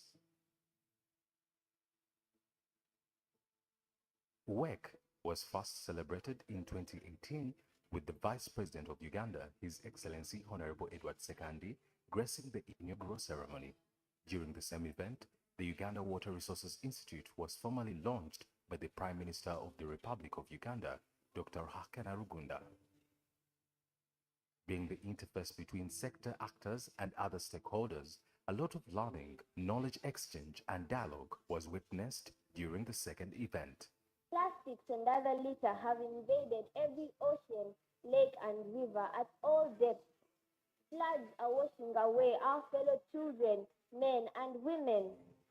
To address these worldwide disasters, all of us must work together. Since 2018, the annual Water and Environment Week has sought to contribute towards attainment of sustainable socio-economic transformation of Ugandans in achieving Ugandan National Development Plan and Vision 2040. During this week, Uganda joins the rest of the world in commemorating 3 vital and interlinked days on the United Nations calendar. Every year, the UN works with governments, community organizations, and other civil society organizations to promote both local and global activities for the World Afforestation Day, World Water Day, and the World Meteorological Day. On 21st March, the World International Day of Forests is observed globally. Several activities are planned, and these include tree planting campaigns, exhibits, and events that portray the importance of forests and trees, sharing forest-related infographics, videos, news, and messages. On the 22nd of March, World Water Day is celebrated. This day focuses its attention on the importance of fresh water and advocates for sustainable management of freshwater resources. On 23rd March, the World Meteorological Day is celebrated. It commemorates the entry into force in 1950 of the convention that created the World Meteorological Organization. This day highlights the contribution of national meteorological and hydrological services to the safety and well-being of society. As part of the National Sensitization and Awareness Plan for the 3rd Uwewk celebrations, Ministry of Water and Environment partnered with Workers Association of Uganda and Global Consulting Services to organize a 330-kilometer walk from Marira Central Forest Reserve in Buikwe District to the banks of River Rizi in Bara District. The 10 days walk, dubbed Walk for Water, Environment and Climate Change, was graced by the Archbishop of Church of Uganda, His Grace Stephen Kazimba Mugalu. Thank you for being part of the online sessions for the Uganda Water and Environment Week 2020.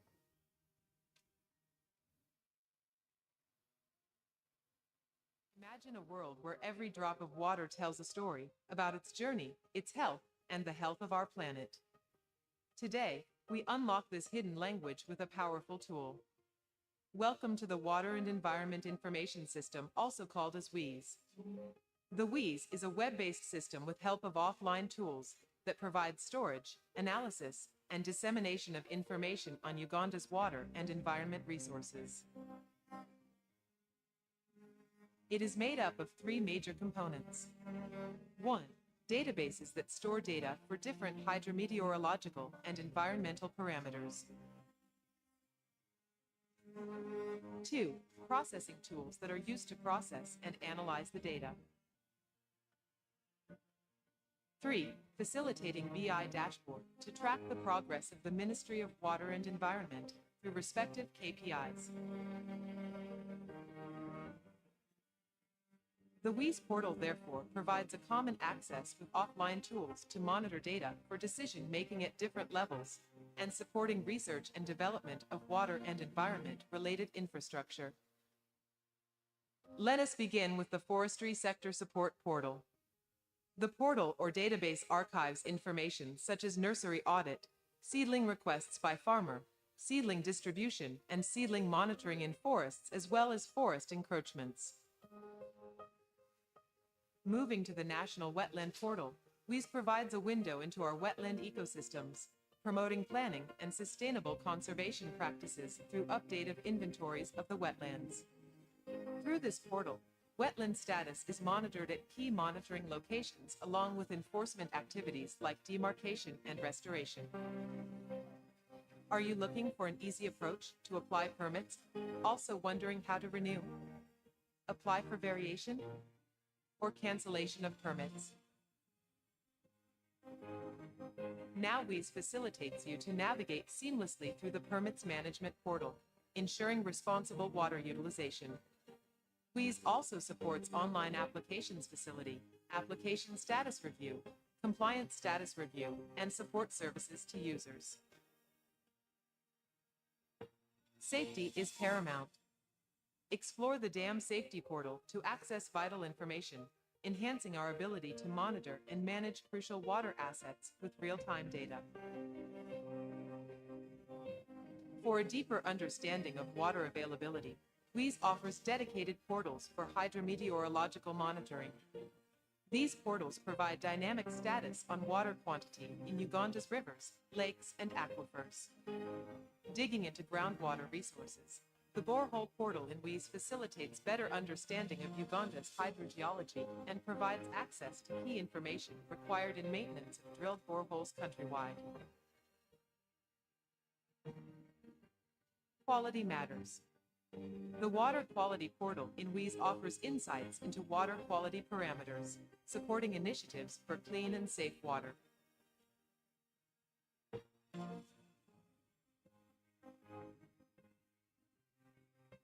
Unlock the power of spatial data with the Spatial Data System Portal. WEES offers a visual representation of water-related information for enhanced analysis and planning. The WEES will enhance the monitoring performance using drone-based data collection of raster images.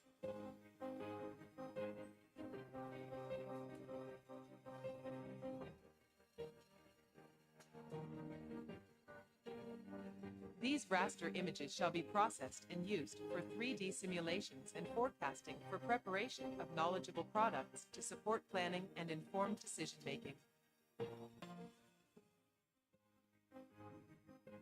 The WEES revolutionizes the routine 2D monitoring and reporting on the state of the wetlands, forests, and water resources infrastructure like dams, rivers, water facilities, among others. Keeping track of documents is streamlined with the Document Management Portal in WEES, ensuring administrative efficiency and data accuracy.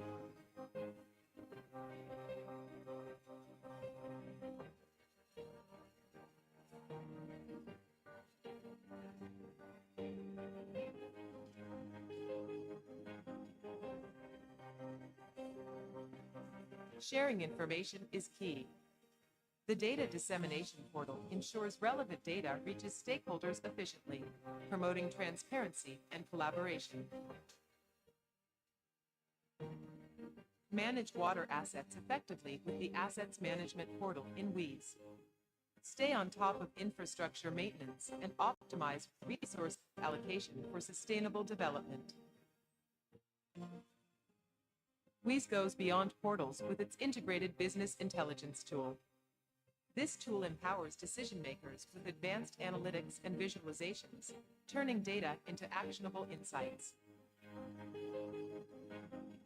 The WEES Data Warehouse integrates to eGovernment UG Hub hosted by National Information Technology Authority Uganda that facilitates exchange of common data from NIRA, URSB, URA, Ministry of Local Government for the administrative boundaries and other government agencies. Security is high priority. WEES is secured physically and logically. To maintain physical security, the servers are an MWE data center with lock and key limited access protection and real-time surveillance. Logical security is ensured through national and international level frameworks. The WEES is built on a robust real-time replication and backup framework of both passive and active files to ensure high availability. The Water and Environment Information System is a powerful tool, integrating diverse portals and cutting-edge analytics to enhance our understanding and management of water resources. Join us in this journey towards a sustainable and water-resilient future.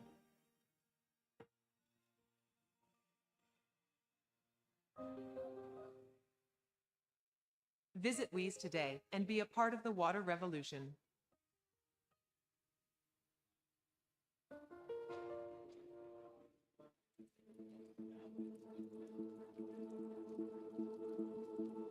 Uganda Water and Environment Week is a week-long event organized by the Ministry of Water and Environment through the Water Resources Institute. This week has been successfully organized for the last 3 years. Uwewk was first celebrated in 2018 with the Vice President of Uganda, His Excellency Honorable Edward Sekandi, gracing the inaugural ceremony. During the same event, the Uganda Water Resources Institute was formally launched by the Prime Minister of the Republic of Uganda, Dr. Hakana Rugunda. Being the interface between sector actors and other stakeholders, a lot of learning, knowledge exchange, and dialogue was witnessed during the second event. Plastics and other litter have invaded every ocean, lake, and river at all depths. Floods are washing away our fellow children, men, and women. To address these worldwide disasters, all of us must work together. Since 2018, the annual Water and Environment Week has sought to contribute towards attainment of sustainable socio-economic transformation of Ugandans in achieving Ugandan National Development Plan and Vision 2040. During this week, Uganda joins the rest of the world in commemorating 3 vital and interlinked days on the United Nations calendar. Every year, the UN works with governments, community organizations, and other civil society organizations to promote both local and global activities for the World Afforestation Day, World Water Day, and the World Meteorological Day. On 21st March, the World International Day of Forests is observed globally. Several activities are planned, and these include tree planting campaigns, exhibits, and events that portray the importance of forests and trees, sharing forest-related infographics, videos, news, and messages.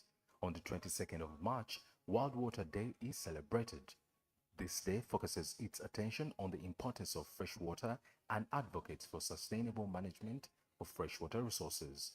On 23rd March, the World Meteorological Day is celebrated. It commemorates the entry into force in 1950 of the convention that created the World Meteorological Organization.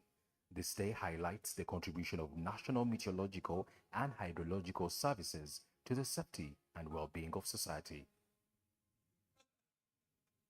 As part of the national sensitization and awareness plan for the third Uwewk celebrations, Ministry of Water and Environment partnered with Workers Association of Uganda and Global Consulting Services to organize a 330-kilometer walk from Mabira Central Forest Reserve in Uwewk district to the banks of River Rizi in Bara district. The 10 days walk, dubbed Walk for Water, Environment and Climate Change, was graced by the Archbishop of Church of Uganda, His Grace Stephen Kazimba Mugalu. Thank you for being part of the online sessions for the Uganda Water and Environment Week 2020.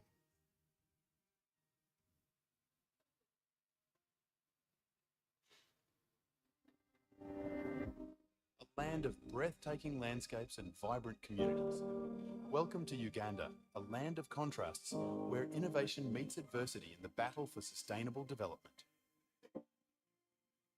In this documentary, we explore the delicate balance between the environment and water resources, shedding light on the challenges and initiatives shaping the nation's future.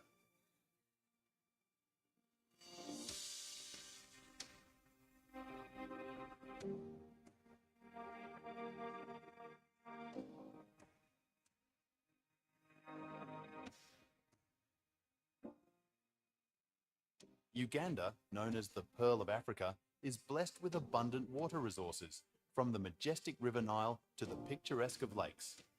However, the country is grappling with water scarcity, environmental degradation, and the looming spectre of climate change. There is no water if the environment is not there. Even the environment will not be sustained if there is no water. If climate change is not addressed, it jeopardizes the two. So it talks to each other. The lush forests of Uganda and the wetlands are essential for maintaining water quality and regulating rainfall patterns.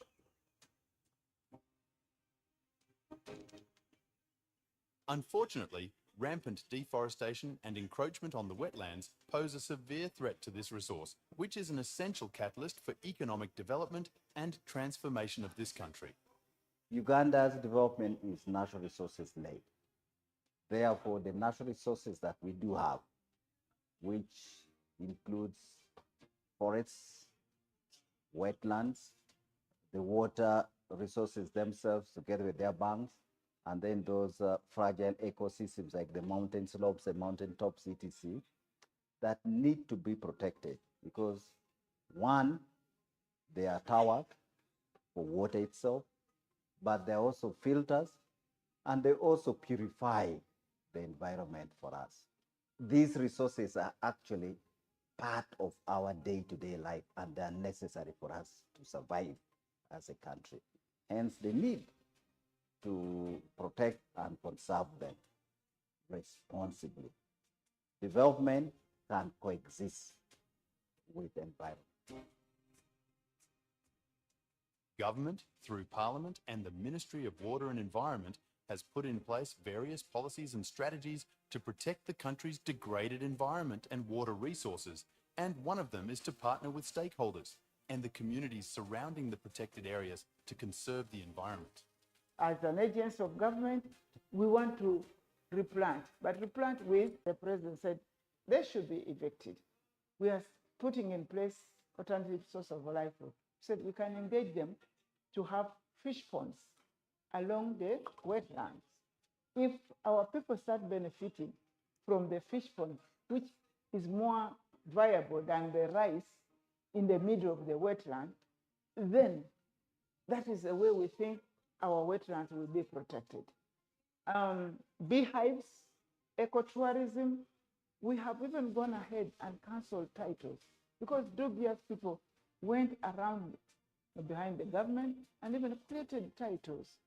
To bolster these efforts, in 2018, the Ministry, through its Water Resources Institute, introduced an annual advocacy event called the Uganda Water and Environment Week, Uwewk, through which it interfaces with the public, academia, and other stakeholders to create awareness and give the right information on how to harness water and environment resources. We know that water, environment, and climate change issues affect everybody. So we use this opportunity to bring all the stakeholders from the grassroots, the community, the local level, the local governments, the civil society, the private sector, the cultural institutions, religious institutions, the youth, academia, government institutions, international organizations, to come together and reflect on how far we have gone with providing services to Ugandans, water, environment services, and how we are dealing with the current challenges of climate change, environmental degradation, high population growth, pollution, and so forth. The week-long event, which has evolved and grown to become the flagship program for advocacy, information sharing, and learning within the water and environment spectrum, is preceded with a number of activities. This year's event, the 7th of its kind, kicked off with a 518-kilometre walk for water, environment, and climate change. Well done, well done, well done. The trekkers set off from Fort Portal on the 26th of February 2024 to the ministry headquarters via Mbarara City on the 14th of March 2024.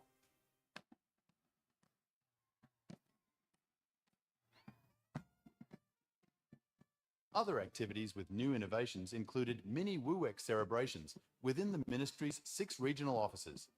That's Moroto, Wakiso, Mbarara, Lira, Mbale, and Fort Portal, where tree planting, marathons, radio talk shows, football matches, clean-up exercises, and youth school debates took place. We are having a special event for people who have retired. We call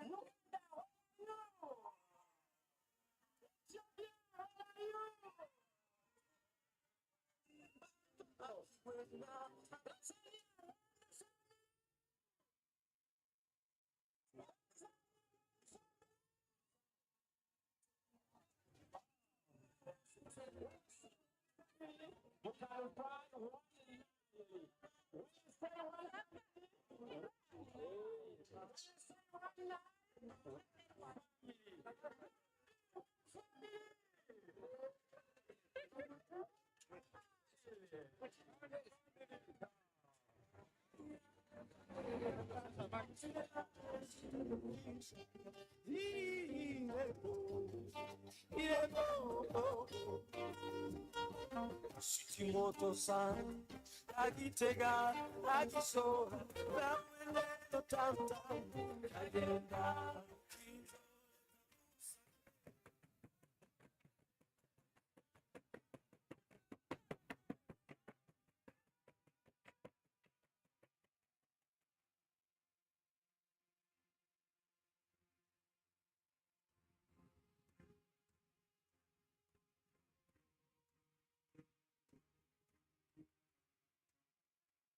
Greatly honored and privileged today to welcome you on behalf of the Nile Basin Initiative to this important historical event of the Nile Basin countries. Your Excellency, the Nile is a transboundary resource which crisscrosses 11 countries of Burundi, Democratic Republic of Congo, Egypt, Eritrea, Ethiopia, Kenya, Rwanda, South Sudan, Sudan, Tanzania, and Uganda. It offers opportunities for shared growth through cooperative planning, optimization, and pooling resources together for investment for transformative socio-economic development and improved livelihoods of the citizens of the basin. On 22nd February 1999, while in Dar es Salaam, Tanzania, the Council of Ministers responsible for water affairs from 10 riparian countries of Burundi, Democratic Republic of Congo, the then Zaire, Egypt, Ethiopia, Kenya, Rwanda, Sudan, Tanzania, and Uganda, with Eritrea as an observer, through collective wisdom and foresight, established the Nile Basin Initiative to foster cooperation and sustainable development of the Nile River. Inspired by the shared vision objective to achieve sustainable socio-economic development through equitable utilization of and benefit from the common Nile Basin water resources, the Nile Council of Ministers laid a foundation for Nile Basin that has evolved into a beacon of hope and inspiration for many. Since 2006, 22nd February of every year is commemorated as Nile Day. Today we celebrate the 18th Nile Day and mark 25 years of existence of the Nile Basin Initiative. We want to appreciate you, Your Excellency, for joining the whole Nile Basin fraternity as we celebrate these 25 years of pioneering and facilitating Nile Basin-wide transboundary water resources. Your Excellency, the objective of Nile Day Regional Celebration is to raise awareness, increase visibility of NBI, communicate achievements, enable the member states, stakeholders and friends enjoy the rich and diverse cultures that have just been demonstrated within the basin. Your Excellency, allow me just to give a snapshot on one of the key pillars of achievements that has been demonstrated through transboundary cooperation in the Nile. The Nile Basin Initiative has facilitated preparation of 84 investment projects worth US $6.5 billion. And of these investments, US $1.3 billion have progressed to detailed preparation and implementation. Among these flagship projects is what the World Bank representative has just presented, the 80 megawatts regional Rusumo hydroelectric power generation and the transmission lines currently distributing power to the national grids of Burundi, Rwanda, and Tanzania. With the support from the World Bank amounting to $340 million US, this has been made possible. And we want to appreciate the World Bank for this support. In addition to that, we got support from African Development Bank to lay the transmission lines. As I talk now, synchronization of the energy grids for the 3 countries is complete, and the 3 countries now can trade power even beyond the project. Within the same project, the population within the project and around the project has benefited in different ways from improved livelihood projects amounting to $10 million US per country. This flagship project gives us the momentum to celebrate, especially right now, Your Excellency, the benefits of cooperation. The only part that is awaiting is the high-level commissioning of this project. Otherwise, the power is flowing. I don't know whether it is a part of what is here in Bujumbura. There are other several projects, I cannot mention them, but we have documented them. Your Excellency, we have also, with the support from BMZ and EU, established 43 networks of basin-wide state-of-the-art high-tech water monitoring stations in different countries. On 17th of this month, Your Excellency, the Nile Basin Initiative handed over 2 strategic monitoring stations of high-tech quality to government of Burundi in Gitega. One of them is very important, the one at Muyinga substation, because it is upstream the Rusumo hydropower, and therefore it will help in giving real-time information for forecasting how much water is there and how much power can be generated. We hope to do this in the rest of the country and expand it even more. As I conclude, Your Excellency, within this quarter century of hard work and determination, there has been challenges. First and foremost, Nile cooperation. Making Nile cooperation stronger and deeper requires permanent institution. There has been no possible success to attaining a permanent legal institution framework for Nile Corporation in the last 25 years, as we wait for other member countries to ratify and accede to the Nile River Basin Cooperative Framework Agreement, which will pave way for the establishment of a permanent institution, the Nile River Basin Commission. This has implications in resource mobilization for the basin. Secondly, Your Excellency, I've just mentioned that we have projects planned, infrastructure development with a significant impact on the ground amounting to 6.5 billion US dollars that is required to implement priority actions for the Nile Basin countries. The Nile Basin countries agreed to make contributions, and I'm happy to, on behalf of the Nile Basin Initiative, to appreciate the efforts made, the contributions of the Nile Basin member states through the Nile Council of Ministers, both in kind and financially, towards supporting the Nile Basin Initiative.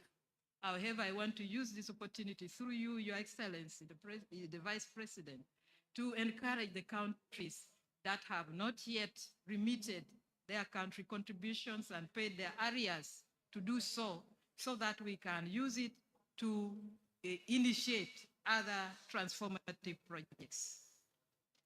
I take this opportunity to continue to call upon our partners in development to continue supporting us so that we are able to achieve the vision that is that is in place. Once again, Your Excellency, I thank you for gracing this occasion on this remarkable milestone, and I want to wish all of us happy celebrations. Our slogan is one river, one people, one vision. I thank you.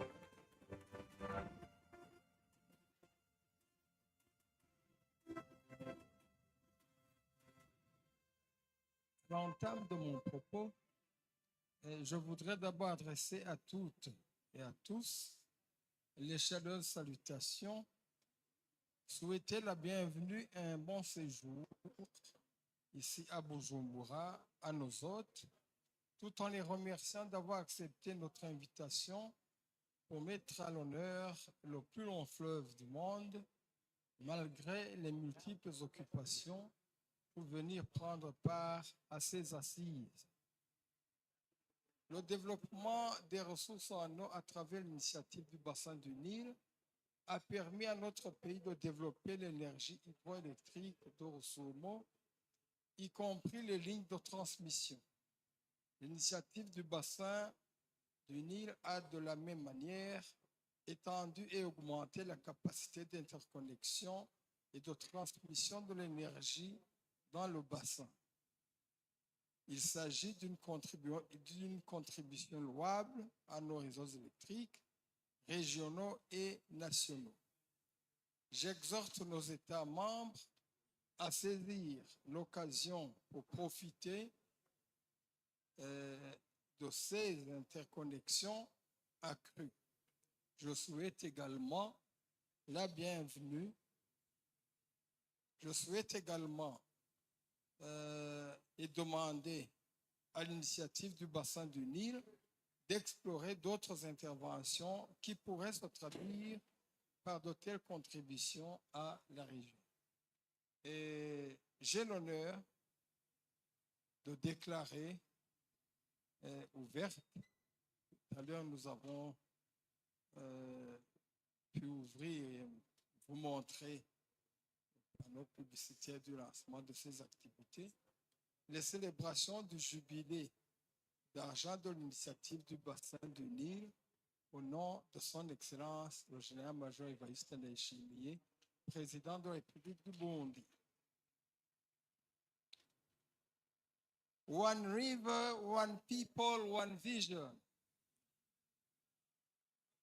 Thank you very much. God bless you.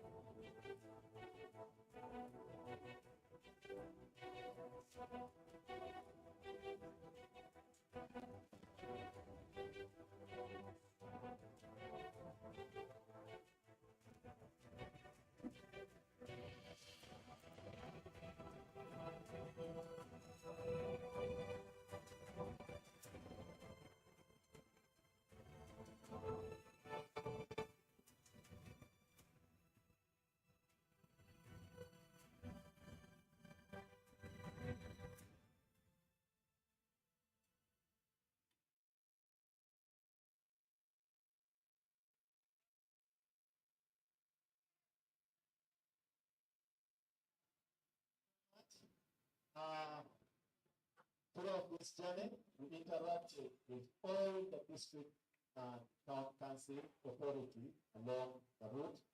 We interacted with religious institutions, learning institutions, and also a traditional institution. We collected issues pertaining water and environment, both positive and negative, of which we have documented. In the interest of time, I may not be able to go through it one by one, but we documented and we shall present it to you before Uganda Water and Environment Week is open officially.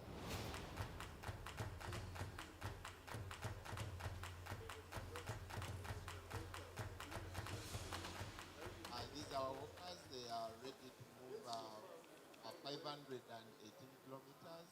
And the reason why they are moving, they are trying to create awareness about the effects of climate change, which are majorly because of the human activities. And we are going through Victoria Water Management Zone up to the central facility. We ask for your prayers and collaboration. So as we flag off the workers today, let us again realize that whatever the awareness they are raising, whatever they're going to do, is part of our overall core responsibilities as citizens, as government, as civil society, as traditional institutions. Ladies and gentlemen, can I request that we take our seats and start on this session? We are already 30 minutes late, so we need to get started. Can I request the team behind there to remove the videos? For this drive, and now I take this opportunity to flag you all as you continue making the campaign, as you continue. Okay, so welcome to this session. This is our second day of the Uganda Water and Environment Week. And for this afternoon, we are going to discuss issues of transboundary water cooperation. We are having this side event on transboundary water cooperation in Nile Basin, unlocking the benefits from Nile transboundary cooperation. And this session is being held at a time when Nile Basin Initiative is celebrating 25 years. And we are privileged to host this session as the Minister of Water and Environment within the framework of the Uganda Water and Environment Week. I will be moderating this session in my capacity the chairperson of the Nile Technical Advisory Committee. Uganda currently is chairing the Nile Basin Initiative, and I happen to be the chair on behalf of Uganda. So I will be moderating this session on behalf of Uganda and of course on behalf of the Technical Advisory Committee. As you can see from the program, I imagine all of you have copies of the program. We are going to have some remarks from our development partners. Thereafter, we shall have remarks from Executive Director of the Nile Basin Initiative. Then we shall have official opening of the session by the Minister of Water and Environment, represented by the Permanent Secretary, Minister of Water and Environment, Mr. Alfred Okoto Kidi. For those of you who are not familiar with Uganda's position in the Nile Basin, we are both a downstream and an upstream country, and for us, Trans-Boundary Water Cooperation is not an option but a must. So when we are hosting events like this, we are looking at issues related to our survival as a country.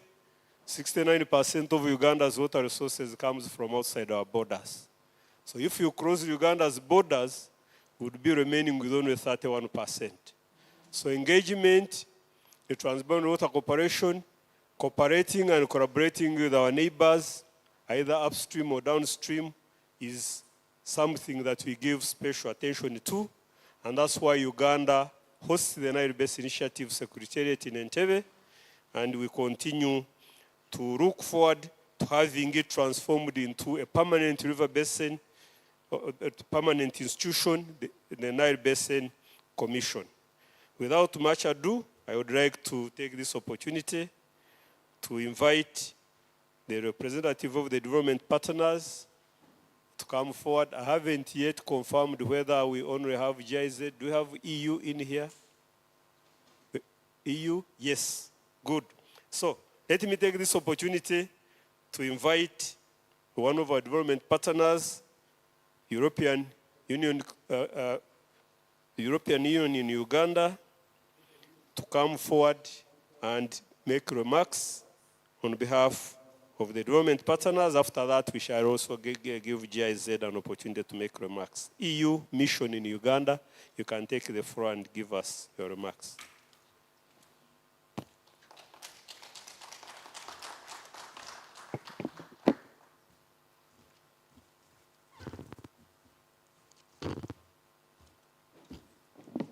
Thank you, Chairman. My name is Jan van der Ploeg. I'm here for the European Union delegation in Uganda. Some short remarks. We had the pleasure to fund GIZ in the Nile Basin Initiative. Unfortunately, let's say, I think our funding has come to an end. However, it's an important initiative, let's say, for all the countries in a regional setting to work on, let's say, the water resources of the Nile, safeguard them for all the uses which the Nile is: hydro, irrigation, climate change, let's say, adaptation and mitigation.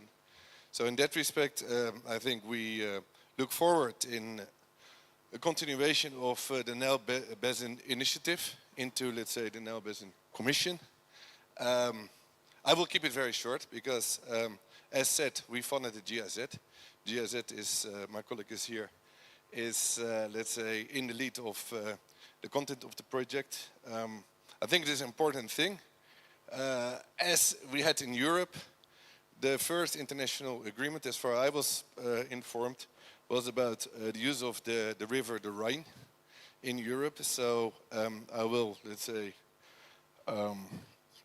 support the initiative to further develop, let's say, closer cooperation for the use of the Nile. And I think eventually I hope that also all the countries of the Nile will join the initiative and see the mutual benefits.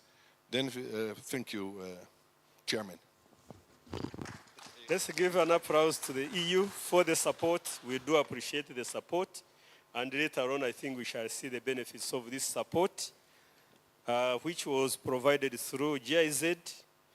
And maybe we shall get GIZ to speak a bit later when we reach the time when we are going to hand over these products.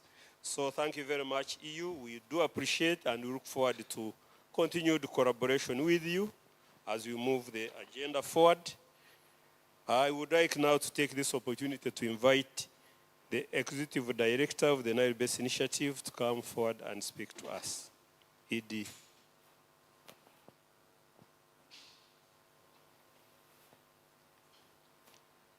You can come this side.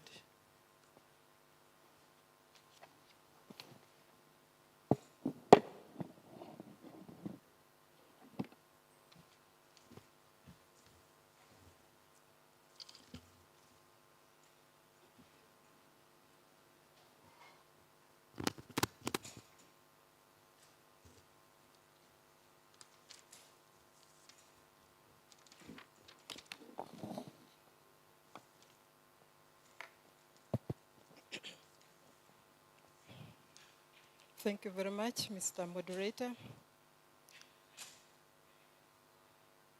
The Permanent Secretary, Mr. Alfred Kidi, is representing the Honorable Minister of Water and Environment and NILCOM Chair.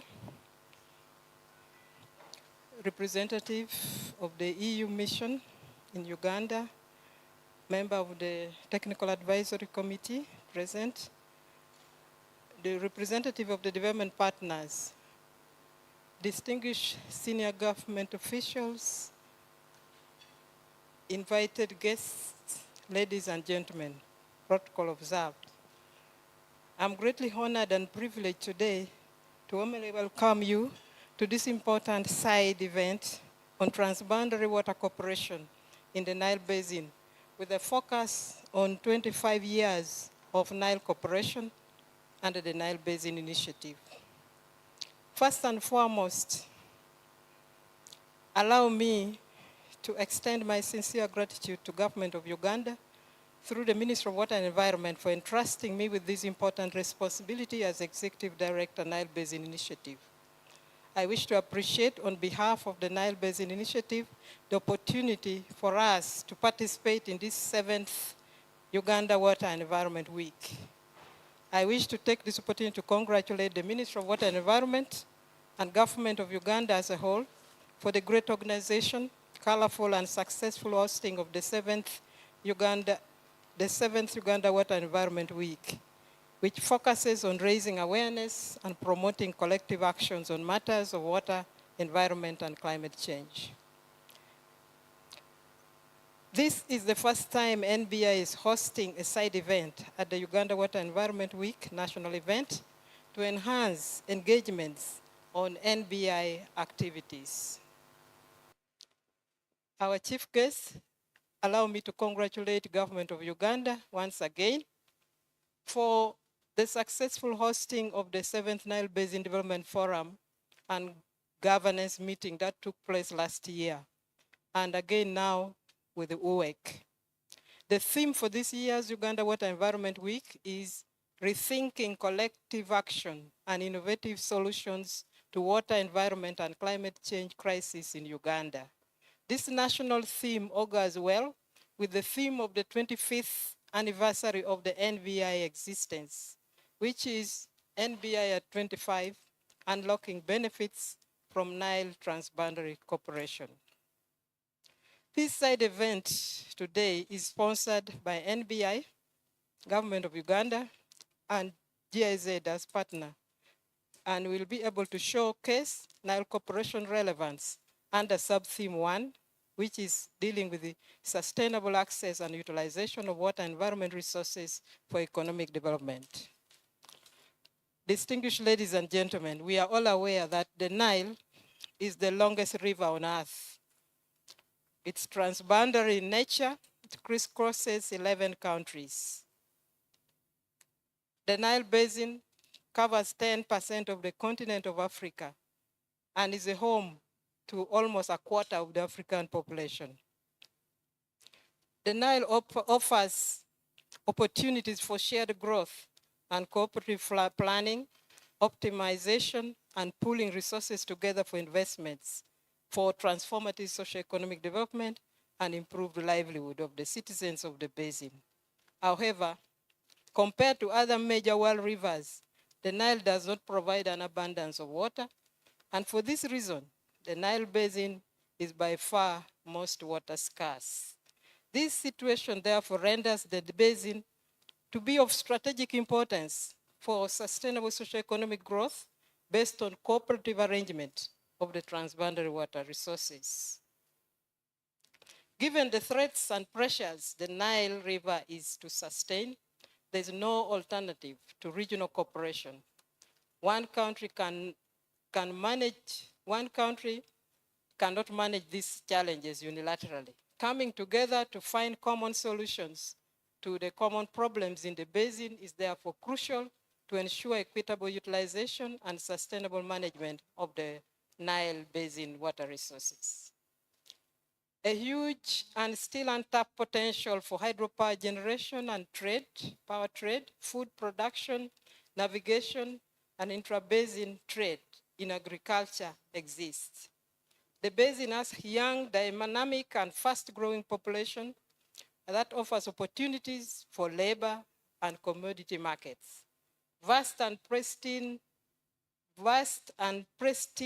environmental resources can offer ecosystem services. There's a variety of culture, and an entrenched culture of cooperation exists through the Nile Basin Initiative. And there are opportunities for regional integration through navigation, tourism, development, agricultural trade, among others. Distinguished ladies and gentlemen, I wish to inform you that the Nile Council of Ministers responsible for water from the 10 riparian countries of the Nile on 22nd February 1999 established the Nile Basin Initiative to foster cooperation and sustainable development of the Nile River. The countries are Burundi, Democratic Republic of Congo, the then Zaire, Egypt, Ethiopia, Kenya, Rwanda, Sudan, Tanzania, and Uganda, with Eritrea as an observer. South Sudan joined NBI later in 2012. The shared vision of NBI is to achieve sustainable socioeconomic development through equitable utilization of and benefit from the common Nile Basin water resources. The NBI is governed at policy level by the Nile Council of Ministers, supported by the Technical Advisory Committee members. The broader Nile Basin Initiative work program, is implemented towards the realization of NBI vision, shared vision, and goals. Some of the goals are to develop the water resources of the basin in a sustainable and equitable way to ensure prosperity, security, and peace for all its people.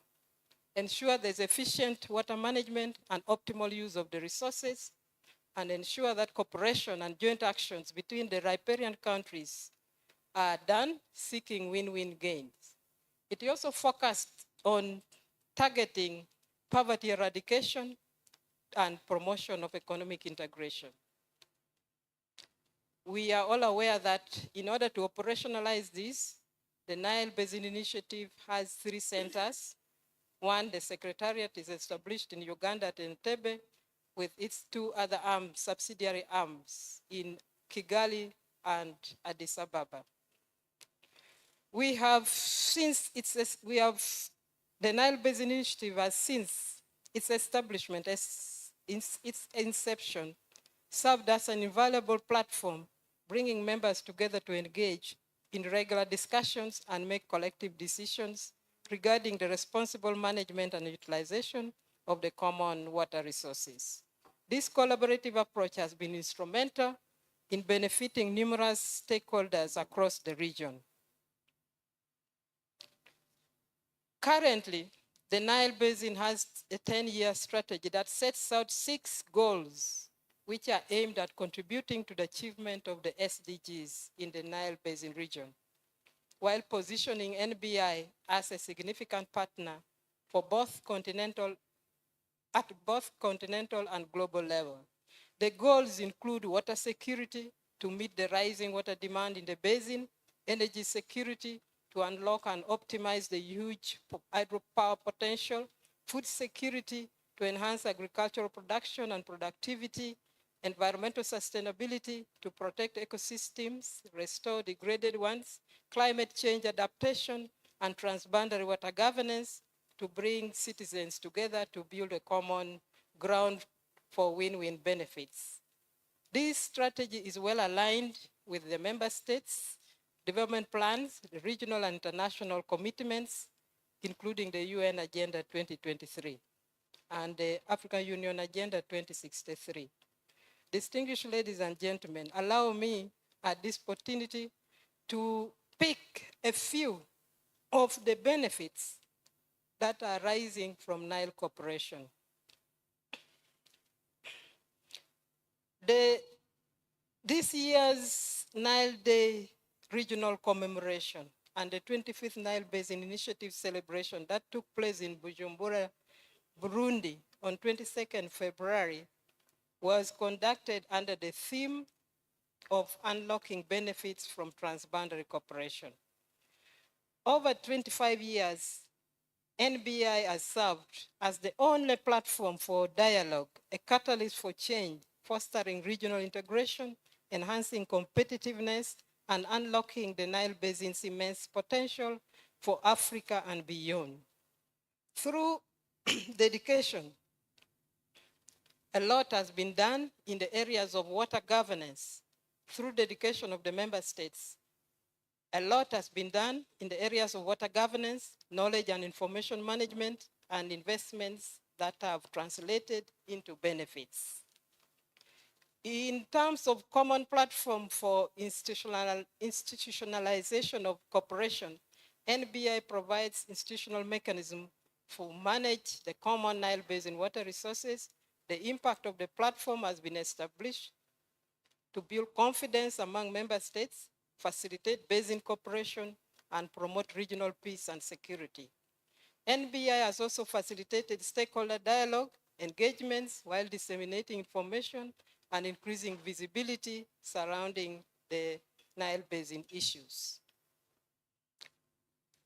To realize the vision, objectives, NBI has also embarked on key strategic programs and projects, one of which is the Rusumo hydropower project, which has just been completed. And this power project, with the support from World Bank and African Development Bank, has brought together Burundi, Rwanda, and Tanzania to harness benefit from this cooperation. As I talk now, 80 megawatts of power is being transmitted to the 3 different countries, and synchronization of the energy grid of the 3 countries is also complete, and now the 3 countries are able to trade in power. It has also created job opportunities and also benefited the communities in different ways. This project now is only awaiting political commissioning by the 3 heads of state. NB has also invested in over 3,000 kilometers of power transmissions across the Nile Basin, which enhances capacity for power interconnection and power trade. In the case of Uganda, there are many that we shall be presenting later, but Uganda continues to receive benefits in form of projects and programs from Nile Corporation. For example, we have Lake Edward and Albert Fisheries and Water Resources Management Project, phase 1, 2. We are now in phase 3, mobilizing resources. We have the Kabuyanda Irrigation Scheme. We have a number of transmission lines. Angololo Multipurpose Project is, we are now mobilizing the resources, and then Nimur and Limur and and the regional hydromet system that we are going to hand over today are some of the projects that have come from Nile Corporation. I will talk about the hydromet when we come to the handover. For the first time, with the support from UNDP and JEF, NBI is undertaking studies to understand transboundary groundwater aquifer and how it can be sustainably managed to support conjunctive use of water resources. Several knowledge products have been produced by NBI, some of which are online and others are in hard copy. A total of 10,000 or more has been provided. NBI also has undertaken strategic water resources analysis, and we continue to do that as with the time. And we have prepared a Nile River Basin Management Plan. This Nile River Basin Management Plan is supposed to inform the Nile River Basin Investment Program that will enable us to do resource mobilization. We have also enhanced our coordination and partnership with the regional organizations which are within the basin. So I will not go through all these because we are going to have a complete presentation going on. But I would want to say that NBI has done a lot, and we need to consolidate this achievement and align our collective aspirations so that the development of the Nile Basin water resources can be done in a cooperative and coordinated manner. As I conclude, I would like to reflect on the fact that NBI is now 25 years old. I've narrated a few of the successes, but he has also had challenges. First and foremost, there has been no possible success to a permanent legal institution for cooperation in the last 25 years. And as chair of the Nile Council of Ministers, Honorable Minister, we would wish to seek support from your office to support this process. We were very happy when we were in Burundi, when it was announced that Burundi is now the 5th country that has ratified the CFA, the Cooperative Framework Agreement. The Cooperative Framework Agreement requires 6 countries to have ratified or acceded before the Nile River Basin Commission can be established. It is our prayer that under the leadership of government of Uganda, we shall be able to get the 6 so that the Nile River Basin Commission can be established. Secondly, we need to enhance our resource mobilization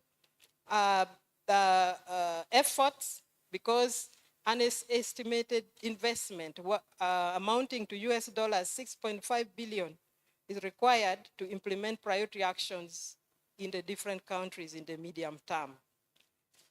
Much as countries have made their commitments, some have honored their financial commitments, some have not been able to do that due to different reasons.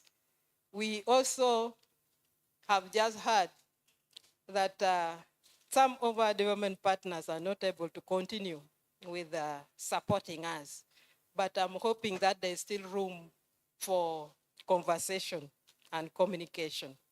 I therefore take this opportunity again to invite our esteemed development partners to continue supporting NBI's noble cause. Once again, I want to thank you all for coming and for listening. I thank government of Uganda for hosting the Nile Cooperation Secretariat, and I wish to thank the development partners, the World Bank, EU, Africa Development Bank, UNDP, and JEF, the federal government of Germany, GIZ, and many others for the continued support to NBI. I wish to take this opportunity to commit that NBI will remain, NBI Secretariat will remain as a team while observing transparency, respect for diversity, integrity, professionalism, and innovation. Our slogan is one river, one people, one vision. I thank you very much.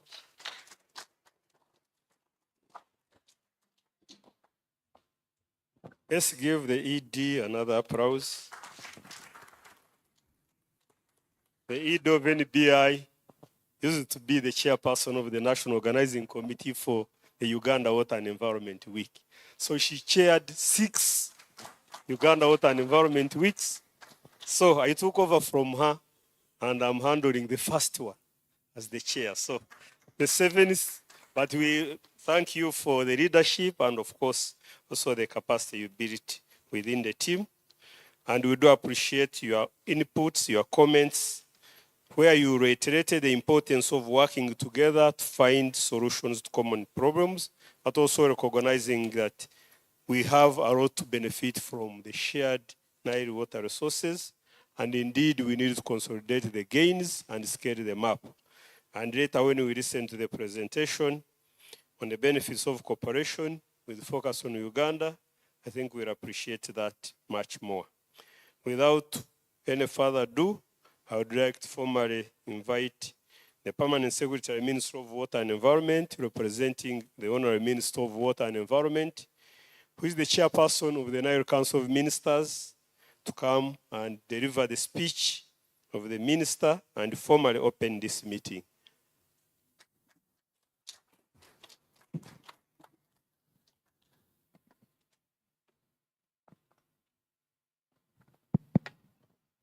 Thank you, Dr. Kalis.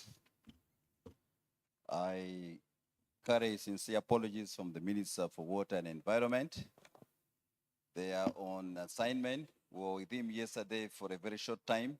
He had to drive all the way back from the assignment that he has been delegated, but he has requested me to read this speech on his behalf, and I'm going to do so verbatim. The Executive Director, Nile Basin Initiative, together with your management and staff, development partners, specifically the European Union and GIZ, senior government officials, distinguished ladies and gentlemen, the media, it is with great pleasure and honor that I address you today as we reflect on the transboundary water management and the invaluable benefits of cooperation to Uganda. This year signifies a key milestone as we celebrate 25 years of the Nile Basin Initiative, marking our collective journey towards sustainable water management and transboundary cooperation. I express my sincere appreciation to all our partners, especially the European Union, the World Bank, the African Development Bank, and the German Federal Ministry of Economic Cooperation and Development, BMZ, through GIZ, whose support has made this journey possible. The collaboration between our governments and these partners have been instrumental in advancing our shared goals of transboundary water cooperation. Water, as we all know, is not only essential for life, but also plays an important role in maintaining peace and stability across borders. However, the management of the shared water resources presents complex challenges, often linked to the differing interests and priorities of riparian states. We acknowledge that while the shared water resources can serve as a catalyst for conflict, they also pose immense potential for deeper cooperation and spur sustainable development. Over the past 25 years, the Nile Basin has played a central role in fostering cooperation among riparian states and promoting sustainable water management practices. As indicated in earlier presentations, for Uganda, this cooperation has yielded tangible benefits ranging from electric power interconnection, enhanced access to water resources for agriculture, industry, domestic use, to improve livelihoods for communities dependent on the Nile Basin ecosystem. Ladies and gentlemen, one of the highlights of today's event is the handover of the state-of-the-art regional hydrological monitoring station and data management system to the government of Uganda. These hydrometeorological stations, constructed with support of Nile Basin Initiative and funding from European Union and BMZ, represent a significant milestone in our efforts to strengthen water resources management and climate resilience in Uganda and the region at large. The establishment of these hydrometeorological stations signify our commitments to leveraging cutting-edge technology and data-driven approaches to monitor and manage our water resources effectively. With access to real-time data and advanced monitoring capabilities, we'll be better equipped to address water-related challenges, mitigate the impact of climate change, plan for sustainable development, and safeguard the well-being of our citizens. I extend my appreciation to the Nile Basin Initiative, the European Union, and BMZ for their unwavering support and partnership in the construction of these hydrometeorological stations. Their investment in this critical infrastructure underscores the importance of international cooperation in addressing shared water challenges and advancing sustainable development goals. Ladies and gentlemen, as we accept the handover of these hydrometeorological stations and reflect on the achievements of the past 25 years, it is important to recognize that much work lies ahead. We must seize this opportunity to reaffirm our commitment to Nile cooperation and explore innovative solutions to address the emerging challenges. The outcome of today's event, including increased understanding of the benefit of cooperation, sharing of ideas on necessary structures and mechanisms, and exploitation of opportunities for the enhanced technical and financial involvement will guide our collective efforts towards accelerated implementation of transboundary projects. As I conclude, I would like to express my sincere gratitude to all the stakeholders who have contributed to the success of the Nile Basin Initiative over the past 25 years. Let us continue to work together in the spirit of cooperation and solidarity to harness the potential of the shared water resources for the benefits of the present and future generations in the basin. Thank you, Honorable Sam Cheptoris, the Minister of Water and Environment. On his behalf, I now declare this meeting open. Thank you. Thank you very much, Honorable Minister, represented by the Permanent Secretary, Minister of Water and Environment, Mr. Alfred Okidi. We do appreciate your time to deliver the speech on behalf of the Minister. I want to draw your attention to the program. We are moving on. We have now finalized the opening session for this event. We are going to have a short presentation on the benefits of cooperation with focus on Uganda. And we are reflecting on 25 years of the Nile Basin Initiative. I would like to invite the Nile Basin Initiative Program Officer, Mr. Tom Wako, to come forward and make this presentation. You can.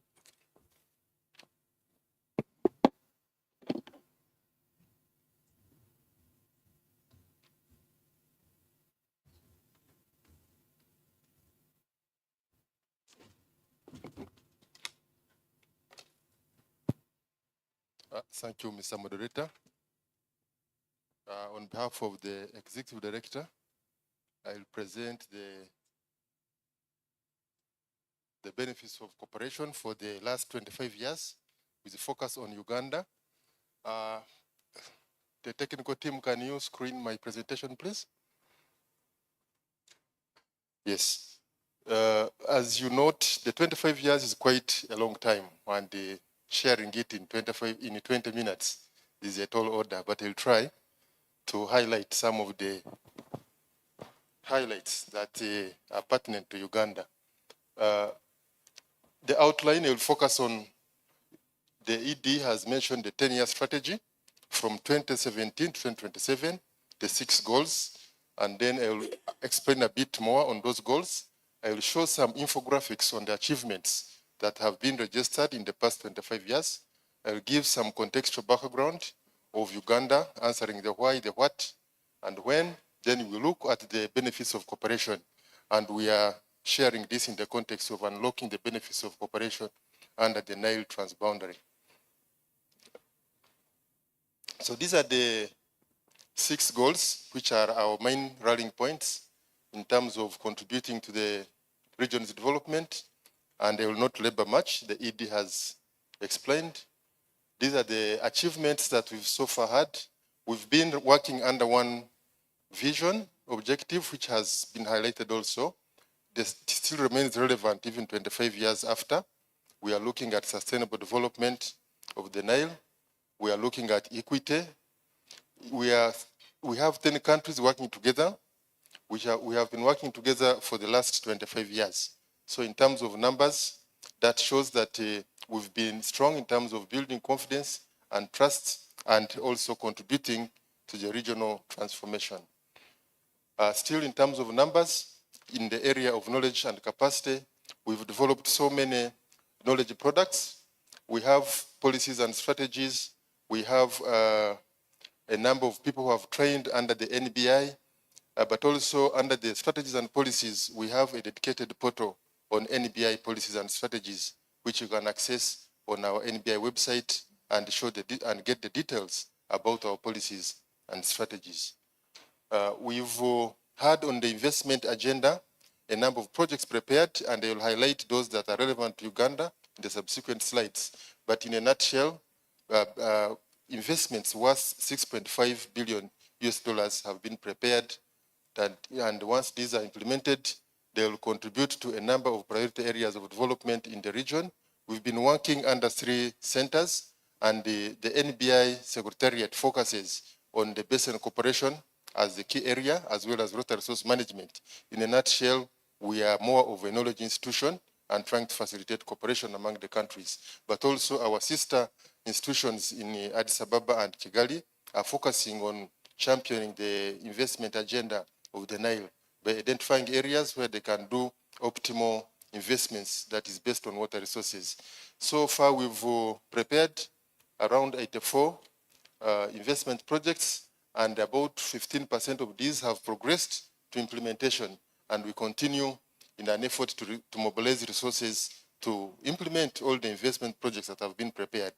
We have got a dedicated unit now at the NBS Secretariat that is looking at promoting basin investments and seeing that all the different projects that have been prepared are able to progress to implementation. And as you know, the delay in implementation of projects which are prepared results in continued increasing expenditure in terms of renewing and preparing them, updating them whenever the opportunity for funding comes. So we try as much as possible to close the gap between the time of preparation, the time of implementation, and therefore you are optimizing on the resources of development.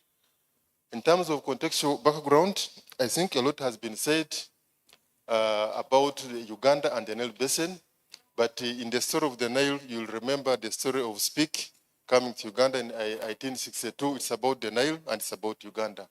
7.7% of the Nile Basin area is in Uganda.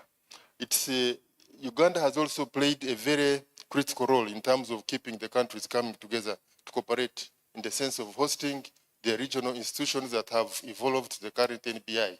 The Hydromet, the Teconile have all been hosted in that place in Entebbe, and up to now, we are still in the same place under the Uganda government hosting.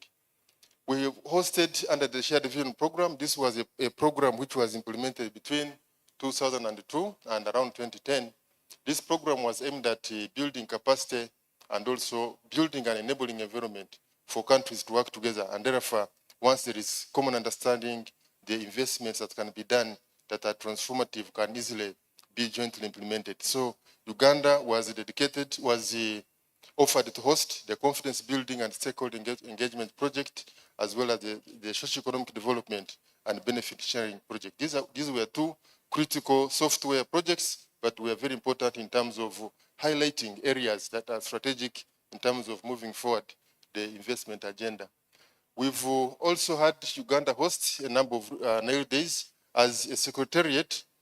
Whenever there is no country that is willing to offer, Uganda always comes handy and offers to host the regional Nile Day celebrations. But also, even before, even if there is no, country hosting, Uganda sometimes offers first hand before failing to get a host for a Nile Day. Uganda also was a champion in terms of the CFA signing and ratification. As you know, on May 14, 2010, Uganda signed the CFA, and the 15th August 2019, it ratified the CFA. Uganda has also hosted the first heads of state and government summit in 2017 June in Entebbe, and it recently, last year in October, most of us participated in the 7th Nile Basin Development Forum, a very important forum in terms of bringing together the policy practitioners, academicians, researchers together on a discourse on Nile-related matters. So what are the benefits for Uganda out of this cooperation? Why should Uganda be interested, and why should it participate? We look at it from the 3 core functions that NBI does. Under the transboundary water cooperation, we look at the benefits of building capacity and creating an enabling environment for joint action so that the country can be able to participate and work with other sister or neighboring countries to develop this common resource. The Nile is a basin, is a hydrological unit. Therefore, it has to be developed in a sustainable way through an IWRM approach. And that requires that we work together and be able to have common strategies which can be optimal, and also look at sustainability of the common resource that we all depend on. Then in terms of the water resource management, as another second core function that we do, we look at the knowledge base that is generated through the activities that are done through the NBI, which promote, again, optimal and sustainable use of the Nile water resources. So the Nile Basin has become a go-to place in terms of generating these kinds of knowledge. We have the tools, we have the analytical capacity, we have the frameworks which are promoting, and continually we try to attract the best in terms of resources to get this analytical work done in a way that meets international standards as well as the needs of the region. In terms of investments, Uganda, we can attribute it 26 investment projects that have been prepared, and others are at identification stage, and all aimed at developing the water resources of Uganda. And these are developed through a process which looks at optimality, sustainability, and the good neighborliness of others, and a number of guiding principles which guide the preparation of these investment projects, and therefore acceptable by all. So, benefits in terms of the water resource, the basin cooperation, I have mentioned the trust and confidence among the countries, which is important, the capacity for staff and the personnel in water resource management. Uganda was one of the beneficiaries of applied training project. We trained 2 PhDs, where the picking of these 2 PhD beneficiaries was based on the principle of a spark and a fire. The 2 PhDs were picked from the university institutions of Makerere and Kyambogo, so that they could go and train other people in terms of building the capacity to increase the understanding of these water resources. So we have trained also on a master's level, on a diploma level, certificates, and so many workshops have happened, which look at a whole range of IWRM-related courses, including hydro diplomacy, negotiation skills, power purchase agreement training. So many things have been trained under the NBI. We also have a number of policies, regional strategies, and guidelines. Those ones can be also seen from our portal on policy. The 15 hydrological stations, I will not say much about them, because I think there is a session dedicated for the handover, which will elaborate more. We've also looked at ecological areas like the wetlands management plans for Siositeko, for Semliki, for Minziro wetlands. We've done the wetland management plans, how you can harness the benefits from wetlands without compromising their functionality in terms of the ecosystem services. We've done the economic and ecosystem biodiversity studies for Siositeko and Semliki wetlands, still looking at how you can sustainably use the wetlands. The flood and drought risk mitigation, we've also done some work in this area. We collect data, we do analysis, we share drought monitoring bulletins. We are now developing a dedicated tool for river flow forecasting, which will help us to understand the river the patterns into the future, how we can be able to mitigate the impacts that could come out of the excesses.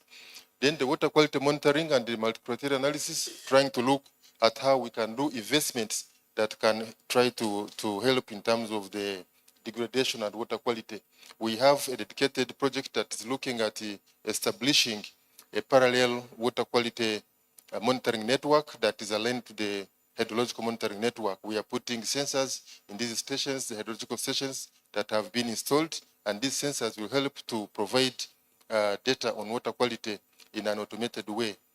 We shall have also a database which has already been put in place that will keep this data on water quality also managed in a good way.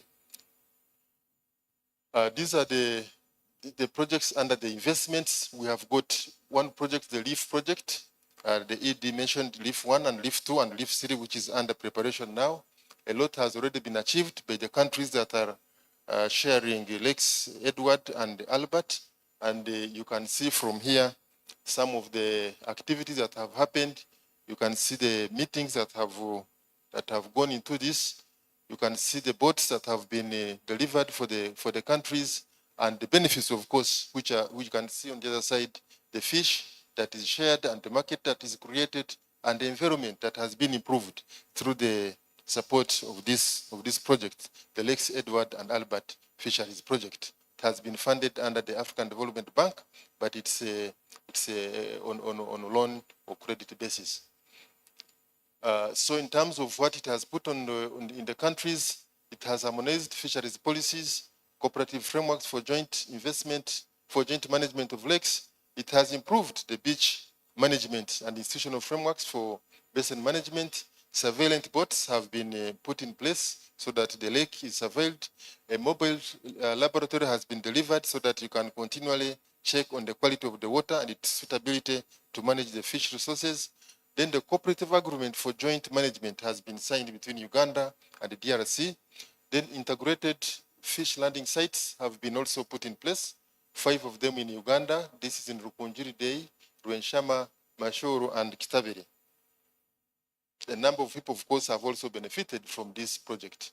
Another low-hanging fruit in terms of the benefits of cooperation are the power interconnections between the countries. It's an easier project to put in place in the sense that it does not require a lot of effort to prepare. One of them is the Uganda-Rwanda power interconnection, where we have 172 kilometers of overhead transmission lines of 220 kV lines between Uganda and Rwanda. And the substation has been put in place in Uganda and at Shango in Rwanda. The construction was done with support from FDB, JICA, Netherlands, and this has been through a mix of loans and grants. Feasibility studies were also supported by SIDA through a grant to NELSAP, and the project was completed in July 2023. And the power commenced in October 2023 last year between Uganda and Rwanda. So through this interconnection, Uganda earns $1.5 million monthly from power sales through this interconnection. And the project was prepared by NELSAP, and also Rwanda has managed to save $18.5 million annually because it was using power generators. Diesel generators, now it is using power that is accessed through this interconnection. Therefore, it makes saving on its power, all that being a result of this cooperation under the Nile. Another project is the Mela Water Supply and Sanitation Project. It's in the area of water supply and sanitation. It benefits people and the livestock. It's cooperation. It is completed and it's operational. The other project is the fish ponds in Busia community, which has also had improved source by constructing 7 community fish ponds. The fish ponds were constructed under the Sio Malawa Malakisi project. These were completed and they are serving their purpose. Another project under the Sio Malawa Malakisi project is the Lukuna Gravity Fed Irrigation Demonstration Scheme. And this is in the Manafwa River Basin. And here we have a number of activities that are happening, the horticultural crop production through irrigation. We have a 12-kilometer water transmission, intake structures and mainlines that were commissioned in February 2015. It's completed and also operational. The next project is the rehabilitation of the hydrometeorological network in Sio Malawa Malakisi. This was done under the NELSAP. We had 5 river gauging stations installed. we had automatic weather stations installed and rain gauges also installed within the CO Malawi Malakisi area of the sub-basin. Then the hydrological network in Kagera Basin, also we have 5 automatic water level recorders, 4 automatic weather stations, 4 standard rain gauges also installed in the Uganda area. And of course, all these, they benefit the population of those particular sub-basins in terms of improved planning, improved data availability, and therefore hope and better, development in that area that is informed by data that has been collected through these interventions. Then the Katuna water supply in Kavale, we have the water supply and sanitation as the main intervention there. It's estimated to benefit about 10,000 people. It was completed and it's already operational. Then the other project is the Uganda-Kenya interconnection. It is a 256 kilometer between the two countries. It's to do with power trade, and on the Uganda side, it's 128 kilometers. The population of the countries will benefit from this interconnection because once this power is interconnected, it is fed in the national grids, and therefore the power reaches everyone in that network. So it benefits everyone in that country. So it's at implementation is at 80%. I think there was a legal issue on the Kenyan side in terms of implementation of this project. The Uganda side, I think, is 100%, but Kenya side had issues, and I think litigation has taken time to get completed, and therefore the project get completed. So it's also almost at the end of its implementation. Then there is the Ruimi Irrigation Development and Watershed Management in Bunyangabu.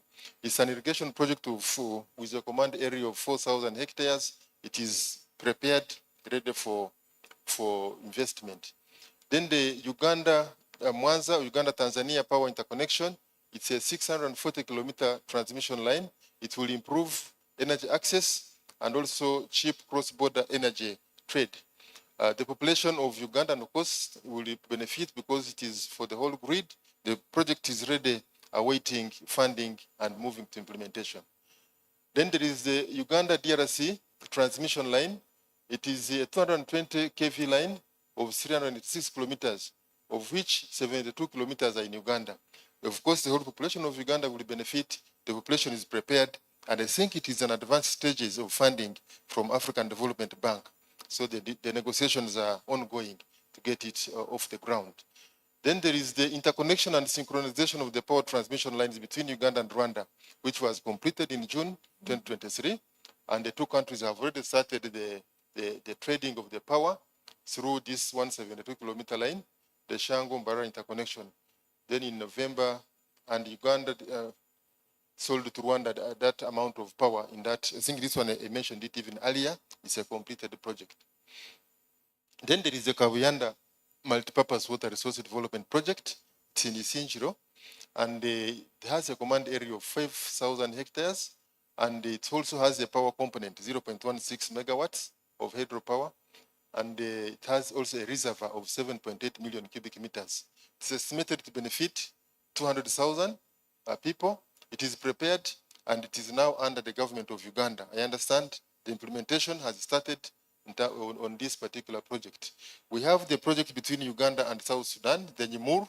It's called Nyimur on the side of Uganda. It's called Limur on the side of South Sudan. I think it's an issue of semantics in naming and words, but it's the same project. It's a multi-purpose water resource development project, which has irrigation of 4,180 hectares, and also it will generate power of 1.2 megawatts. And the irrigation on the Uganda side is 3,080 hectares, and it will benefit 12,000 people. It's already prepared and ready for implementation. There is also the water supply, which will also benefit a number of people in Uganda. Then there is the Vigasha Multipurpose Water Resource Development Project. It has a command area of 500 hectares, and it will benefit 118,000 people. It's also prepared and ready for implementation. We have the Angololo Multipurpose Dam. The ED mentioned this in her speech. It has 44 million cubic meters of storage. It has a 3,300 hectares command area for irrigation and a 1.75 megawatts of power that it will generate. For Ugandan side, it will have irrigation of 2,120 hectares it will create employment, it will also improve agricultural production and have power generation of 0.87 megawatts. So it's estimated that 63,000 beneficiaries will benefit in Uganda. It's still under preparation and it's in advanced stages. I think now the NBI and the countries are into the process of mobilizing resources for these projects to be implemented. We have the inland waterway sector on Lake Albert, Albert Nile and Bahar Jabel River Basin and the main line in South Sudan. The waterway transport, the kilometers is not yet estimated. This is still in early stages of preparation. It's just identified, so it has not yet progressed to full preparation. Then the Nsongezi hydroelectric power project, it is shared between Tanzania and Rwanda. It has 48 megawatts. And Uganda, on the Ugandan side, it's 16 megawatts for Uganda, and it will benefit 1.1 million people in Uganda. It's also identified. Other projects that have been identified are the Uganda Oluyo, South Sudan project, which is a power transmission interconnection, which will result in improved access to clean energy, cross-border energy trade, and also joint cooperation. Here it is a 320-kilometer line that will be developed. The Nyabanja Dam, it is into fisheries production of about $8,330 per hectare per year. Then there is irrigation of watershed management of 9,568 hectares.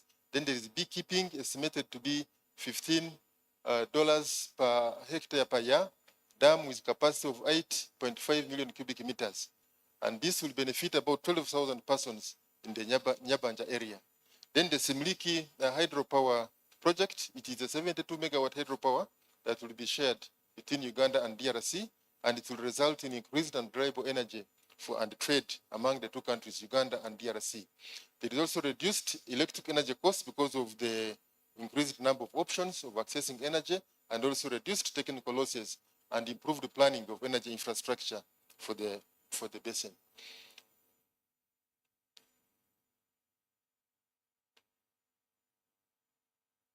I'm a bit faster. Then we have the Lirima Irrigation Development and Watershed Management, MANAFA. So it has irrigation, 341 hectares, and it will benefit about 5,000 people. The Bukabusi Irrigation Development and Watershed, MANAFA still, it has irrigation of 480 hectares and it will benefit about 6,000 people. Then Nyamatunga Irrigation Development and Watershed in Tororo, it is a dam of 2 million cubic meters. It has irrigation of 412 hectares. It will benefit 3,000 people. We have the Busia cross-border pollution control, and it also includes stormwater drainage. It will benefit 37,000 people, I think the urbanites around the Busia area. Then the shared Wakaka, Lower Sio, Middle Malava, and Middle Malakisi subcatchment management plans have also been prepared. Then the shared Sono hydroelectric power, 2 megawatts between Uganda and Kenya. Uganda will get 1 megawatt of power, and will also contribute to increased and reliable energy, and also increased trade among the two countries, and also increased access to electricity, reduced losses and technical losses, and improved planning, as well as regional integration in terms of sharing the power. In conclusion, we still see from these opportunities that cooperation over the Nile is really not an option, but a must, so that we can be able to optimize on the potential of this common resource. The sharing of information and knowledge build trust and avoid tensions, the openness in which these projects are being prepared, the working together, the beyond the river understanding and the connections of the different professionals involved is a way of also increasing the working together among the countries. Cooperation beyond the river, enhance regional integration.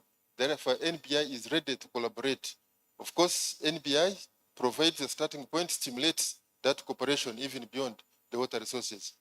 NBI promotes cooperation and joint projects implementation among the different lake river basin organizations, regional economic communities. The NBI does not work in isolation. NBI is in a setting where there are many other players with which we must work with in order to optimize the available resources for development. you realize that in most of the projects we do, we work with other regional organizations or initiatives are getting resources to do almost similar work. So the issue of partnerships and working together is a way of enabling us to get more out of the available resources through the optimal and working together. And you will note that organizations like East African Community, Lake Victoria Basin Commission, IGAD, and others, we have got MOUs through which we map out collaborative plans where we can support each other, synergize, and be able to get the most out of what is available. So the support from member states to expedite resource mobilization for implementation of investment projects is critical. I noted that we have 84 investment projects that have been prepared. Only 15% of these have moved to implementation. And when we delay, that causes a cost or a loss in terms of funds which are used to prepare these projects. So the partnership or the support from the countries to move these projects that have been prepared to implementation is a critical step in terms of moving forward the NBI aspirations. Sorry, moderator, I have taken longer than planned, but for more information, I refer you to some of those channels online which can provide more. Thank you very much. Thank you very much, Mr. Tom Uwewk. I decided to review because we were talking about benefits of cooperation, and I know the benefits are many, and indeed, as you have highlighted, many projects have been prepared worth billions of dollars.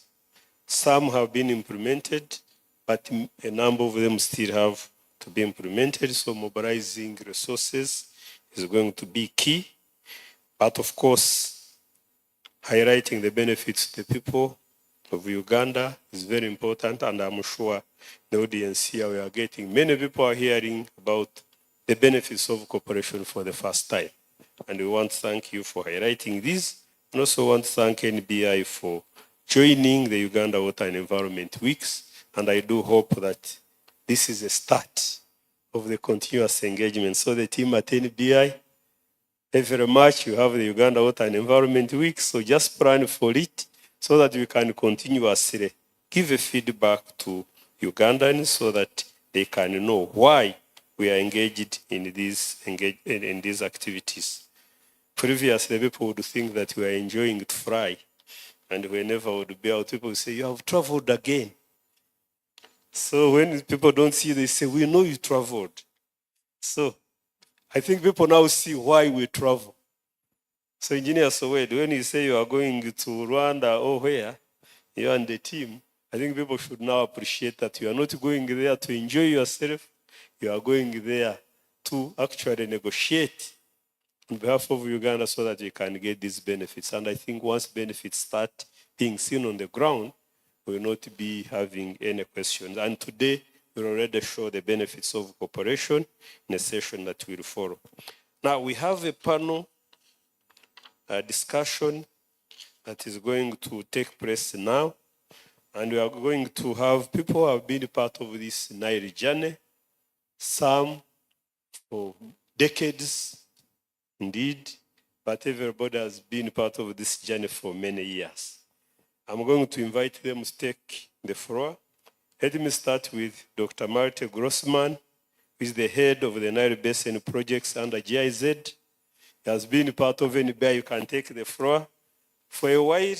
And normally, I always joke with him that he should get identity card of NBI, so that you can have two, one for GIZ, another one for NBI. So ED, I think he qualifies to be staff of NBI.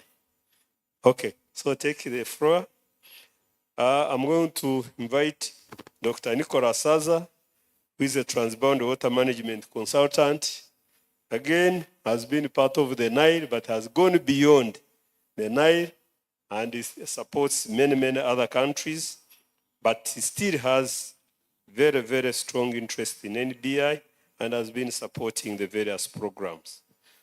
I would like to invite Engineer Sowed Sewagude, who is the Acting Commissioner for International and Transboundary Water Affairs in the Ministry of Water and Environment. Again, most of his working life has been working on transboundary issues, and he will be sharing with us what actually he does on a day-to-day basis.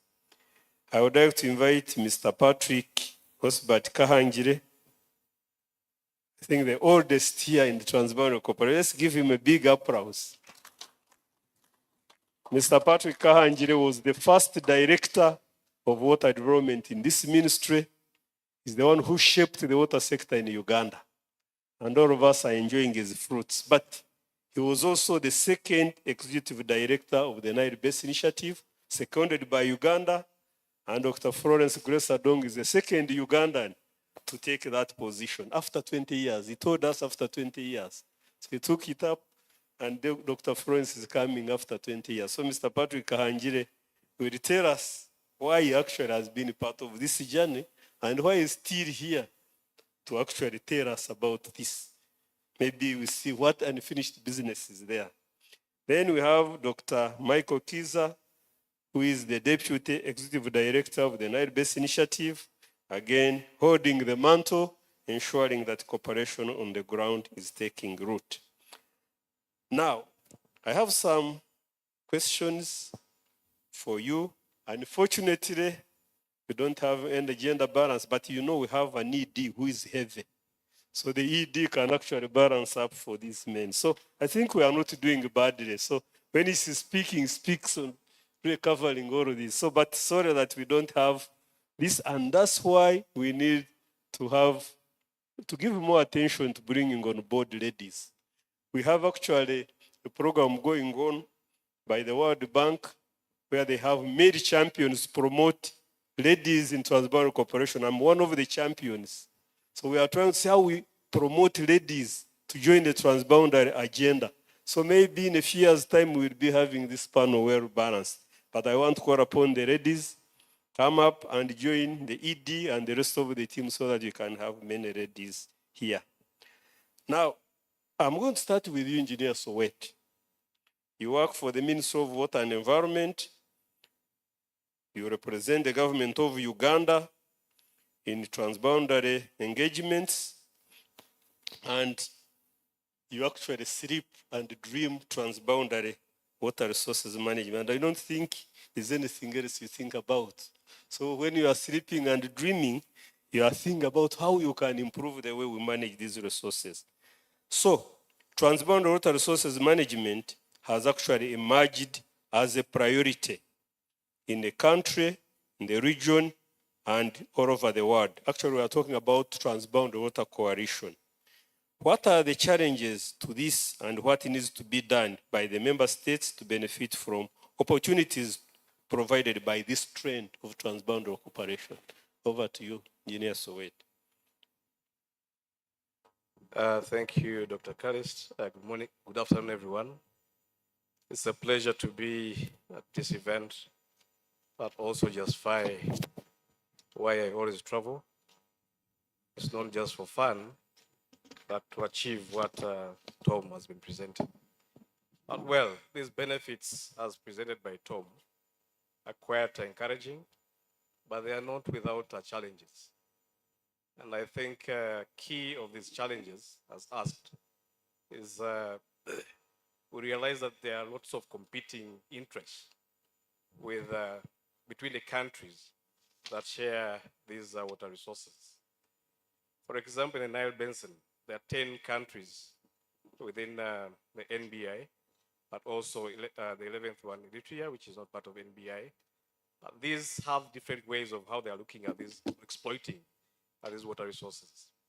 If I may take a case in point, if you look at Lake Victoria, this is shared between Uganda, Kenya, and Tanzania, but much as Uganda would wish to have adequate storage within the lake to ensure that there's production of hydropower, you look at another country like Tanzania that is looking at taking out water from the lake to irrigate big chunks of land, which are also outside of the basin. Looking at Kenya, currently they are looking at transferring a lot of water to perhaps serve the city of Nairobi. So you realize that we have different interests or how we look at these resources. If I give another example like the Grand Dam, you realize a country like Ethiopia would be interested in filling this dam very fast. And then you find that the downstream countries would like that this dam is filled over a long period of time. And that can cause a lot of tension, as most of you could have heard. There's also the challenge of institutional capacity, limited capacity. You realize that different countries have at different levels of exploitation of these resources in terms of financial capacity, but also the technical capacity. And this creates a challenge in that if you come to sit on the table and you don't have the same understanding of the resource, then you don't negotiate as equals. So you find that there's some other countries that feel sometimes they are cheated, or whatever they've negotiated, they may not be able to abide by in the near future. Climate change.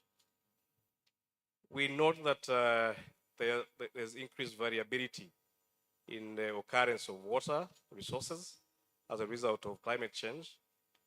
You recall, like in 2005, when we had a drastic change in the levels of Lake Victoria, where countries that share the lake again were accusing Uganda of causing that drop. Of course, this affects their economic activities, like the docking of ships, the fisheries, and so forth. But these are some of the issues that climate change actually brings. If you have little water, then that means you may need to have more water that you're releasing to produce hydropower. But also, as I mentioned, that variability causes challenges. There's also the other one that we are not able to share data, or we don't, much as we have protocols that we've agreed as partner states or member states of the NBI, but we've not been able to operationalize these protocols. So this creates challenges in that we're not able to come up with common decisions on how to manage and also exploit this common resource. I believe that to start with, we need to build the capacity, as I mentioned, by making sure that we develop common tools that we can use to assess the resource, so that when we come to negotiate, we know that the tools are trusted by all members, but also doing strategic assessments at the Benson level, where we can identify the potentials within the different countries and look at the comparative advantage. We've mentioned about the interconnections, power interconnections.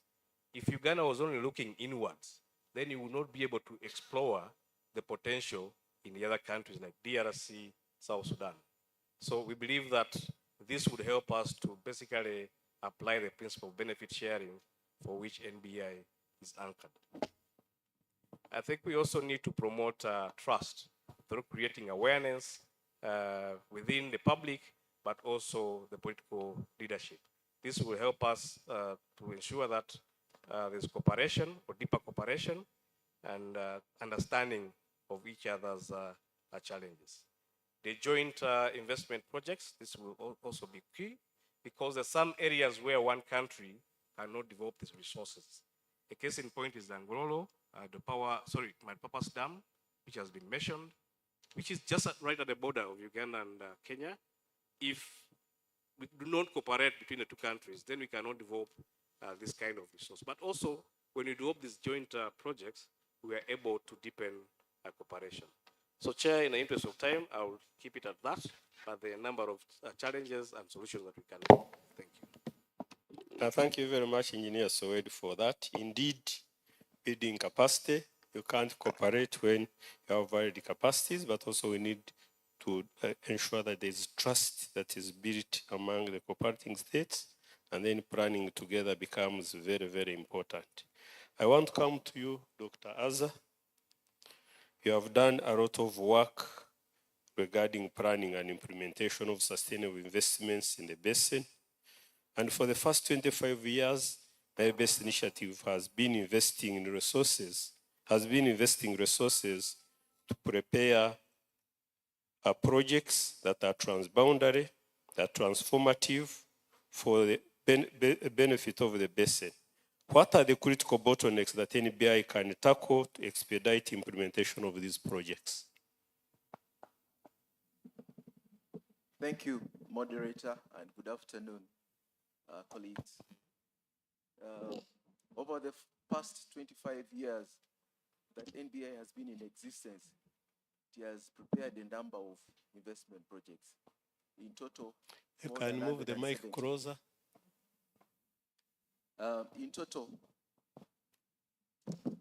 In total, more than 170 projects when you look at both the Eastern Nile as well as the Nile Equatorial Lakes region. And these are in 10 main areas. One, in the hydropower generation, like Rusumo. And number two, in power transmission and interconnection of power grids of the countries and regional power trade. Number three, multipurpose water resources management projects. These are projects where there could be a component in water supply, upstream watershed management, small scale irrigation, mini hydropower. That's the third type of project that has been prepared. The fourth, watershed management.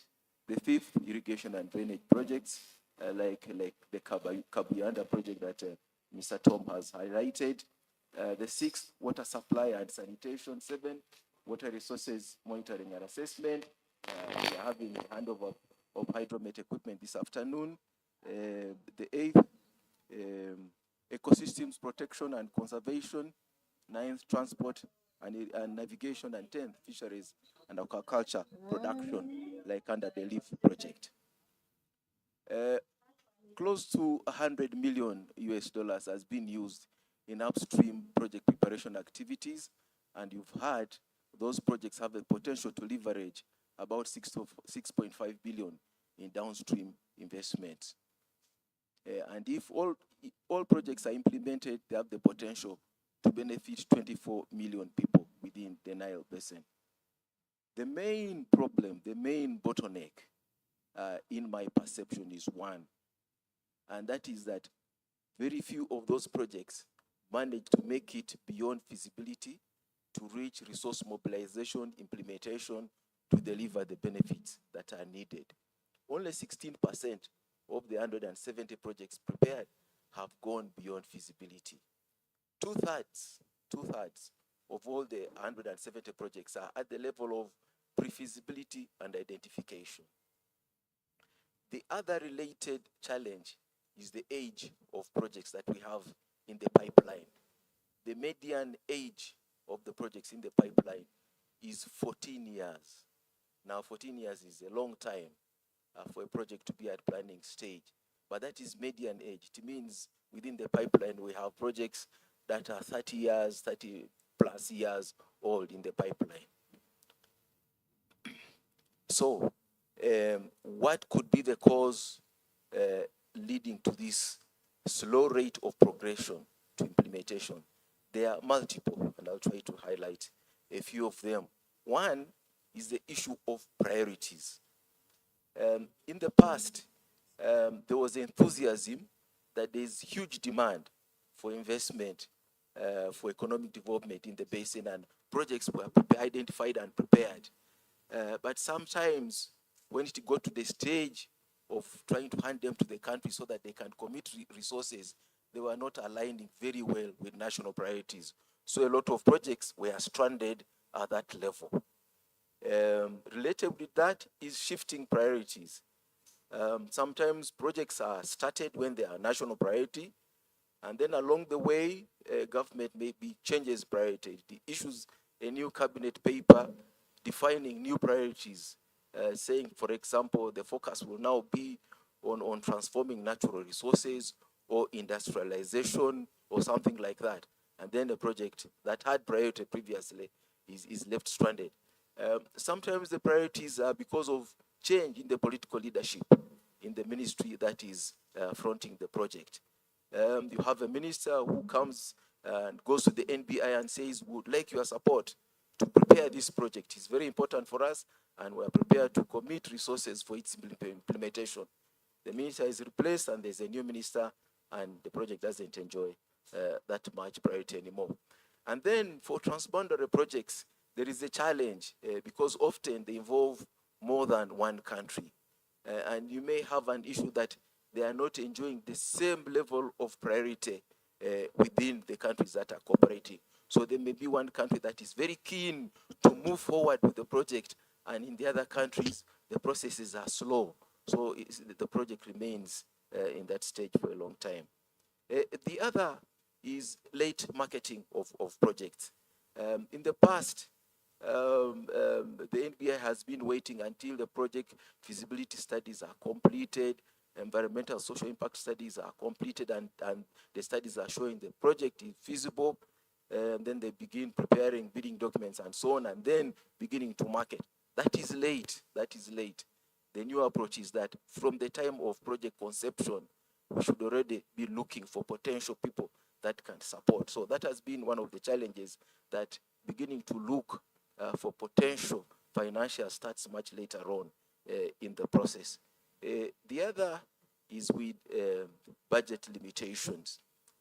For the water sector, the main sources of funding are public sources, from government transfers, mainly from domestic taxation, and then from ODA, development partners and multilateral development banks. For the countries, the water sector has varying priority in the region. Across Africa, it receives between 2 to 5% of the national budget, which is not really that high. So there's a limitation on the number of projects that you can take on, even if you have many projects that are prepared. There are also issues of capacity. There are capacity limitations in terms of skills and knowledge in tapping what are emerging financial mechanisms, climate finance that was discussed in the morning session, but also social and environmental impact bonds, which are an emerging source of financing, potential sources of financing. There is also a growing difficulty of mobilizing ODA for multiple reasons. One, due to a heavy debt burden and debt distress of the countries, because before you can borrow, there must be capacity to service those debts, and a lot of our countries are heavy on debt. For the average, for the Nile countries, close to 50% of the GDP goes into servicing debts. And some countries are beginning to default on their debts. Ethiopia defaulted on some of its debts. Kenya is struggling to repay its Eurobond. So that affects the ability and the confidence of potential financiers to avail resources. The other is limited ability to attract financing from the private sector. The water sector, as opposed to other infrastructure sectors like transport, like energy, like ICT, has difficulty attracting private finance because it has little commercial component. People from the private or commercial sector, when they provide funding, they expect to get a return. And commonly, you don't have water projects that you can generate a healthy return from. In general, they consider the risks to be far higher than any benefit they could get. The other is countries differ in the processes that they follow to eventually have a project put in the national programming to receive funding. So there are delays because of that. And the solutions to these issues, the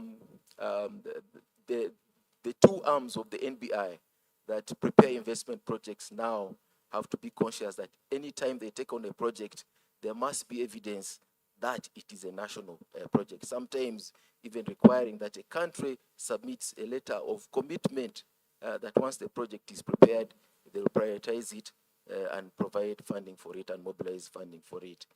The other is to start, like I've mentioned, start marketing early at the project initiation stage. To increase allocation to the water sector, it needs to do a better job at documenting its importance. It needs to prepare policy papers that highlight the savings by investing in water, the savings from improved health, less investment in treating people, but also in securing water, and therefore the economic production that can happen from agriculture, from industry, from mining, and so on, because of the little investment that you have in the water sector. Capacity building certainly is needed to improve skills and increasing bilateral engagements with government partners. Moderator, I'd like to keep it there. Thank you so much. Thank you very much. Thank you very much, Dr. Aza, for those very interesting ideas you have put on the table. A number of bottlenecks, some actually apply also at the country level, and I've also proposed some solutions to these bottlenecks. And I hope that when we reach the time for engagements, we'll get also perspective from the audience. I would like to come to you, Dr. Michael Chiza. You are in charge of basin-wide planning and programming at the Nile Basin Initiative Secretariat. And the basin-wide challenges, sustainable management and development of Nile Basin are significant, and the NBI as a regional body can only make a contribution to the desirable solutions. What could be the possible changes in approach to result in a more responsive and optimal contribution to addressing the basin challenges?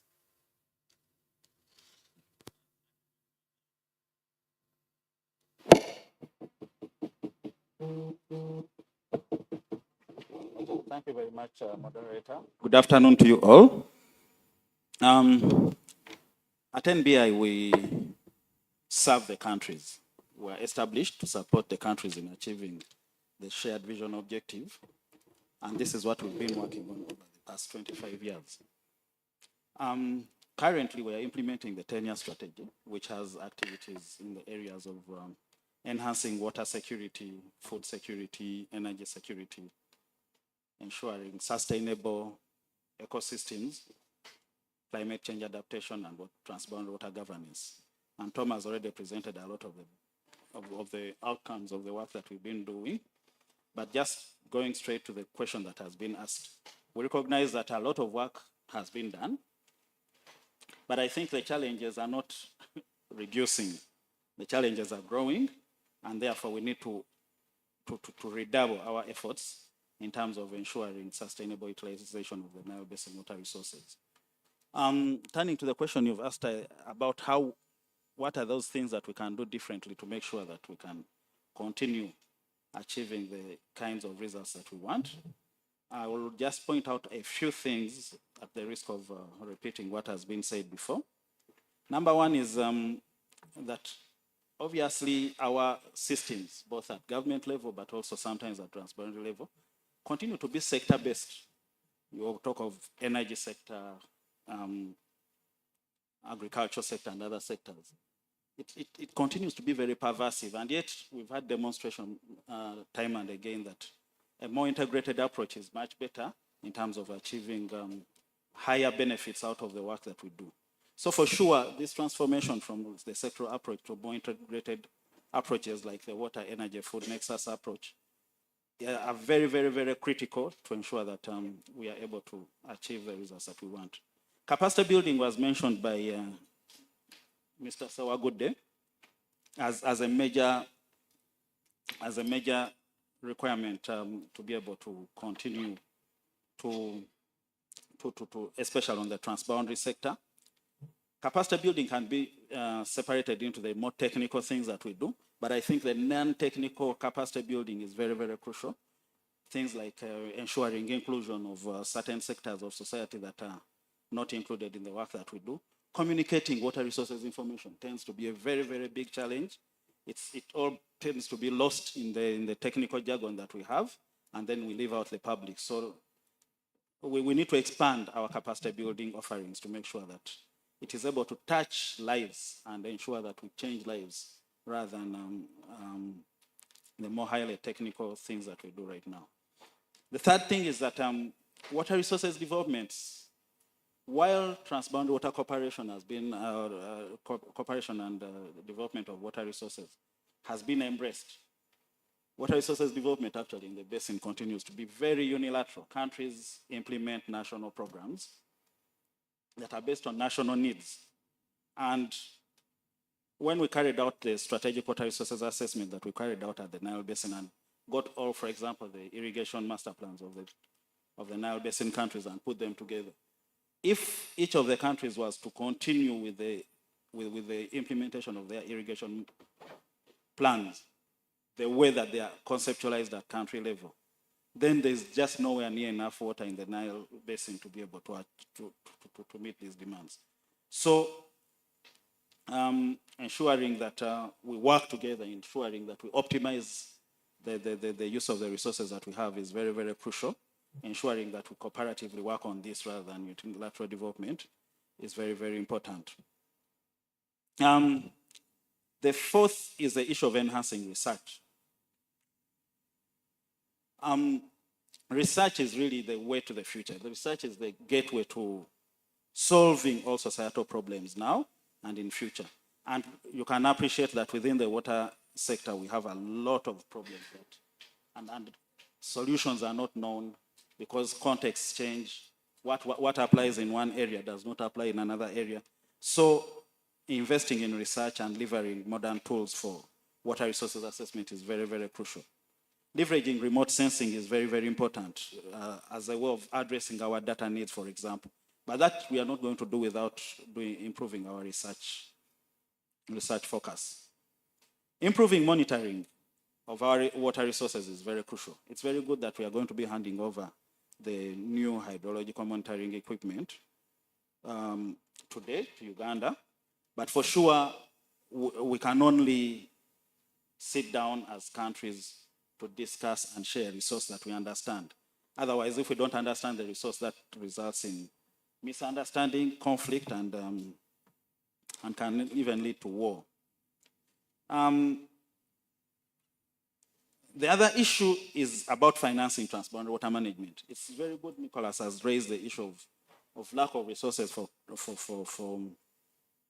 for projects. The pipeline is not moving as fast as it should. But we know that there are very, very important tools globally that are available right now for leveraging resources for implementing our projects. However, our countries, some of these tools like adaptation funds and the green climate funds and others require a level of capacity that is sometimes not very available in our countries. And we need to invest in that capacity to be able to leverage some of these resources. The final thing I would like to point out, moderator, is the issue of coordination. Uganda, together with many other Nile Basin countries, have set up a number of institutions that are supporting in transboundary water management. Lake Victoria Basin Commission of the East African Commission is one of them, where Uganda is a signatory. IGAD deals with issues of water, transboundary water management, and others. And in the past, these institutions have tended to work independently, and each pursuing its own agenda and strategies.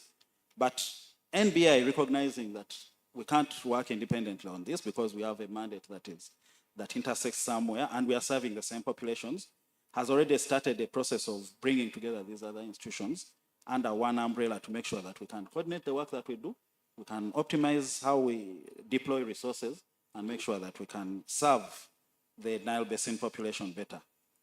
Thank you very much, moderator. This is what I wanted to share. Thank you very much. Thank you very much, Dr. Michael Kiza. For those perspectives, indeed, a lot needs to be done to ensure that we take advantage of these resources. We move on. I would like to come to you, Dr. Marte Grossman. You represent the development partners on the panel, and we note that the program work of NBI has largely been supported through strategic partnerships. The support has been evolving with the effective participation of development partners on a diminishing trajectory. What could be the causes, and what can NBI do to change this trend for the better? Thank you, moderator, and good afternoon, everyone, from my side. So yes, the NBI journey has been a joint partnership of the countries with many of the partners who have been supporting countries to move along. And I think the key was really that the countries agreed at the beginning of the Nile process about this shared vision, about coming together to manage the shared resource. And that really motivated a lot of the partners around the world to come in and put resources together to support especially the initial stages. And I think one of the things one needs to reflect about what you are saying about the change, maybe, or the way the partnership has evolved is NBI is now also 25 years old. So 25 years is a good age, coming of age, one would say. So I think in the beginning of the Nile process, there was this, the NBI Trust Fund, and all the partners were working together with the countries to set off this institution, to establish the institution, build capacities, build trust among member states. And as we've seen today, a lot of it has been achieved. There has been a lot of progress that has happened, and that also then leads maybe to changes in the way of cooperation. And now I think when one looks at the intensity of cooperation, again, a useful way always to look at the transboundary cooperation toolbox is to look at these 3 I's, these 3 I ingredients of transboundary cooperation. You need institutions, you need information and knowledge for knowledge-based management, you need the investments. And these are also different kinds of partnerships that come in for these different activities. I think the institution building part is something that has been done. But now you can't take the institution, and it's not completed. We know it's not yet a permanent mechanism. It is still an initiative, so it's still fragile in a sense. I always say NBI has become a strong organization with a weak mandate. So the issue of mandate of transforming NBI to a full permanent institution is still outstanding. But that is a certain type of partnership that many of the let me say the classical development partners have been part of. And that still needs to continue a while until the institution is finally fully established.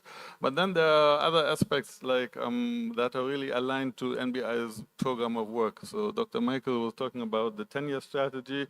There's a lot of things that countries want and need to do together to manage the resources. And these are different kinds of fundings now that need to be mobilized. And here there's also, opportunity to diversify the partnerships. Now we are talking about climate funding, GCF funding, and we are talking about other funds that can come in more on a project by project basis. Less that institutional strengthening kind of funding, and that is something where I think, like again, Dr. Michael, you were alluding to it, the capacity to really leverage these other kinds of funds to bring them into the NBI programs needs to be enhanced. And then we come to the whole other aspect of investment funding, and I think Dr. Azar here has summarized the points very well. That is now a different type of partnership in implementing the investment project. These are also different actors, multilateral banks. And here, one of the big issues really is prioritization of really communicating very clearly to partners what are the priorities, and this can be done on the one way by really making sure that they're very well integrated in the national development plans, that in the national development, in the priorities of the World Bank allocations, of the African Development Bank allocations, but also by really prominently pushing a joint storyline of Nile cooperation. And I think that storyline has been out there, and NBI has really been, been a champion of the storyline. But the task of transforming the Nile basin from like a basin that is prone to conflict and has a lot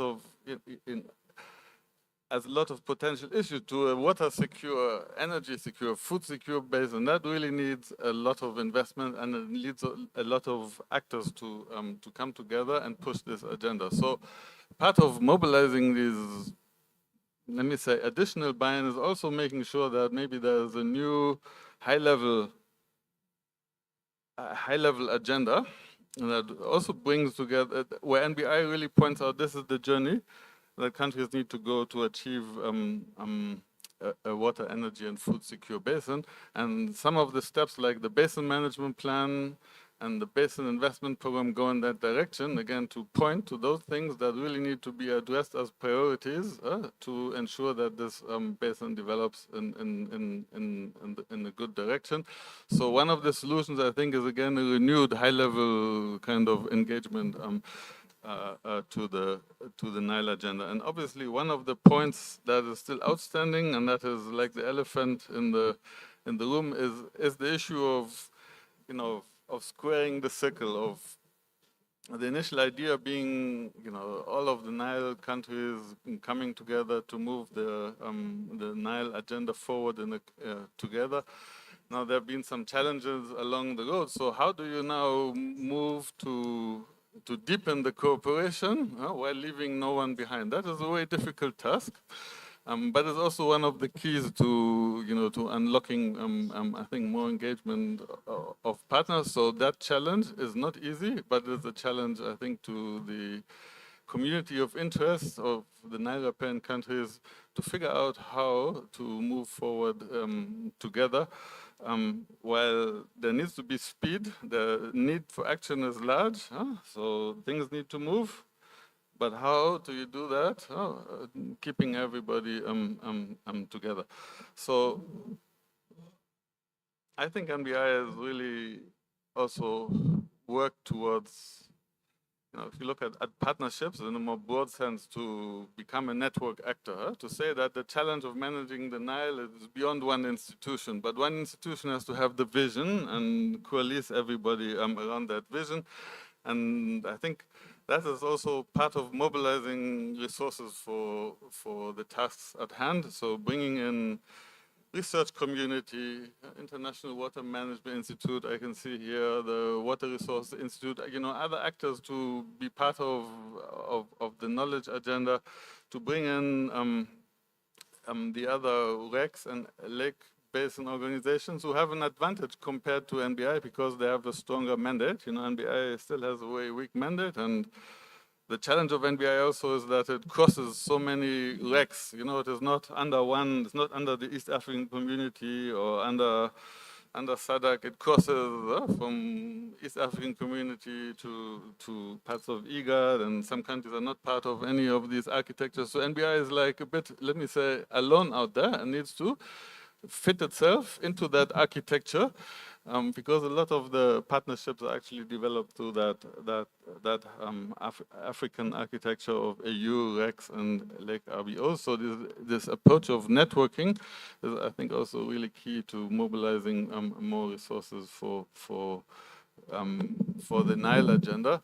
And again, I think one also has to notice, to realize that when NBI was founded, there was not so much of a culture of cooperation. And one of the big achievements of NBI really is that this culture of cooperation, a way of working together, has been established.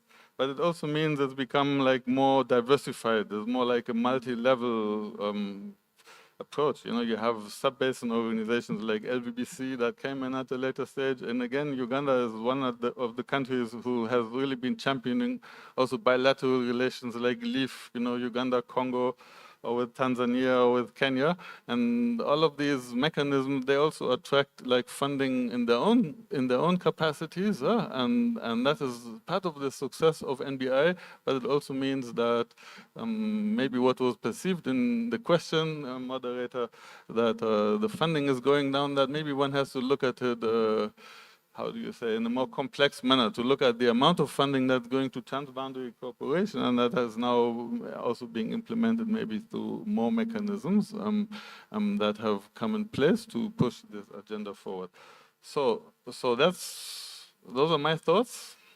I think the partners, you know, transboundary water cooperation is high on the global agenda for all of the partners. So we have the SDG on 6.5.2 on establishing transboundary water cooperation mechanisms, the whole global commons agendas on climate change adaptation. There's a lot of perspective, I think, among partners on water-related conflicts or how water relates to regional conflicts and the contribution a platform like NBI can bring to regional peace and security. So I think there's a lot of motivation and policy anchors for the continued support to Nile cooperation.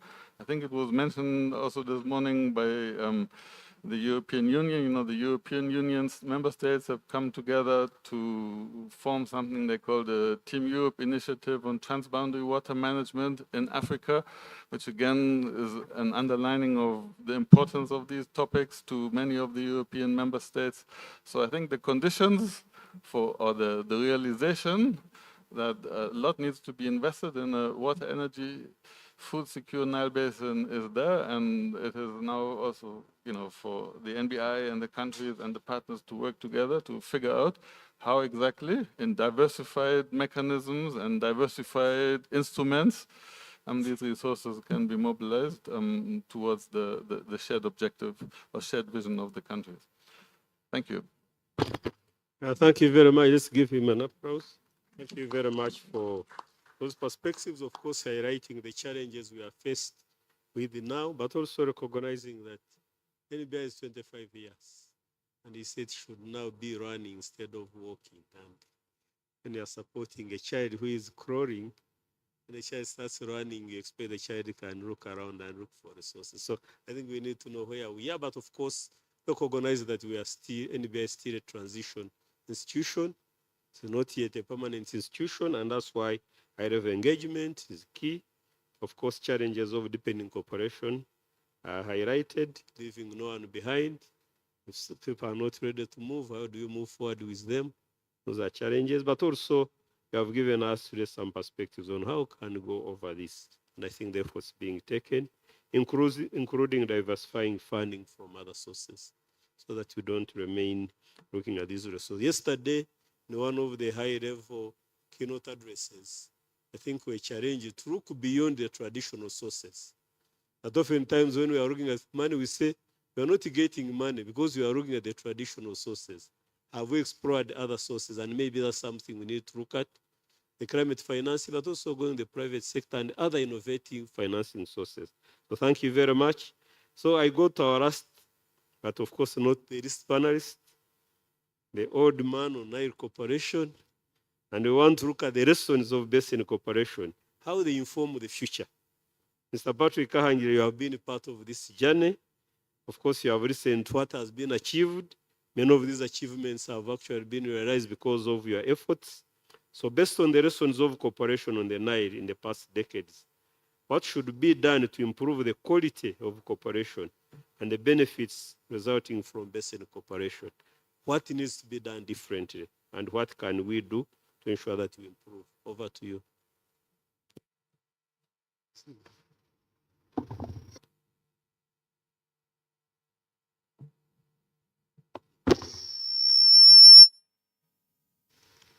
Thank you, moderator.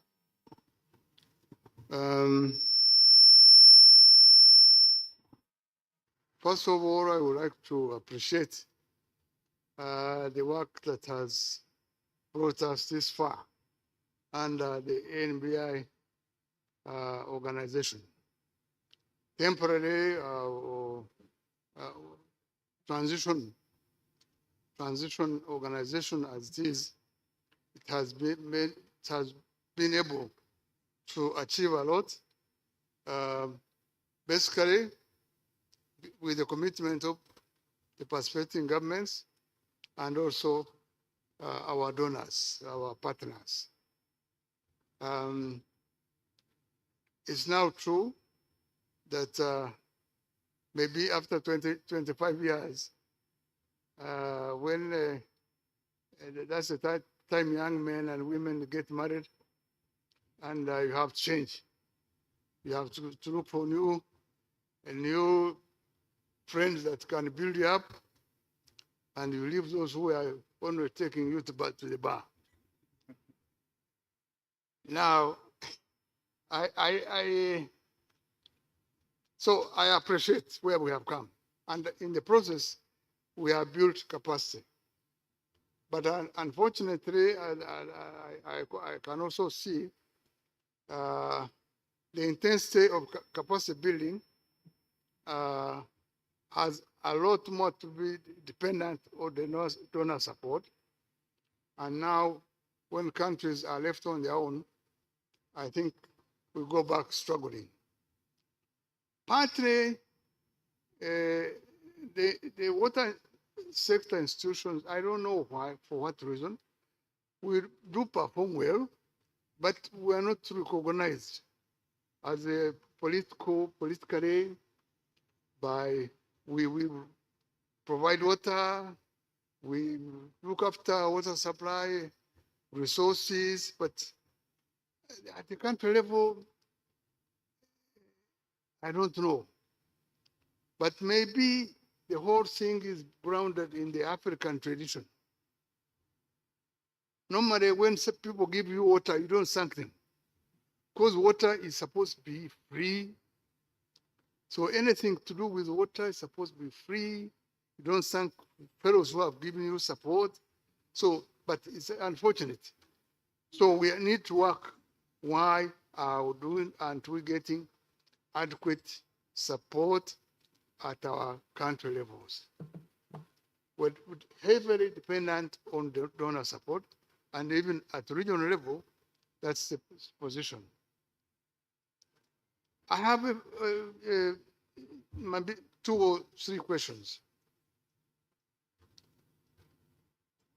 For instance, when we started this capacity building, we had the projects and all that, we built a lot of capacity. But if you now take at country level, where is the capacity in the sector government departments? Is it still there? Has it increased? Or is again just there and there? I can see here my friend Sowed is left alone, almost like becoming an orphan with Florence out and Caristo on the way. So now, and the other man was your commissioner, he retired with no replacement. So now, I'm sure what we are facing in Uganda is what is situation in other countries. Why aren't we being prioritized? We need capacity, even to venture to get innovative funding. But why aren't we getting? So that's something that we should all question. And look at how we can continue to support ourselves in a way that we are recognized as adding value. So even it goes into the cooperative arrangements, as you say, so where they continue asking, where now we are traveling, that's what they used to ask me. And me, by that time, I was the director for the whole water sector, water supply, water resources. So I was traveling a lot on water resources, but also on the projects. And I was asked, why are you traveling? But you could say the results of my traveling and what we are able to achieve. But we have that position.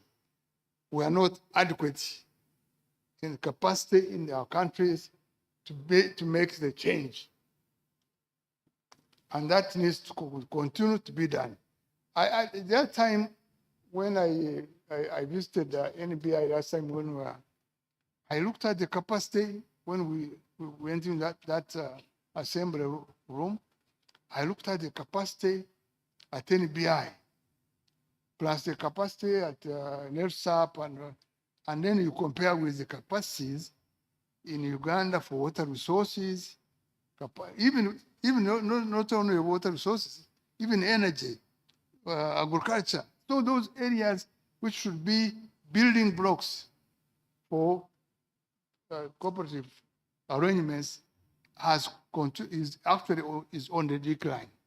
So we have a problem. So now, one, I think the effort of building capacity at NBI for this very sophisticated tools and planning, I think needs to be built in the countries. unless the countries have that capacity that we enjoy at NBI or NERSAP or NSAP, and the countries, if they don't have that capacity, we are lost. So we need to review again where our capacities at the country level, which are supposed to be the building block for the transboundary action and planning and influence. For instance, when I was a director of NBI of water sector, and I think later on also when you see the capacity on the directors whom they are now phasing out, we had the capacity that you could engage the minister, whether we meet you on the staircase. We had the capacity and that respect at that level. Now, if you come, so already, I don't know whether you have the capacity to stop the minister on the staircase and you say, I have an issue, tell you. And if you are not, you should listen to me. Eh? So there also now we can talk about the water sector. Otherwise, unless we have that capacity, but now directors are being filled out. I don't know about other countries. So we have an issue. Let's build capacity. Let's go back. Build capacity in the countries so that we have competitive, we have the capacity that we are building at NBI. The second issue, because now we have 84 projects, only 23 have reached some level. So why are we struggling? Where did them originate? So for instance, I think my friend from GTZ mentioned it. We have the East African community. We have IGAD. Those, are they working in tandem with us or they are competitors? Because although we sign MOUs, they still have their own mandate, written and unwritten. And at the end of it, they become competitors rather than. So again, we need to work on that. Signing an MOU is not enough. They will continue to look for projects to take what you think is your mandate and you are better able to do it. So let's again, building capacity, I mean, bring that awareness and continue to engage with the regional, which are supposed to be politically more powerful and can attract the attention of heads of state, which we can't now, unfortunately. The other one, I wrote it down here. Let me read this.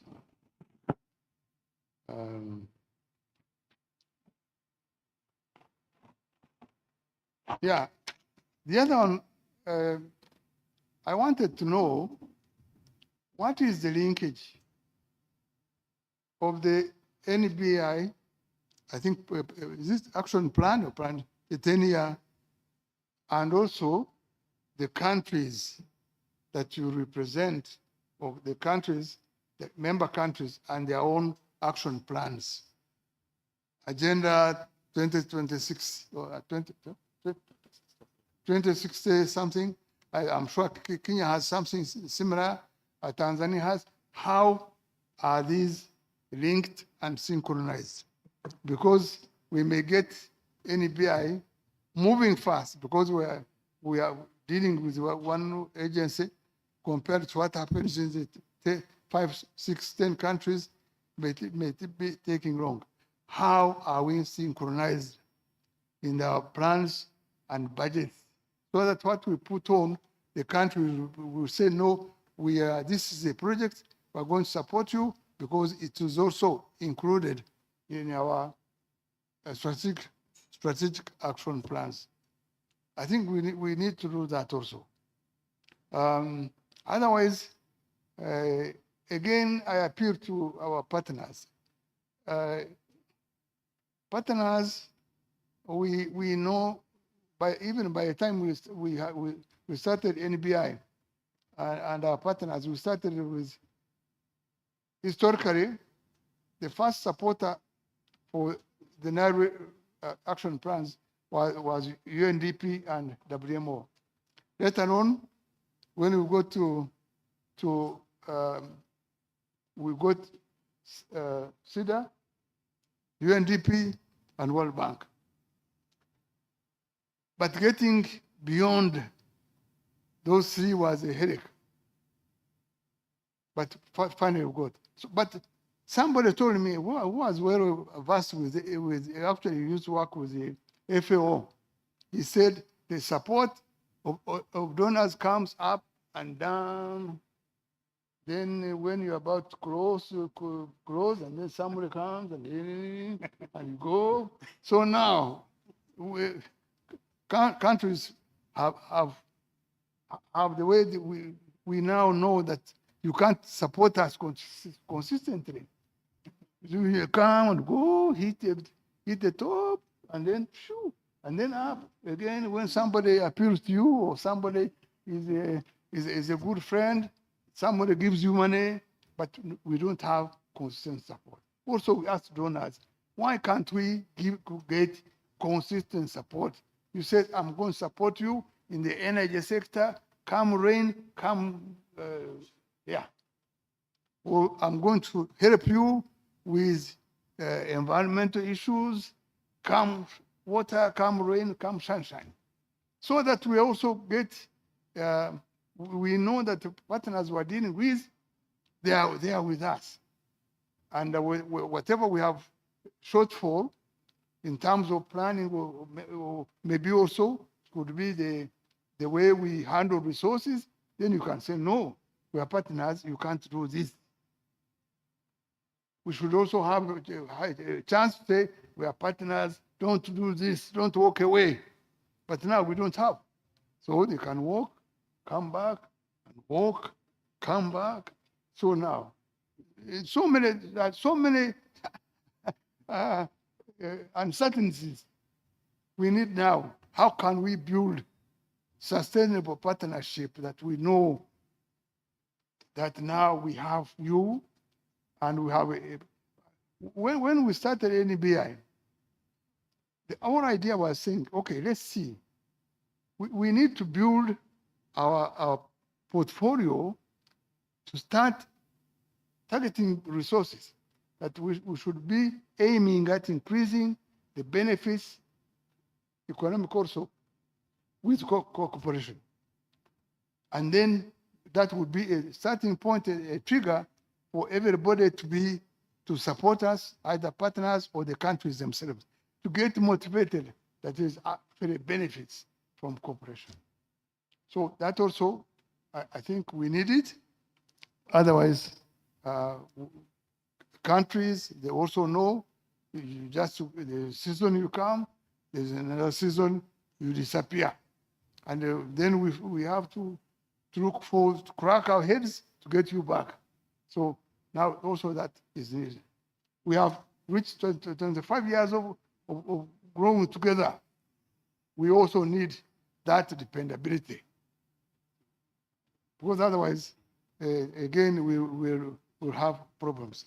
I think, moderator, I'm very happy with the progress.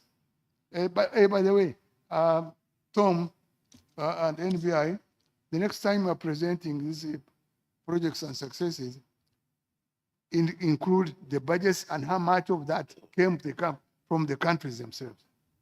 So that we know we did Rusumo, 30 million came from the countries, 6 million came borrowed. If it was borrowed, we shall pay loans, or you have this Angorogoro, how much of it the countries contributed. Because unless that is also visible to the countries as a motivator, also the countries to commit themselves, also that will not be give us. So if we are presenting to create awareness on what we were able to do, please include the money and clearly indicating what came from the countries themselves and where the donors have come also, so that everybody knows.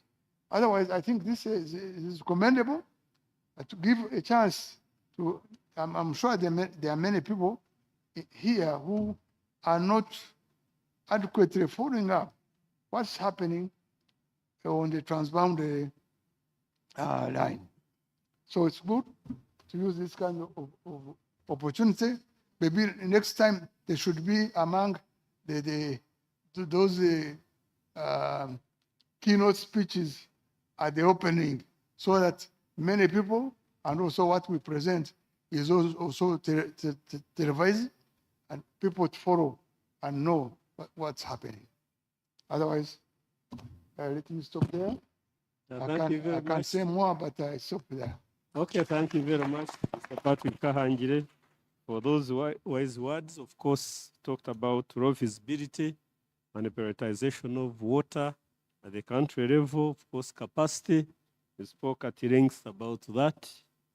Very, very important. And I think what you mentioned is happening in all the Nile Basin countries, not only Uganda. And I think it's going to cause a problem, a shock in the system. And of course, the issue of ensuring that you have coordination with these different agencies, where actually you find that the same people are representing the countries. And then you are discussing different things. And of course, the issue of donor support and why it cannot be more sustainable. And I'm sure if we have to discuss and hear from the donors, they will also be having their views of why it cannot be as sustainable as we would want it to be. Now, we have heard from the panelists. I know we are not doing well with the time, but we can't live without giving you an opportunity to ask. I'm going to allow only 3 questions, burning questions. So, can you be ready? Let's get a mic, somebody with a mic to move around. Let's get a mic to move around.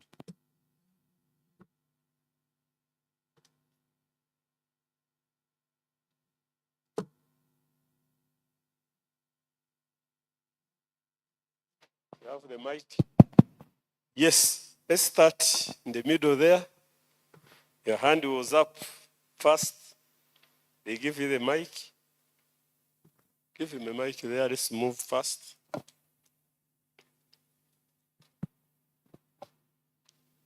And if you can go straight to the point so that you save some time. Thank you very much. Manager of Events, Protocol Observed.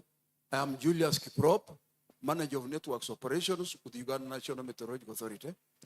Straightway, I appreciate the presentation and a lot of benefits for Uganda. And I checked the part where Uganda is going to have hydrometeorological stations, which is very good. We are going to get weather equipment in Uganda. But my concern was, I hardly saw Uganda National Meteorological Authority mentioned anywhere, and yet we handle weather and climate, which has no boundary. Sometimes we go through the country, we get a lot of weather stations that have been abandoned after projects. And people say, UNIMA equipment. The equipment is not even ours, and we do not know them. So my concern is, why is UNIMA not part of the NBI? Because our mandate is very clear to monitor the weather and climate, provide advice, predict the weather, provide advisories and so on. So that is my real concern. Members, when the equipment is brought to Uganda, I pray that you go near UNIMA because we are the experts of weather equipment. So that when the projects are ending, these machinery are not abandoned and they become wild animals in the bushes there. So I beg to submit, that's my little concern. Thank you very much. We'll get a response. I think there was a hand there. No lady putting up the hand. We want ladies in transbound water cooperation. Yes, go ahead. Thank you so much. I'm Mulumba Matthias Suna. I'm the National Technical Expert and the Nile Basin Discourse, NBD, a sister organization to NBI. And our role is to mobilize the communities. And my issue is concerning the communities. One is to send apologies from my regional director, Engineer Sylvester who is away on a family challenge. Dr. Kalisti, you know very well, we've been struggling together and with NBI to make sure that communities and the voices of the communities are brought on board, especially in NBI activities. And we really appreciate the progress that we have taken, especially with the support from now, NCCR, C1, and other projects. My concern is about sustainability. When you get to many of the NBI projects that have been set up, yes, the handover is given to government, but still when it comes to government, the issues of funding, the issues of continuing to support the projects to run the way they were set is sometimes challenging. How do we go ahead to ensure that we make sure that we have sustainable projects, especially with the engagement of the communities? It was not mentioned as a challenge. Engineer Soweto didn't mention it as a challenge for NBI projects. The community confidence building, I think, is one of the key issues that we need to really work on to ensure that the communities themselves own the projects and contribute to the process of sustaining these projects, but also the ongoing local philanthropy that we are continuing to build in Uganda. I come from the Kingdom of Uganda as a prince, and I know how powerful it has been, especially with the kings, with the religious institutions, to ensure that they own these projects. So recommendation is to ensure, I'm happy to meet my ED here, NBI, to ensure that the communities are involved right from the beginning, as it has been planned within the MOU that we have with NBI, but also to ensure that the funding goes in line to support this type of programming. Thank you so much, Dr. Thank you very much. Let's get another one behind there. And that will be the last one unless it is ready. So that will be the last one from the main. Thank you very much, Dr. Kalisti. My name is Dr. Bazira Henry, and I work with the Water Governance Institute. And just this morning, we were launching a strategy for IWIM WASH at the National Water and Sewerage Corporation offices. And one of the things I presented was there are some good things, there are some bad things about everything that we've been doing. I don't want to highlight them here, but there's something that I left behind deliberately. But I think it is important here. What I considered as ugly. And that which I consider as ugly in our operations is the mindset that we tend to have on resources, where we seem to have a begging culture. So to me, that is ugly. And I like what the senior citizen has said, that we need, after having done this strategy and launched it, we should not allow it to gather dust on the desks, but we should be able to at least go in and pick out some of the actions that have been proposed and finance them. And so I believe that the first start point should be how much are we as a country contributing to any of these strategies before we can begin to look for any other external support. Because we have a culture where we have to first wait for somebody from the outside to come and help us with our problems. And I think we should move away from that. There is a cartoon on, I think, on social media. Can you maybe just go straight to the question? Mine is not a question, just a comment. So can you summarize then so that we Thank move you. on? And I want to share with you, it's on social media where we have a man and a woman sitting on top of a land that is rich with resources. They have a spade, but they are waiting for a foreign investor to come and help them dig out the resources. And I think that mindset should change. Thank you. Okay, thank you very much. Issue of mindset, but also I think you raised the issue of country contribution, and I think Mr. Patrick Kahangire advised that next time the presentation is made, then we highlight how much the countries are putting in, substantial amounts of money, both in cash and in kind. So I think once all this is reflected, we realize that the countries are also committed, not necessarily begging, they are putting in money, but of course the resources are limited. Can I request that we get responses? There was one from UNMA, and of course also a comment on the voices of the people, confidence building, and engaging the communities. Who is responding? ED, are you going to respond, or DED? DED, you can start, and then ED will supplement. Okay, thank you very much. Thank you very much, members, for the questions. The comment from UNMA is actually very, very valid in this context. At NBI, we deal with water resources and water resources issues in the broadest context. And indeed, the issues dealt with by the work that UNMA does is very critical within the hydrological cycle. Indeed, these hydrological stations that we are going to hand back to Uganda today, when the design was done in 2015, it was a design that was meant to improve monitoring of water resources generally. Indeed, that design included the hydrological stations, but it also had meteorological stations. It had groundwater stations. It had water quality stations. We had a lot of things that we had planned as part of a regional network to improve monitoring, because we know the challenges countries are having in terms of the national networks. The idea was that this regional system can help supplement, but also support the regional work. When EU and the German government came in to support now the implementation, of course, the budget required was very big. And at that stage, there was a selection of the hydrological stations as the first phase. But it's good you've mentioned this, and we can also emphasize that we actually implemented part of the design. And indeed, all these other aspects are still pending, and we are still resource mobilizing, and the development partners are here listening.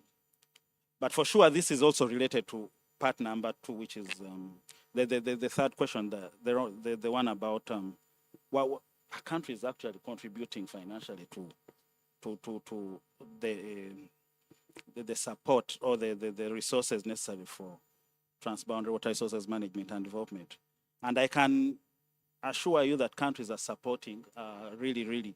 They are the owners, first of all, of the institution that the NBI, but they're also supporting financially.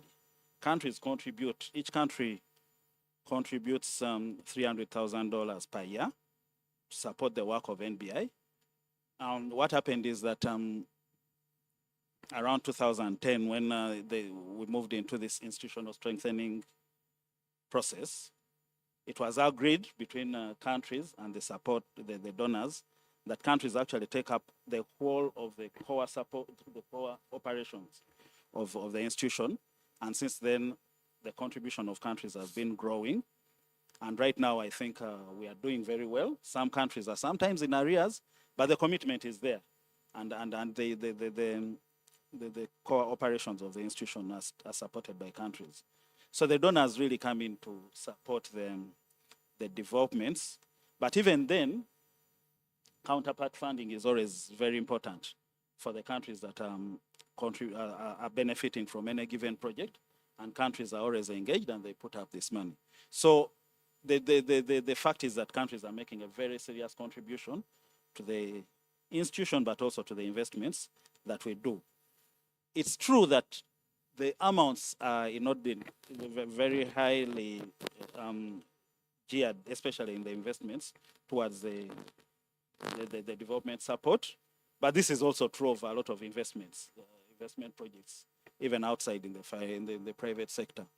So this is what I can assure members here. On the issue of Nile Basin Discourse, it was just an oversight that we didn't mention, but Nile Basin Discourse has been a partner of Nile Basin Initiative in terms of engagement of grassroots participation in Nile transboundary cooperation issues.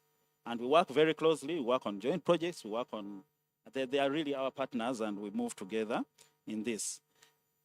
Project sustainability, maybe Uwewk can also comment on this, because even when projects are developed, are implemented, for example, the Hydromet project, we've done the improvements, we've done the installation of new equipment, civil works, but now we are handing over back to Uganda And the expectation is that Uganda will integrate these back into the national network and be able to manage them the way they are managing the rest of the projects.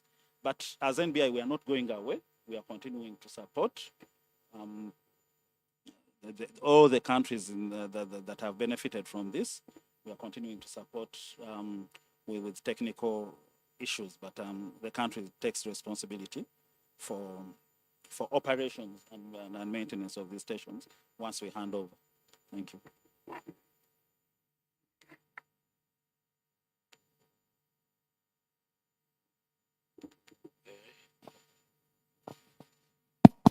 Okay. Well, we are running out of time, so I'm not going to allow any other question or responses. So what I think you discussed during coffee, I think sustainability remains an issue. And of course, we know sometimes we get resources for new investments, but of course, sustaining these becomes an issue, and oftentimes hand over sustainability to the communities. So I think we need to continue engaging and see how we can improve sustainability. It's not just for the water sector alone, it's an issue across board, and I think we need to address it. But we have to sustain the investments we are put in place. So, Engineer Sowed, sorry, we need, because there's the major issue we are going for, and we don't want people to go before we actually handle the main item on the agenda. So I would want you to join me to thank our panelists. Let's give them a big applause. And I want to request them to take their seats as we move to the next item on the agenda, which is presentation of the regional hydrological monitoring system for the Nile Basin. And I would like to invite the regional hydrometeorological expert and the national team to come and make the presentation. You have 10 minutes, and I hope you'll be able to fit within that. So can you take the floor and present this to us? After that, we shall go into the formal handover of the hydromet between NBI and the ministry. So over to you.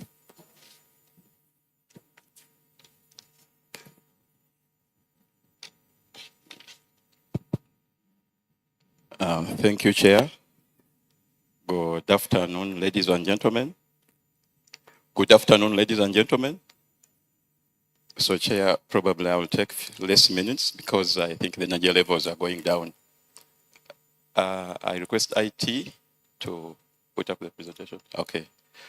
All protocol observed. My name is Tom Kanyike, Principal Hydrologist, working with the Water Resources Monitoring and Assessment in the Ministry of Water and Environment. Making this presentation on behalf of the National Hydrological Services and also NBI. The outline of the presentation, Chair, just to put this into perspective, I'll start with overview of the hydrological services in Uganda, operation of the hydrological network of Uganda.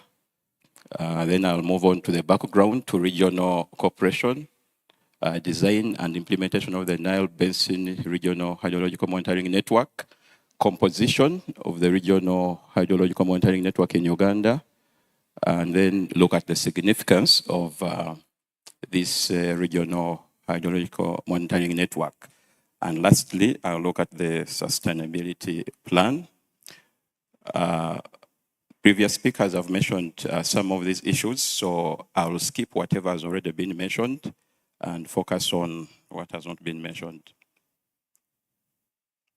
The hydrological services in Uganda are implemented by the Water Resources Monitoring and Assessment Department under the Directorate of Water Resources Management.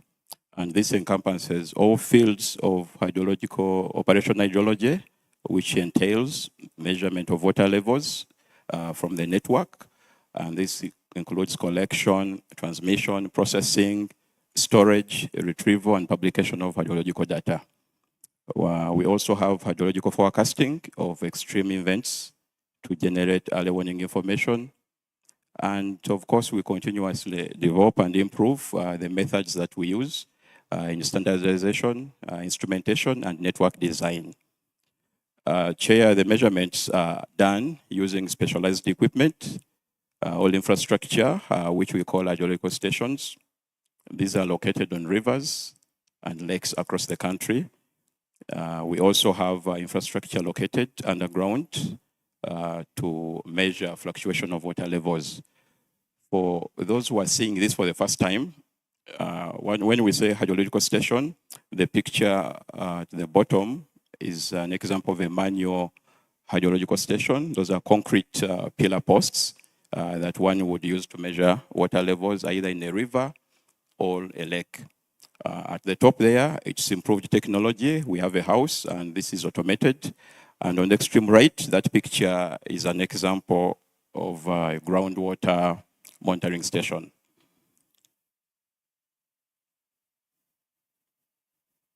The services in Uganda started in 1899, and we started with one station located in Entebbe on Lake Victoria. But over time, we have been able to expand these services to about 172 stations. As you see on the map on the right-hand side, those dots, wherever you see the dots, that is a location of the infrastructure that I already showed you. And these stations are operated by field staff, 172 field staff, who manually record these water levels 2 times a day. And it is overseen by a team of technical staff here at the headquarters, but also in our regional offices. Unfortunately, what happens after some time, these stations usually wear out, and sometimes they get damaged by several issues. For example, from 2020, we have been having widespread flooding in the country, and this affected so many stations.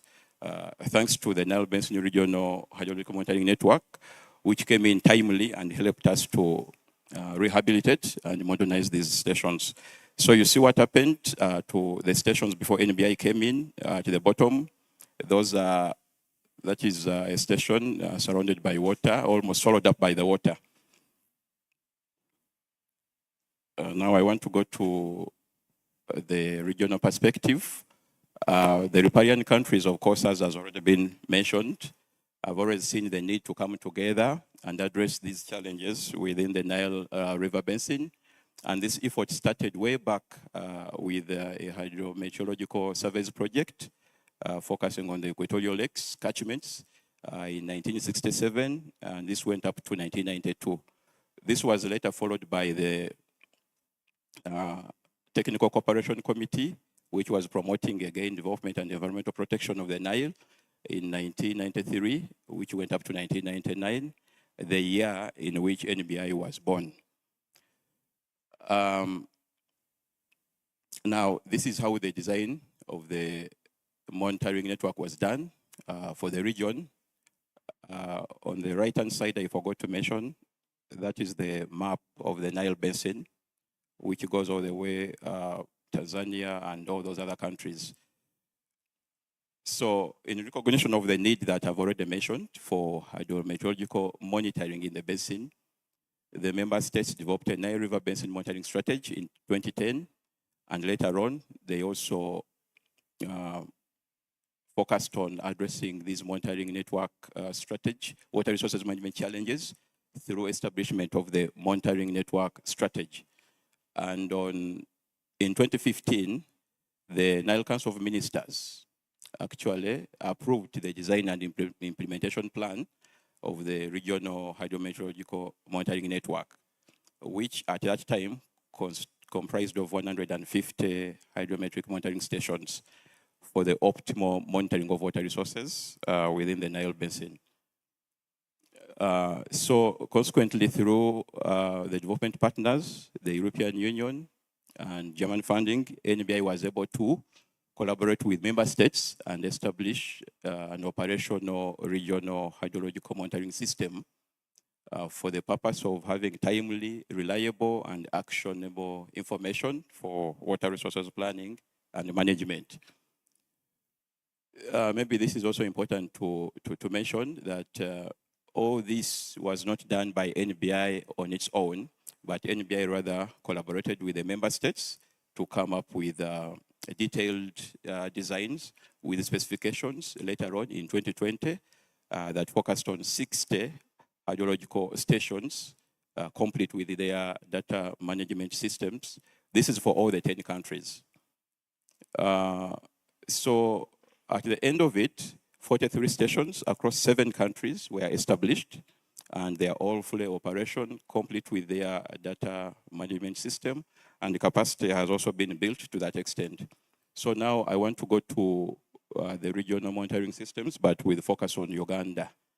So in Uganda, we have 8 major drainage basins, and out of these 8 major drainage basins, the stations have been constructed in 6 of the 8. Those red dots you see on the map are the locations where the stations have been put. And those are the names of the stations on the right-hand side. Now, other components of this infrastructure, maybe just a little to take you back.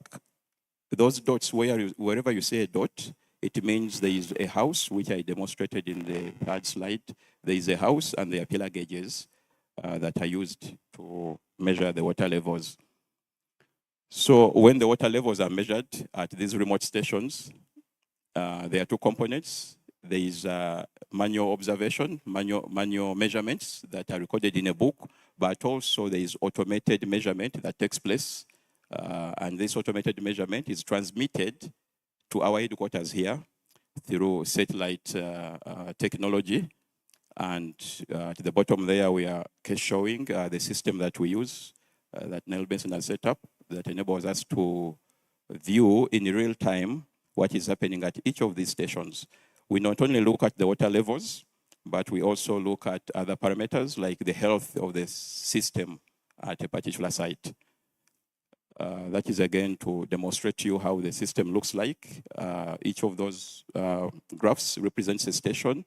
And as I said, there is more than one parameter that we are monitoring.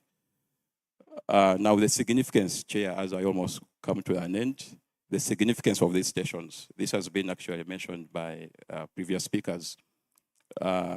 Basically, we want to increase confidence building between the riparian states.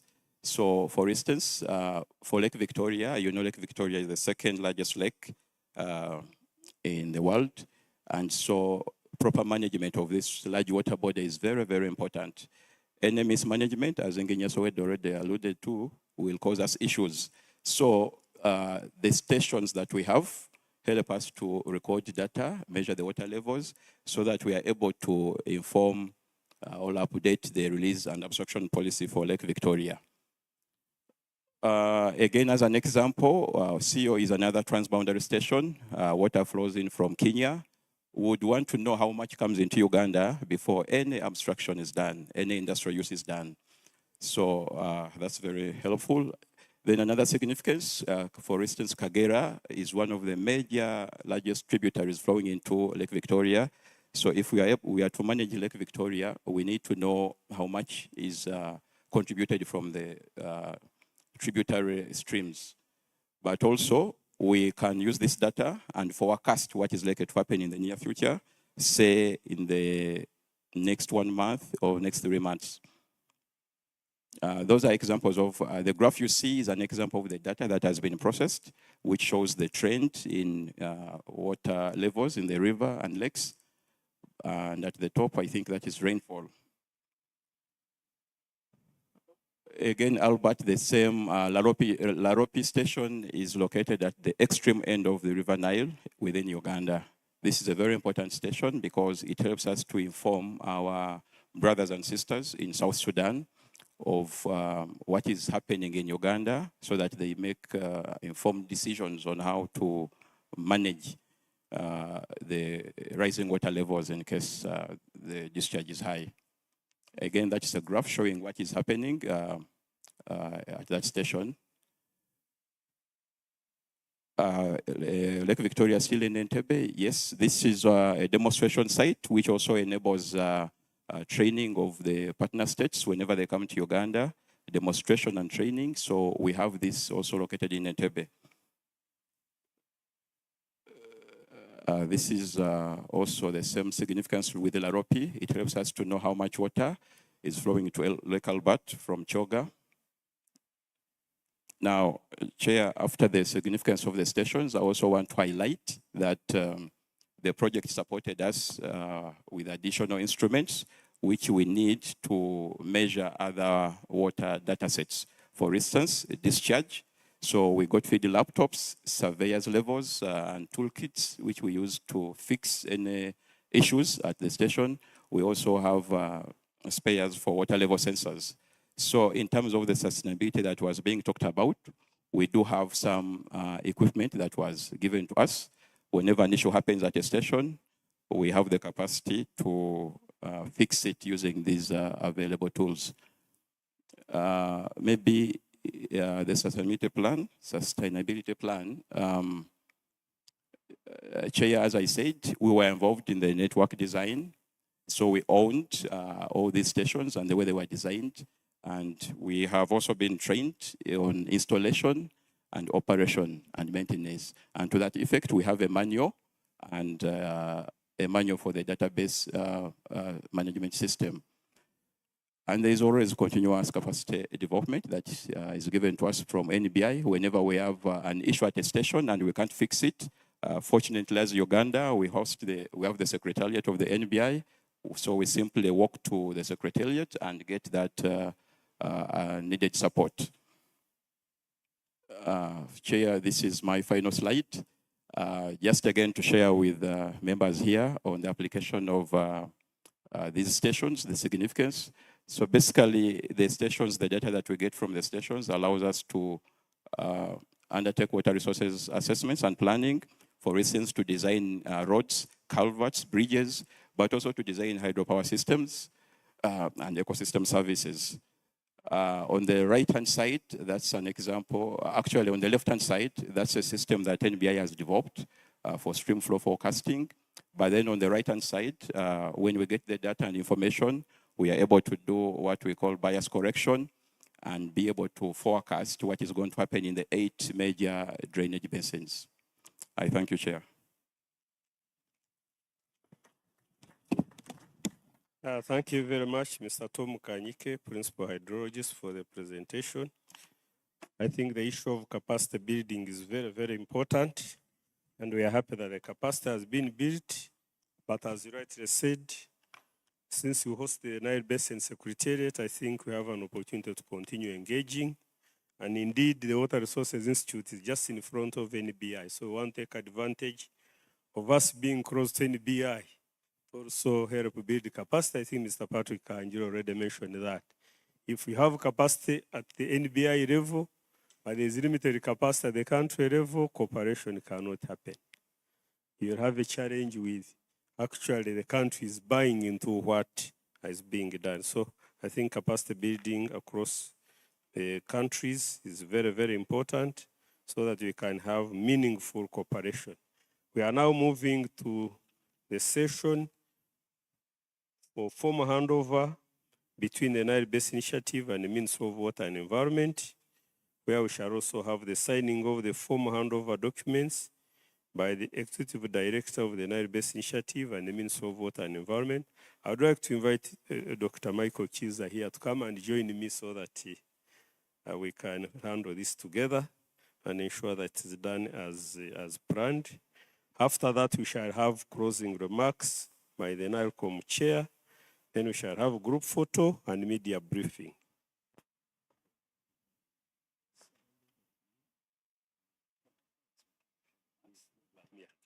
So let me hand over to Dr. Michael Chiza to guide us through this. Okay, thank you very much, Dr. Kalist. Well, for the handover ceremony of the hydromet stations, the presentation from the principal hydrologist has been received very well. It explains what the system is about. But I'll request the executive director to give some few words, followed by the signing itself.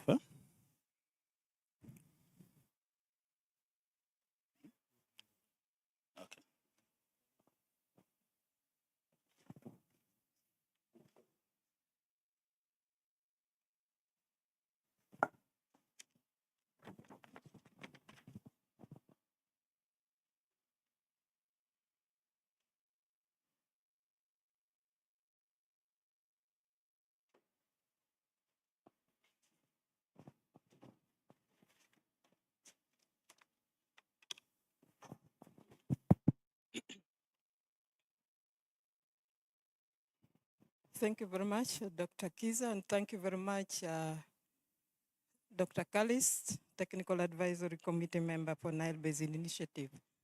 Ladies and gentlemen, I think Dr. Kallis deserves an applause. The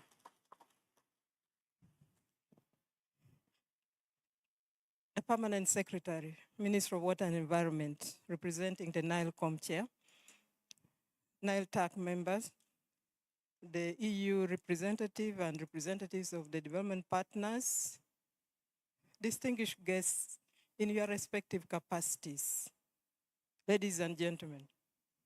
In my earlier remarks, we informed you that NBI has three core functions. One is to facilitate basin cooperation. And the second one is to ensure there's cooperative water resources planning and management, and also water resources development in terms of investments on the ground. This evening, we are going to witness the handover of 13 established hydrometeorological stations that have been constructed along the Nile River within Uganda.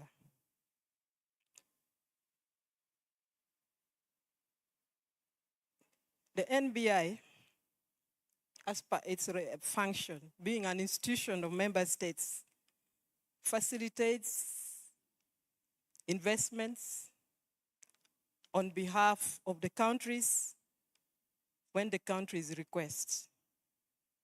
And after doing them, we hand over to the governments. So in this case, this is the fourth country where we are handing over the hydrometeorological systems. It is with utmost humility that I thank the government of Uganda through the Ministry of Water and Environment for their invaluable support in the implementation of this regional hydrometeorological monitoring system being handed over today. It has not been easy, and there were many challenges along the way, especially with the coming up of floods and some challenges, including vandalism in some cases. But we were all together persistent to the successful conclusion of this project. As you may know, it is very difficult to manage what you cannot measure, especially with water resources. Effective and reliable regional monitoring of water and related resources is crucial for coping with rising demand and competing interests for water resources and mitigating or reversing climate change as it impacts on the community. Therefore, the Nile Basin member states agreed on the Nile River Basin Monitoring Strategy in 2010 to guide their activities for enhancing the regional monitoring system in the basin. The strategy was endorsed by the Nile Basin Initiative governance and aimed to provide timely and reliable information required to support countries' level and transboundary joint programs within the Nile Basin. It is against this background that the Nile Basin Initiative embarked on establishment of the transboundary regional monitoring system to enable holistic monitoring of the basin in line with the principles of integrated water resources management for sustainable management of the shared resources. Currently, the member states jointly developed and designed a regional hydrometeorological monitoring systems for the Nile River Basin. Consequently, the countries developed this together with the NBI. Therefore, the design of the hydromet system and implementation plan was developed by NBI under the guidance of the Technical Advisory Committee members and was approved by the Nile Council of Ministers in their 23rd meeting in Dodoma, Tanzania.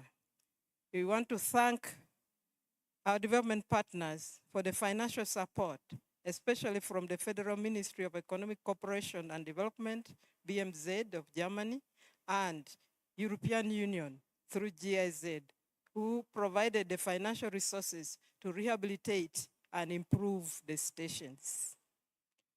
Actually, in ideal terms, we were supposed to have established 160 hydrometeorological stations. But within the resource available, a total of 43 hydrometeorological stations have been installed and established in the following countries. There are 2 stations in Burundi, 6 stations in Kenya, Rwanda has 6, South Sudan has 5, Sudan has 2, Tanzania has 8, Uganda has 13. Through the project, NBI has upgraded 9 national data centers in 9 countries, including Uganda, and established 2 regional data centers at the Nile Secretariat and at Lake Victoria Basin Commission. The system supports the collection, transmission, storage, quality control, and analysis of river flows, level and water quality information, leveraging on the latest satellite and the GSM transmission technologies. In Uganda, NBI worked closely with the Ministry of Water and Environment and other stakeholders to upgrade 14 national hydrological monitoring stations to regional standards at a cost of $700,000 US. A subsequent presentation has already been made in terms of these stations and their locations, and therefore I will not go through it. These stations are located for great significance for water resources assessment, planning, flood early warning information, shipping and navigation, guidance, and ecosystem services monitoring the state. This group will be launched in March 2024, hence kicking off their activities. Now moving forward, the Secretariat will continue to support the following. 1, expansion of the hydromet monitoring infrastructure. Implementation of training and capacity building efforts will be continuous. We'll provide technical support in the operation and maintenance for the effort made and towards regional cooperation in water resources monitoring and other projects and programs. Finally, it's my strong belief and conviction that the established system will go a long way in supporting water resources management and development within the country and the Nile River Basin at large. With this, I would like to take this opportunity to hand over, is the key? The keys.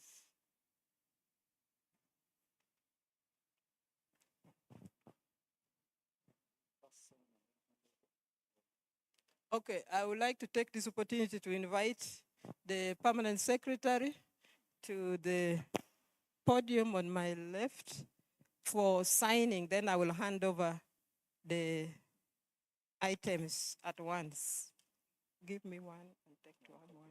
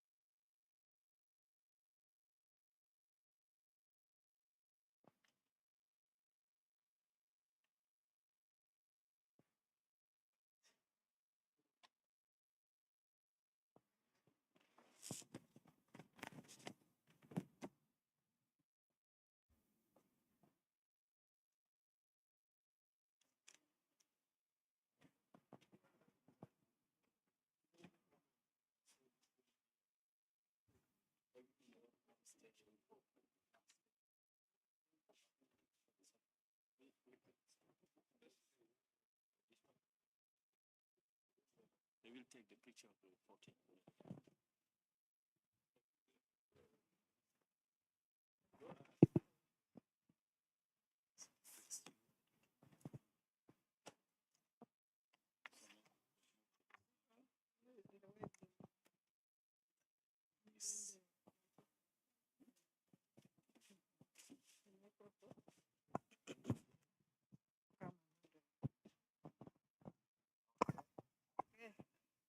Thank you very much, Mr. P.S. On behalf of the Nile Basin Initiative Secretariat, I would like to hand over 13 hydrometeorological stations, which are state of the art, and they remotely monitor the water stations from the field and relay data directly to the Ministry of Water and Environment. I have come with a file. In this modern world, I don't have a big file. I have this one. It contains all the documents. Contains all the documents that are listed, including the sustainability plan. And wish to exchange this.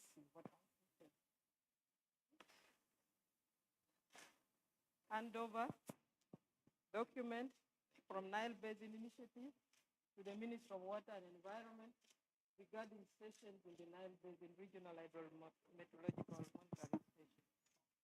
Thank you very much. Also, for every hydrometeorological station, this, I'm told it is called a sticker, but I don't believe. It's a board. Will be displayed at every station. And we request government of Uganda to avail adequate security so that there is no vandalism, but also to increase visibility, awareness when people read and see the importance. And we hope that the output from the stations will be shared with the communities so that they see value in protecting these stations. So thank you very much. We have 13 of them for each station. And this one is Lake Victoria at Jinja Fire Station. On 23rd, I will technically hand over in Jinja to you, the stations. Thank you very much.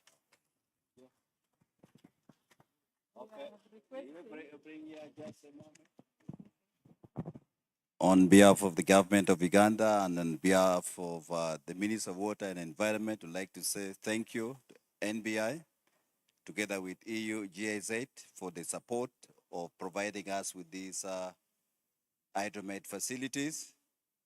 Dr. Zakezia, I saw Tom around. Now, you have no excuse of disappearing from office that you're going to collect data. Now, and I am going to make sure every week, 3 times a week, you bring to my office the reading from the system. No more disappearing from offices. Thank you.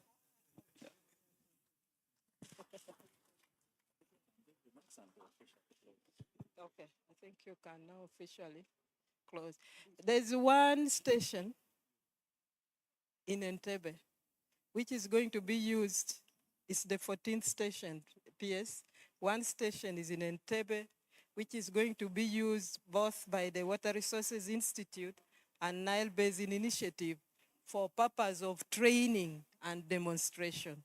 That 14th station will be managed by the NBI Secretariat, but we shall use it for purpose of capacity enhancement and education. Thank you. Yes, the EU GIZ.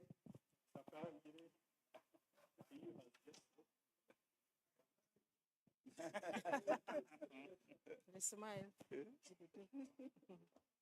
That we will be very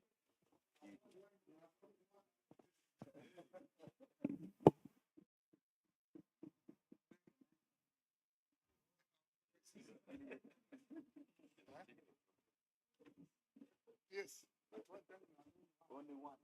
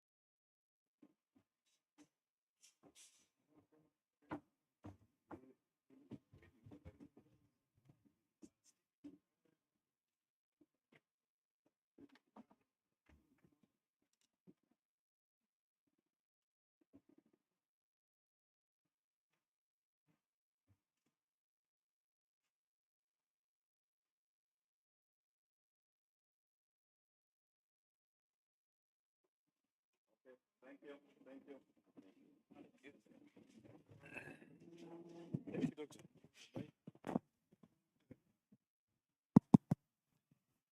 Ladies and gentlemen, let me request you to give a very big applause to the Permanent Secretary, Minister of Water and Environment, representing the Honorable Minister of Water and Environment, and the Executive Director of the Nile Basin Initiative for performing this function of handover. We want to thank NBI for the support to Uganda. We do appreciate the setup of the equipment, the monitoring system, and we hope that will improve the way we manage our water resources and also how we engage in transboundary water cooperation. We want to assure you of our commitment to ensure that this equipment is well sustained and ensure that it provides the data that is needed for decision making. As NBI would want to request you, ED, and your team, that now you have set the bar very high. And we want Uganda to be the model country, as always, on how NBI can engage with the countries. So we are starting with the Uganda Water and Environment Week, and Engineer Soweda and the team, we can't go lower than this. Every year during the Uganda Water and Environment Week, ED would want NBI presence, very, very big presence, so that we can inform Ugandans about what we are doing. But also, under the Water Resources Institute, we have monthly webinars. Every last Friday of the month, and I was talking with Dr. Marte, and indeed I want to request, we can allocate you about 3-4 months where NBI can share. This is free, it is done online, but the attendance is very, very good. And we get people participating from all over the world. So let's again take advantage of this, plus also any other events that we organize. We have the Water Resources Institute next to you. And I remember when I was having discussion with the ED when she had just taken over, I said, one of the things I want to get from you is to build the capacity of our young professionals. And ED, that's a business you and me have to handle. And I would want these young men and women to have this capacity, benefiting from expertise that you have at the region. I'm sure if we invest in that for only 1 year, we'll see Uganda coming up. And of course, Mr. Kanjire said that we need to build capacity so that you can stop the minister on the staircases. And the minister accepts to talk to you. So again, we need to ensure that happens. Otherwise, if we don't have capacity even to engage the ministers, then it is going to, of course, to be a challenge. Of course, also engaging the PS and other leaders in the country. So on behalf of the organizers of the Uganda Water and Environment Week, I really would want to thank you, ED, and your team for this session.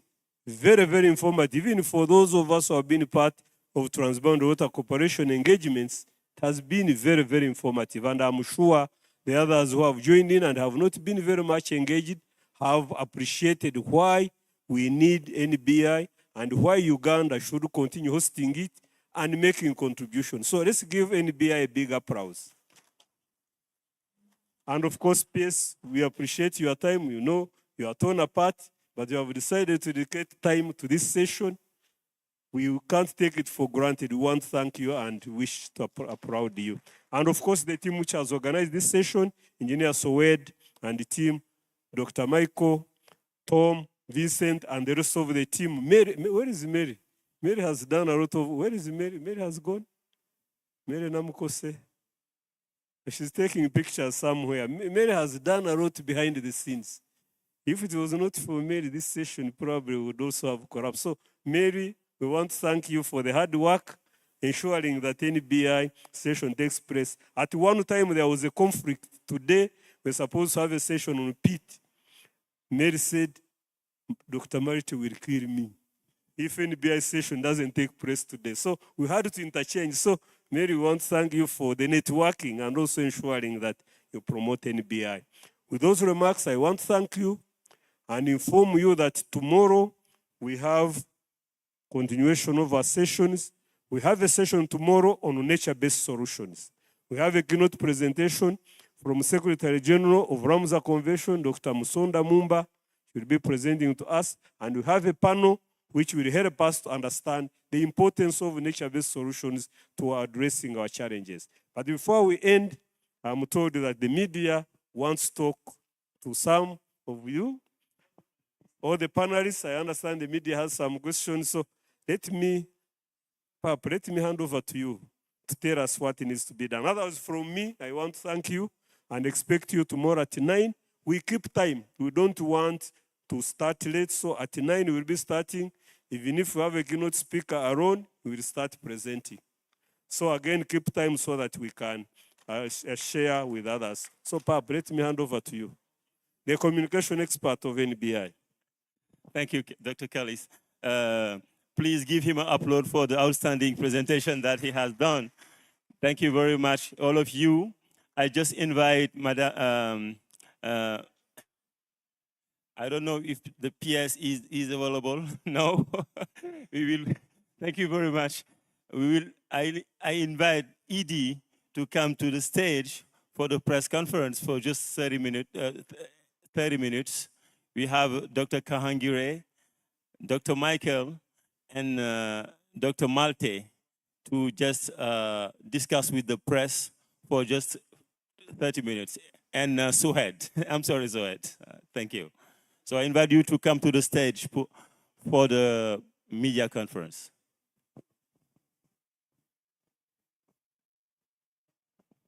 So I invite the journalists to come closer.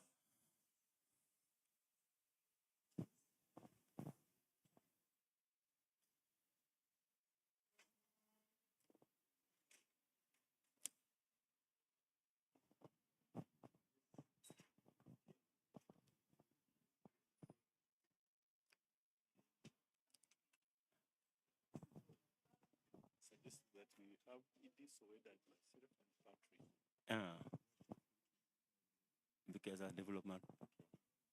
So take it over. So no, okay, you.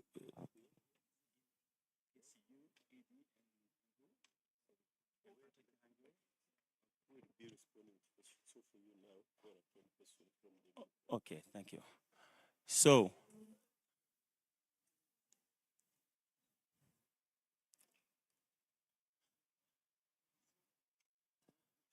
now, how we proceed, the journalist every journalist should just present himself, his major house, and have 1 to 2 questions. So the floor is open. Thank you very much, Pap. My name is Dennis. I'm from the Uganda Radio Network. Nice seeing you, Engineer Sowedo, on the panel. My question is just something small. What does Uganda benefit from these hydrometers systems we've just received? And how are they going to improve our quality of monitoring our water systems? Thanks a lot. Maybe to the ED, how much have they cost? What is the cost? The 13 for Uganda. Thanks a lot. Thank you, Dennis. Another question? Thank you very much. I'm John Kusolo. I write for NileChronicles.com. I've been following the session since morning. I'm just requesting Engineer Sowedo for the benefit of the Luganda audience. Oli Muganda, kwegamba tuyitiremu tufunye ebyuma ebigenda okupima amazzi mu ggwanga kitegeeza ki eri ensi 10 eziri mu NBI. Webale.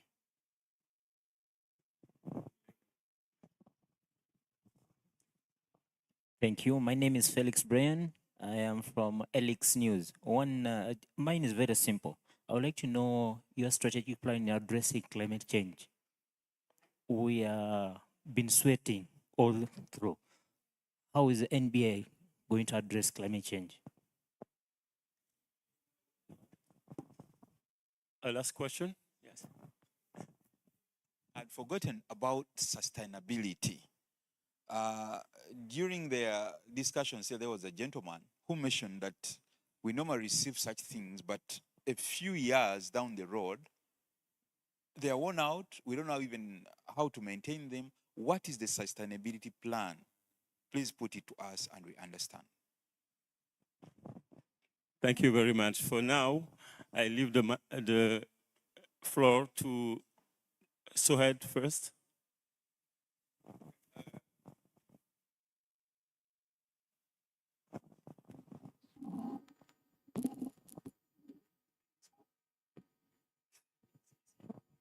Yeah, thank you for those questions.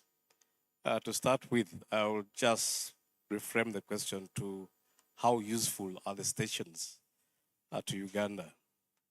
We are all aware that our major hydropower facilities, I think 5 of them, they are along the Nile. And they all use Lake Victoria as the reservoir. The others downstream of Naluwala and Kira are run-of-the-river schemes.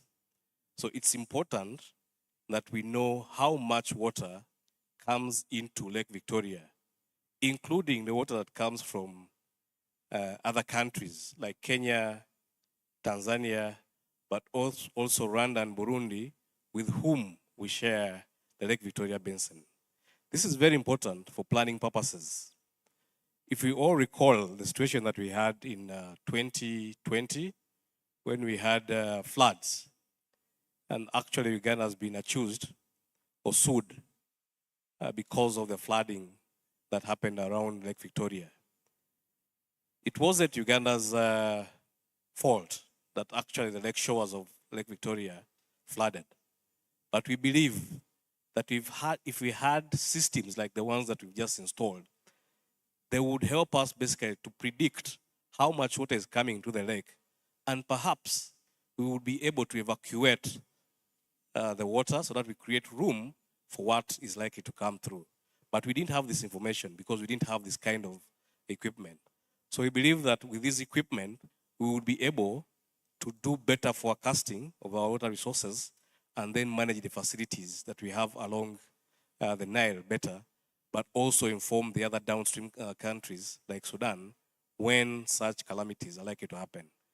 Also our communities around Lake Choga as well as Albert, they will be able to benefit from these forecasts, but also proper planning to stop this kind of impact.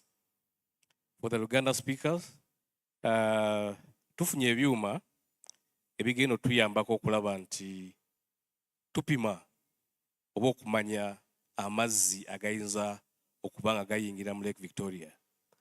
Tukimanyi bulungi nti Lake Victoria gyetugabana n'ensi endala nga Kenya, Tanzania, ye nyambi enkulu kwe tujja amasannyalaze. Tukimanyi nti amabibiro g'amasannyalaze agali wansi w'omugga wa Kiyira ne Nalubaale power dams gonna tegayina ze tuyita reservoirs.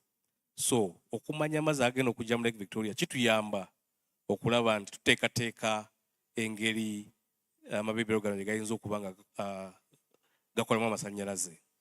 Ekirala nti mu mwaka gw'2020 twakiraba nti embalama za nnyanja Nalubaale zonna zaafuna amataba. Amawanga amalala galowooza nti olw'okuba engeri gye tusumula amazzi okuva mu nnyanja kyekyaviirako amataba ago. Naye kyava nti twali tumanyi bungi bw'amazzi bugenda kujja okuva mu mawanga amalala. Naye ebyuma bino bye tufunye bigenda tuyambako okulaba nti tusobola okumanya amazzi agajja, n'enkusonga eno tulaba nti tusobola okusumulula kugeza ne tuleka amazzi ne gayitawo ne tubeera nga tulina room oba busobola okutegekera gali amala agagenda okuyingira.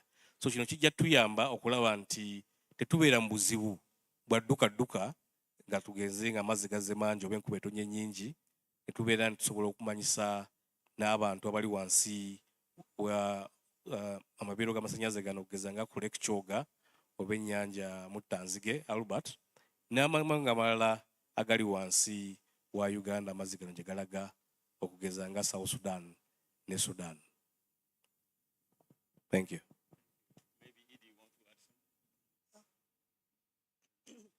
Maybe, sorry, on sustainability, because I think this is more to the Uganda, to the government of Uganda, as the request from the ED, we are going to integrate these stations into our national network. My colleague actually mentioned that we have 172 stations, but this particular support that has come through is not just for, has not been just for repairing, but also upgrading these stations to the state-of-the-art stations. So it's not that we've been repairing, but it has also been upgrading. The project has been able to upgrade, but also these staff of the ministry have been able to be trained in the operation and maintenance of these stations. So we believe that with the capacity building that has taken place as part of the project, and also the plans that the ministry has to ensure that there's adequate budget to the O&M, then we should be able to sustain the stations that have been installed. Thank you.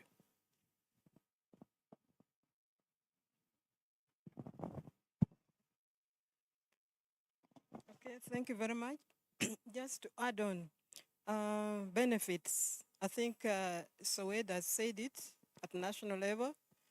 From the regional perspective, Uganda is both an upstream and downstream country.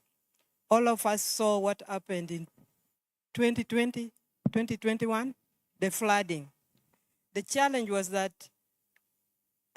Uganda was not able to predict inflows, what was coming into the Lake Victoria, in order for it to prepare to regulate Lake Victoria.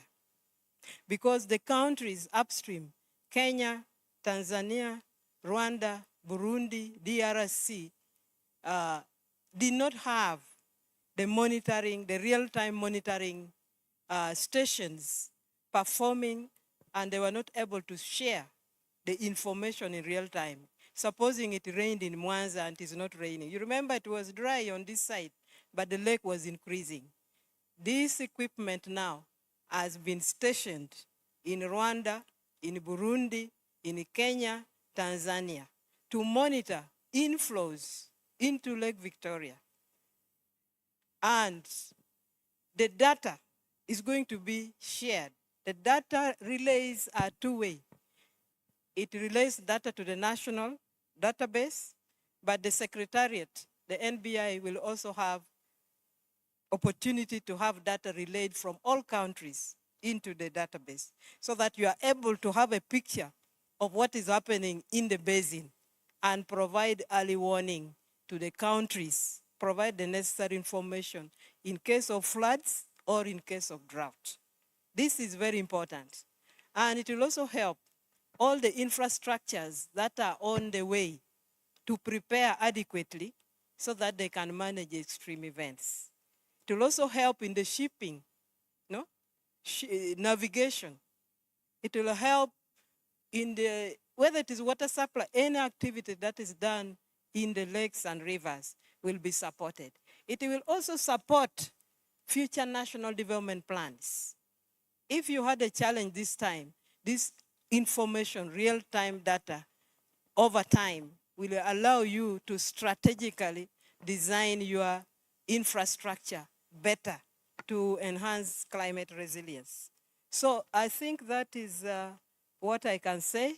We'll be able to forecast, shall be able to predict, we shall be able to provide early warning system, but over time, the data collected will also help us to prepare relevant, related projects that can help in mitigation or in adaptation or in enhancing capacity of the member countries, depending on the member countries' need as advised by the countries.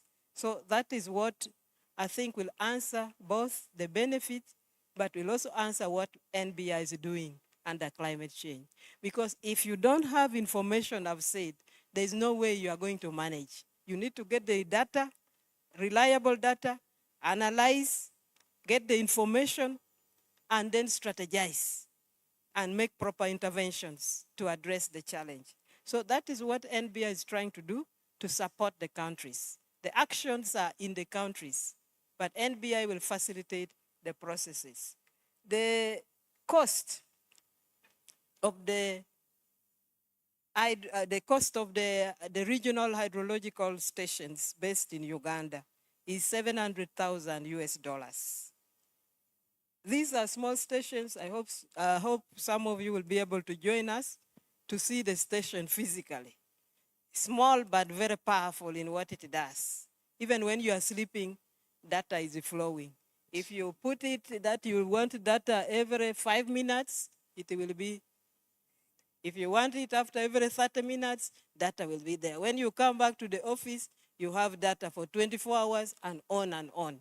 So it will really support instant decision making, especially in terms of extreme events, and also provide early warning so that the relevant affected communities can respond in time.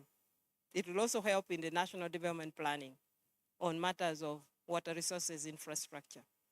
So there's a lot of use, and we hope that with the support of our partners, we shall be able to expand this so that we attain the required number and we are able to get exactly the picture of what is happening in the basin in terms of water resources, but also climate.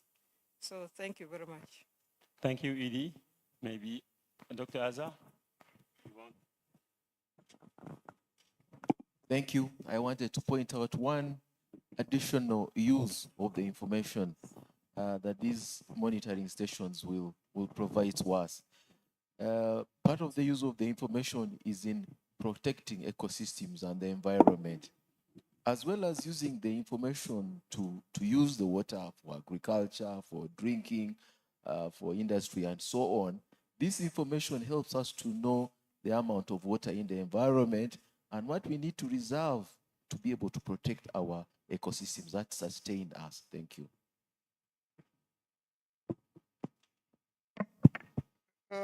Me, I just wanted to, how many of you who are not staff of the Ministry of Water and Environment, even some of the staff members, how many of you know that before any water is released through the power stations, the ministry and water directors has to confirm how much the water is available in the lake and how much water can be released? How many of you know? Most of you don't know. You may think that energy releases any water that comes through the lake. It's not true. Every water management is done here. For instance, when there is a flood and the energy wants to release less, again, there has been a discussion as how much water you can release. If there is a drought and energy wants, actually that's a problem. Sometimes energy wants to release more water to generate more power, but knowing that, particularly with new equipment, that you can predict how much water is expected, then also this Swed and his team can inform energy how much water they can be allowed to release through their power station.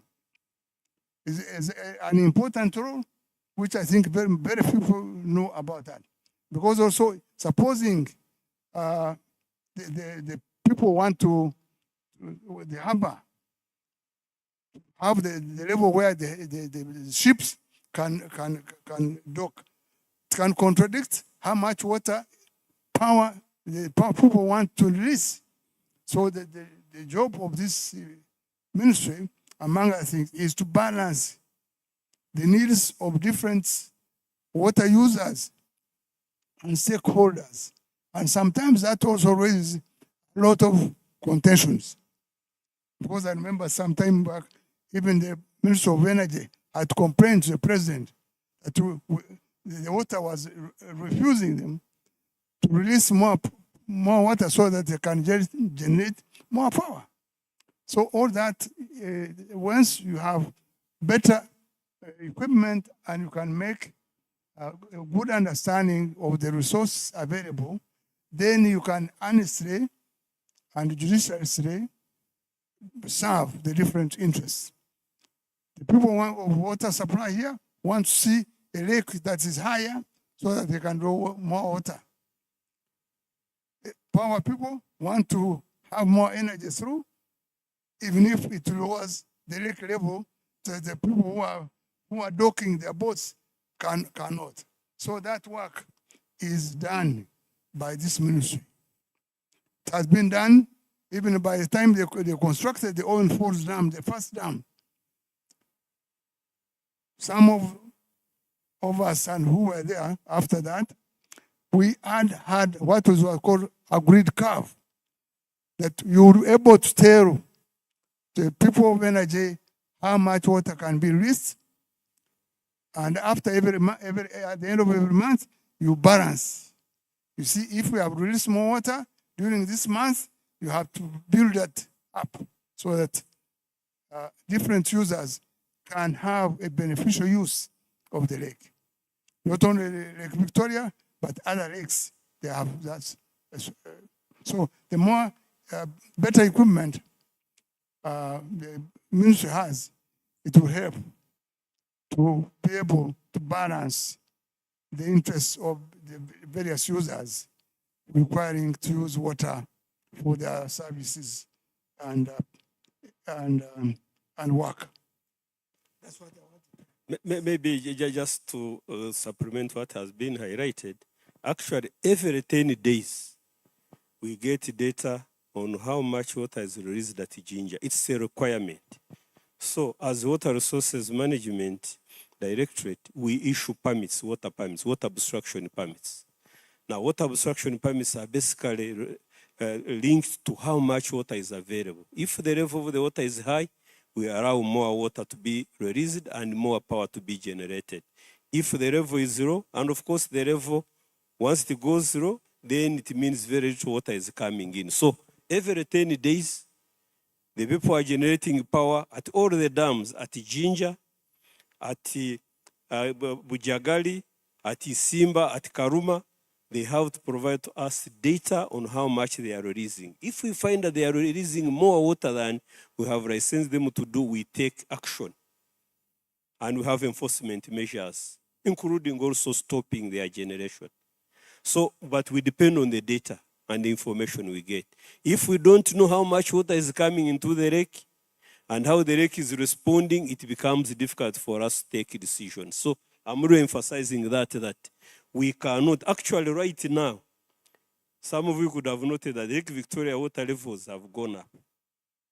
We have now licensed them to release 2,200 cubic meters of water per second. 2 weeks ago at 2,000, but because the level has gone up, we are now releasing more because we don't want the areas around the lake to flood further, but also the dam can give way. If the dam at Jinja collapsed, the damage that would be caused upstream, the whole of probably central Uganda, eastern Uganda would be underwater. So we take a decision and we are monitoring that very, very closely. And that's why this equipment gives us data continuously and we are monitoring. And we take decisions immediately. We see that the situation is getting out of hand. Some of you could probably remember in 2020, Lake Victoria level reached the highest ever, 12.5 meters. The last one was in 1964, where we reached 12.42. 13.41. Right now we reached 13.50, the highest ever we have reached. And at that time, even the president was very much concerned about the safety of the dam. So we had to respond and ensure that we safeguard the dam infrastructure. So 13.5 was the highest ever reached. And right now we are worried that if we don't control it, it can go higher and the impact will be very grave. So data collection is very, very important in this regard, and that's part of the water resources management function. Without data, you cannot guide development. And of course, for Lake Victoria, we are talking about Lake Victoria being used for water supply, for hydropower generation, for navigation, for irrigation, and many other uses, and we have to make sure that we balance all of these uses. So I hope it has become clear. Back to you. Thank you, Dr. Calix. I want us to just give them a very warm applause. And thank you very much. I hand over to you, Dr. Calix. Thank you very much. So thank you very much. I think we have kept you up to date, but we are happy that you are resilient. So thank you very much. I don't want to keep you here any further. Pap, thank you very much again for arranging this. And the rest of the team and for the media, feel free if you want more information. These are the gurus of Nile Basin Cooperation. And they can give information today and tomorrow, and they will be with us on other days. Thank you.